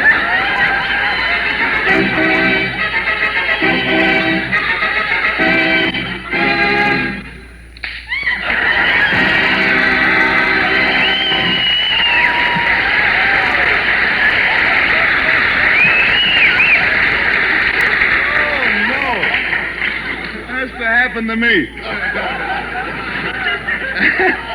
And so much for our celebration. Now let us get on with the business at hand, which happens to be take it or leave it. And by the way, friends, our jackpot for tonight is worth 10 times 64, or $640. Which brings us up to our first contestant, an enterprising-looking gentleman from Los Angeles, and his name is Mr. I.B. Abrams. Mr. Abrams. How are you? Hi, Gary. I'm fine. Nice to see you. What do your friends call you? Oh, Ike. Ike? Ike. I've got another nickname, too. Oh? Inky. Inky? Ike is better. It's a very hot name long about now, you know. But with the first letter on the other name, it's okay, too. That's right, sure. You're all set. Tell me, what do you do for a living, Ike? I sell real estate. Oh, here in Los Angeles? Here in Los Angeles. How's business? Stinks.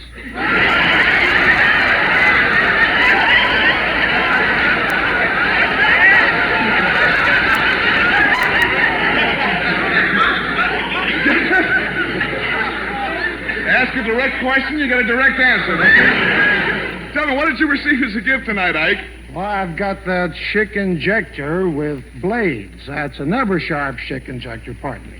That's all right. Never sharp chick, the world's only razor with automatic blade changer. It banishes forever your 4 biggest shaving nuisances. And now, Ike, what category do you want to talk about tonight? Oh, let's try 15. Number 15, all right. This is called Sports Menagerie.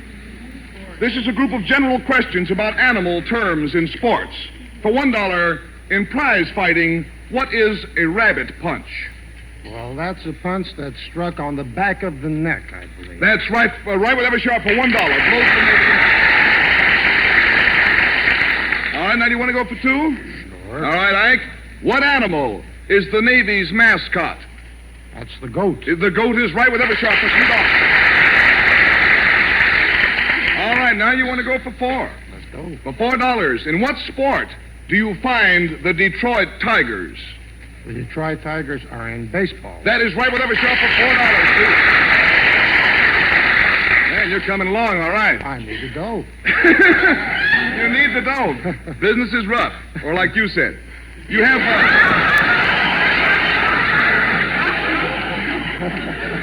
All right, you got $4. You want to go for 8, Ike? Let's go. All right, what university football team is called the Wolverines? That's Michigan. That is Michigan, is right. We had to bring that up. Yeah. We just don't let USC forget, do we? All right, you have $8. Do you want to go for 16, Ike? For 16, what baseball player was nicknamed Harry the Horse? That was Danny. Harry Danning is right with every shot. Well, you're hotter than a pistol tonight. So are you. I'll tell you one thing, we're both hotter than that pistol that we shot off in the beginning. We'll send that back to Sears Roebuck in the morning. $32. You want to go for 32? Let's go. What prize fighter was called the toy bulldog? That was Mickey Walker. That is certainly right. You're breezing through this. All right. You want to give up real estate and go in for this every week. All right, you have 32. Do you want to go for 64? Let's go. All right. This is a fine sports question. What are snake eyes? Snake eyes. That's in shooting dice when the 1 point comes up on each die. That's right. A pair of ones and dice is right for 64.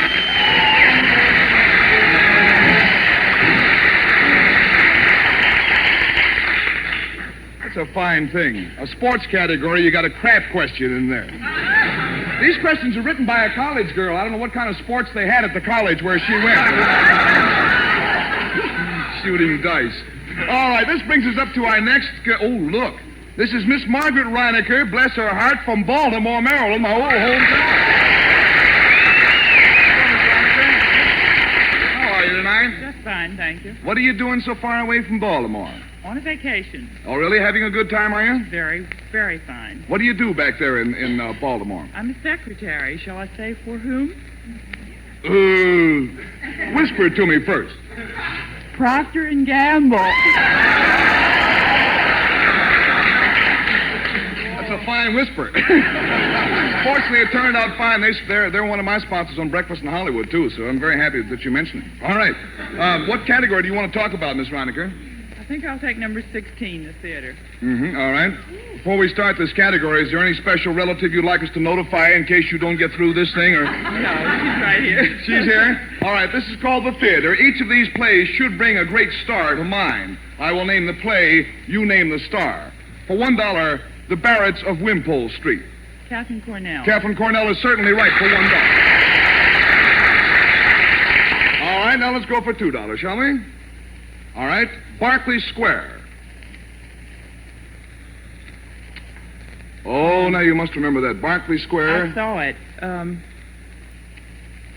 Well, I also saw Catherine Cornell do that, I'm sure. Well, now you might have. I don't, not fully up on what Katie's been doing. But, this is a man. A man? This is a man, yes. Unfortunately, he's no longer with us. The barrister of Wimpole Street? Oh, you're going back to the $1 question.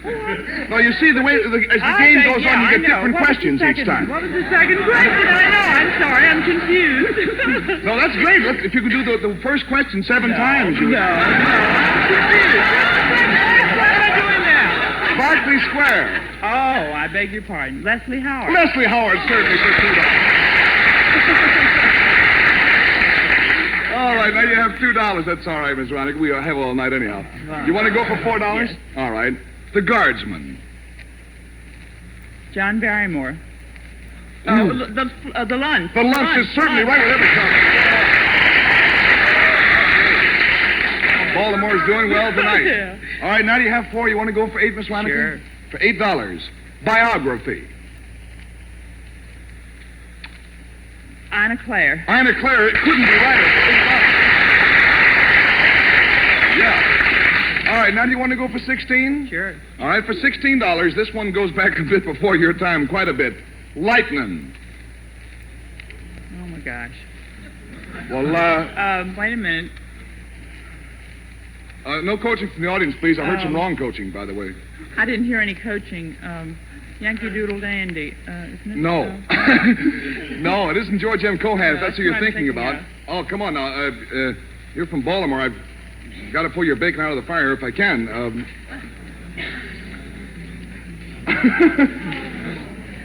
Miss Reinecker?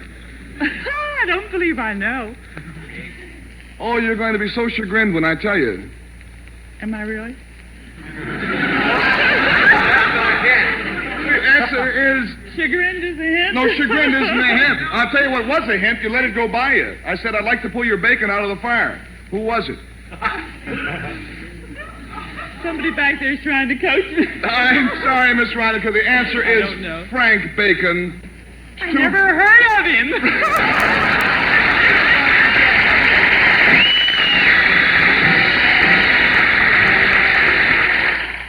And that's a taste of the first part of Take It or Leave It from 1948. We have a little bit more of that we can bring you in just a moment or so. Quickly, Chuck Shaden here on WNIB Chicago, FM 97, reminding you, well, if you want to call for our nostalgia newsletter and radio guide, maybe you want to do it now because we'll be wrapping it up in about 10 minutes, and then we'll be buzzing over to the Memory Club in the community room at Northwest Fed. If you'd like to subscribe to the newsletter, give us a buzz right now, 545-2260.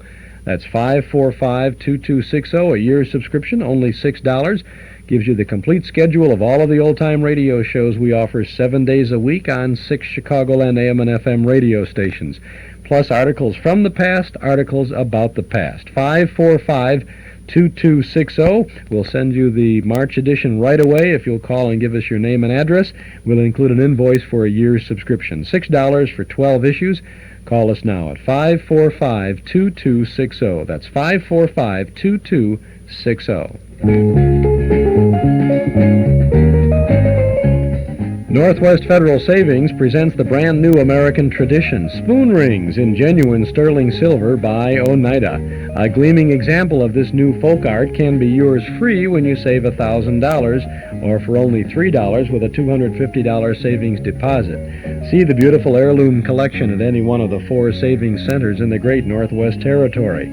You'll find 4 distinctive designs to reflect your own personality or your thoughtfulness in a gift. The weight tells you its quality, the sharp detail tells you it's Oneida. Remember, you get one free when you save $1,000 or for only $3 with a $250 deposit. So come to Northwest Federal and start your own American tradition. 1 ring per family. Some designs are limited. Irving Park, west of Cicero in Chicago, in Des Plaines, Norridge, and Arlington Heights. Northwest Federal Savings.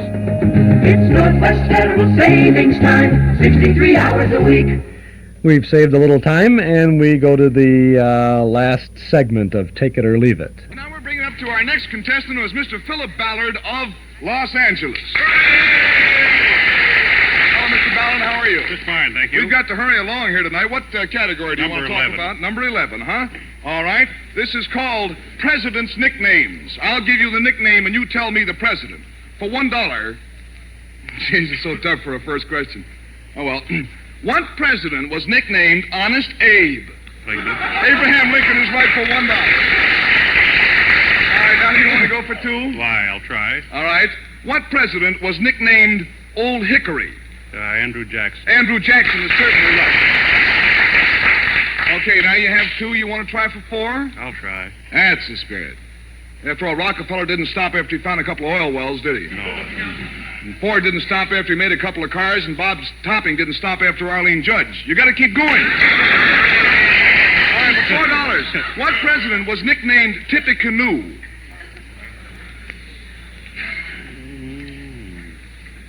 He was named Tippecanoe. He had 3 names. Well, most of them did, but I mean, he's known by this. What president was nicknamed Tippecanoe? Oh, dear. I think I'm kind of stuck on that already. Would you want to take a guess? Out of all the presidents? Oh, I heard that. You heard it? Yeah. Well, it was wrong. I heard it, too.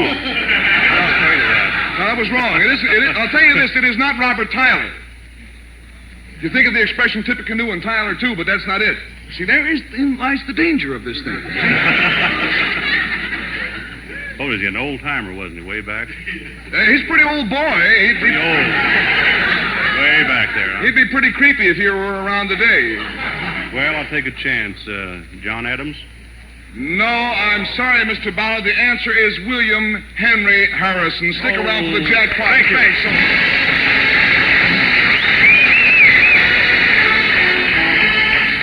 Sure, he knew. Well, that brings us up to the ever-sharp jackpot question. Tonight, our jackpot is worth 10 times 64, or $640. And all of our contestants are going to race for it. The first one with the right answer gets the whole amount, and if nobody wins, our jackpot is automatically doubled to 20 times 64, which will make next week's jackpot worth $1,280. I'll be back in a jiffy with the jackpot question? Question? But first, a word to you men. Mister, are you a blade jockey? Do you keep jumping from one makeup razor blade to another, always looking for a better shave? If so, don't you think that perhaps you have the wrong idea? No, switching blades isn't the answer. Switch to a different razor, a modern razor, the Ever-Sharp Schick Injector, the world's only razor with automatic blade changer. Ever-Sharp Schick banishes forever your 4 biggest shaving nuisances. 1, fingers never touch the blade. No blades to unwrap, so you can't cut your fingers. 2, nothing to take apart, put together, twist, or turn. To clean, simply rinse, shake, put away. 3, less irritation. Ever-Sharp Schick ensures smoother, cleaner, safer shaves. Makes shaving easy, even under nose and around lips. 4, no time wasted. Just push-pull, click-click. Out goes the old blade, in goes the new. Heavily gold-plated and handsomely packaged, it's a $1.75 value. Special now, only $1.25, complete with 20 blades. Buy yours tomorrow. And remember, for the shave of your life, the rest of your life, push-pull, click-click. Change blades that quick. That's Ever-Sharp Schick.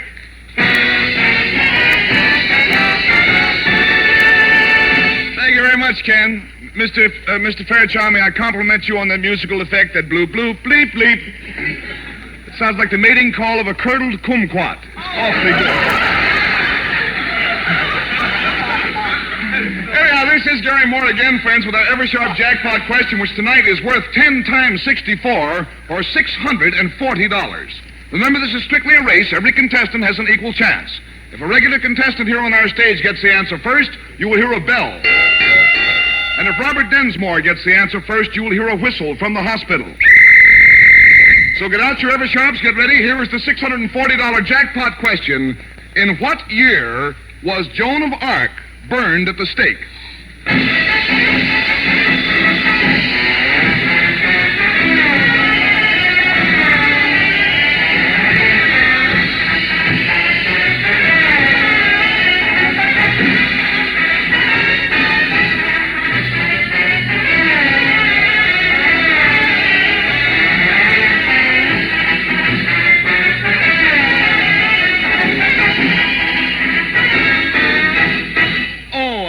Sorry, nobody won, and so the jackpot is automatically doubled to 20 times 64, making next week's jackpot $1,280. The jackpot question was, in what year was Joan of Arc burned at the stake? And the answer is 1431. Awfully sorry. Well,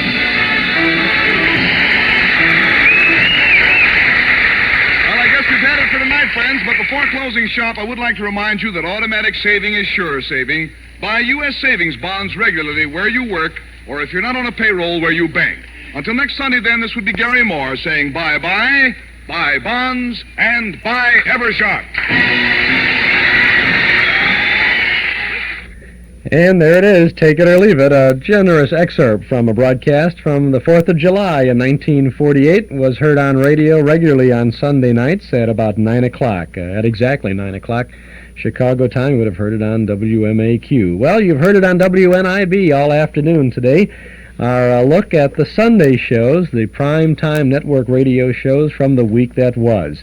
Starting at the 6 o'clock spot, we listened to Jack Benny, then the mayor of the town, Fred Allen, Lum and Abner, Walter Winchell, Luella Parsons, our Miss Brooks, and then this nice slice of Take It or Leave It.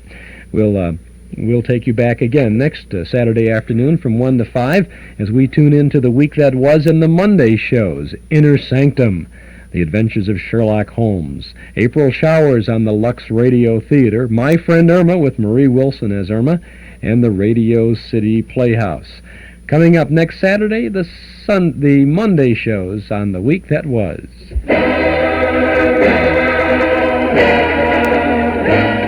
And that's it for today. The old clock up on the studio wall says it's time for us to go for now. As I said, we'll be back next Saturday from 1 to 5 right here on WNIB. Our thanks to Mark Nelson, Dennis Bubaz, Mort Paradise, and Joel Bogart for their help behind the scenes.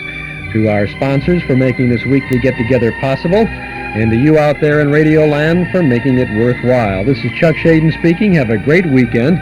We'll see you tonight in the Memory Club when we show our 1940 film Those Were the Days with William Holden, Bonita Granville, and Ezra Stone. Thanks for listening.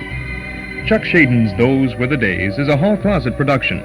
Today's program was brought to you with fond memories by Northwest Federal Savings and Loan Association in Chicago, Des Plaines, Norridge, and Arlington Heights, and by Nelson Hirschberg Ford, 5133 West Irving Park Road at Laramie. Costume, scenery, and special effects for this program were provided by Your Imagination. This is Mark Nelson speaking.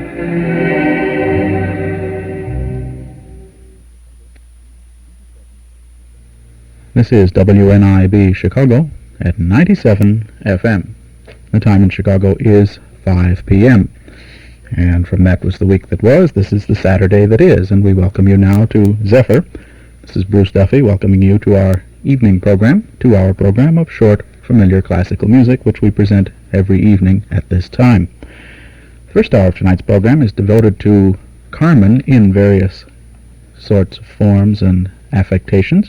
We'll hear the Carmen Ballet by Shedrin, some excerpts from Carmen, the dance poem from Carmen as arranged by Moskovsky, variations on a theme from Carmen as arranged and played by Vladimir Horowitz, and the fantasy from Carmen by Sarasate, played by Itzhak Perelman.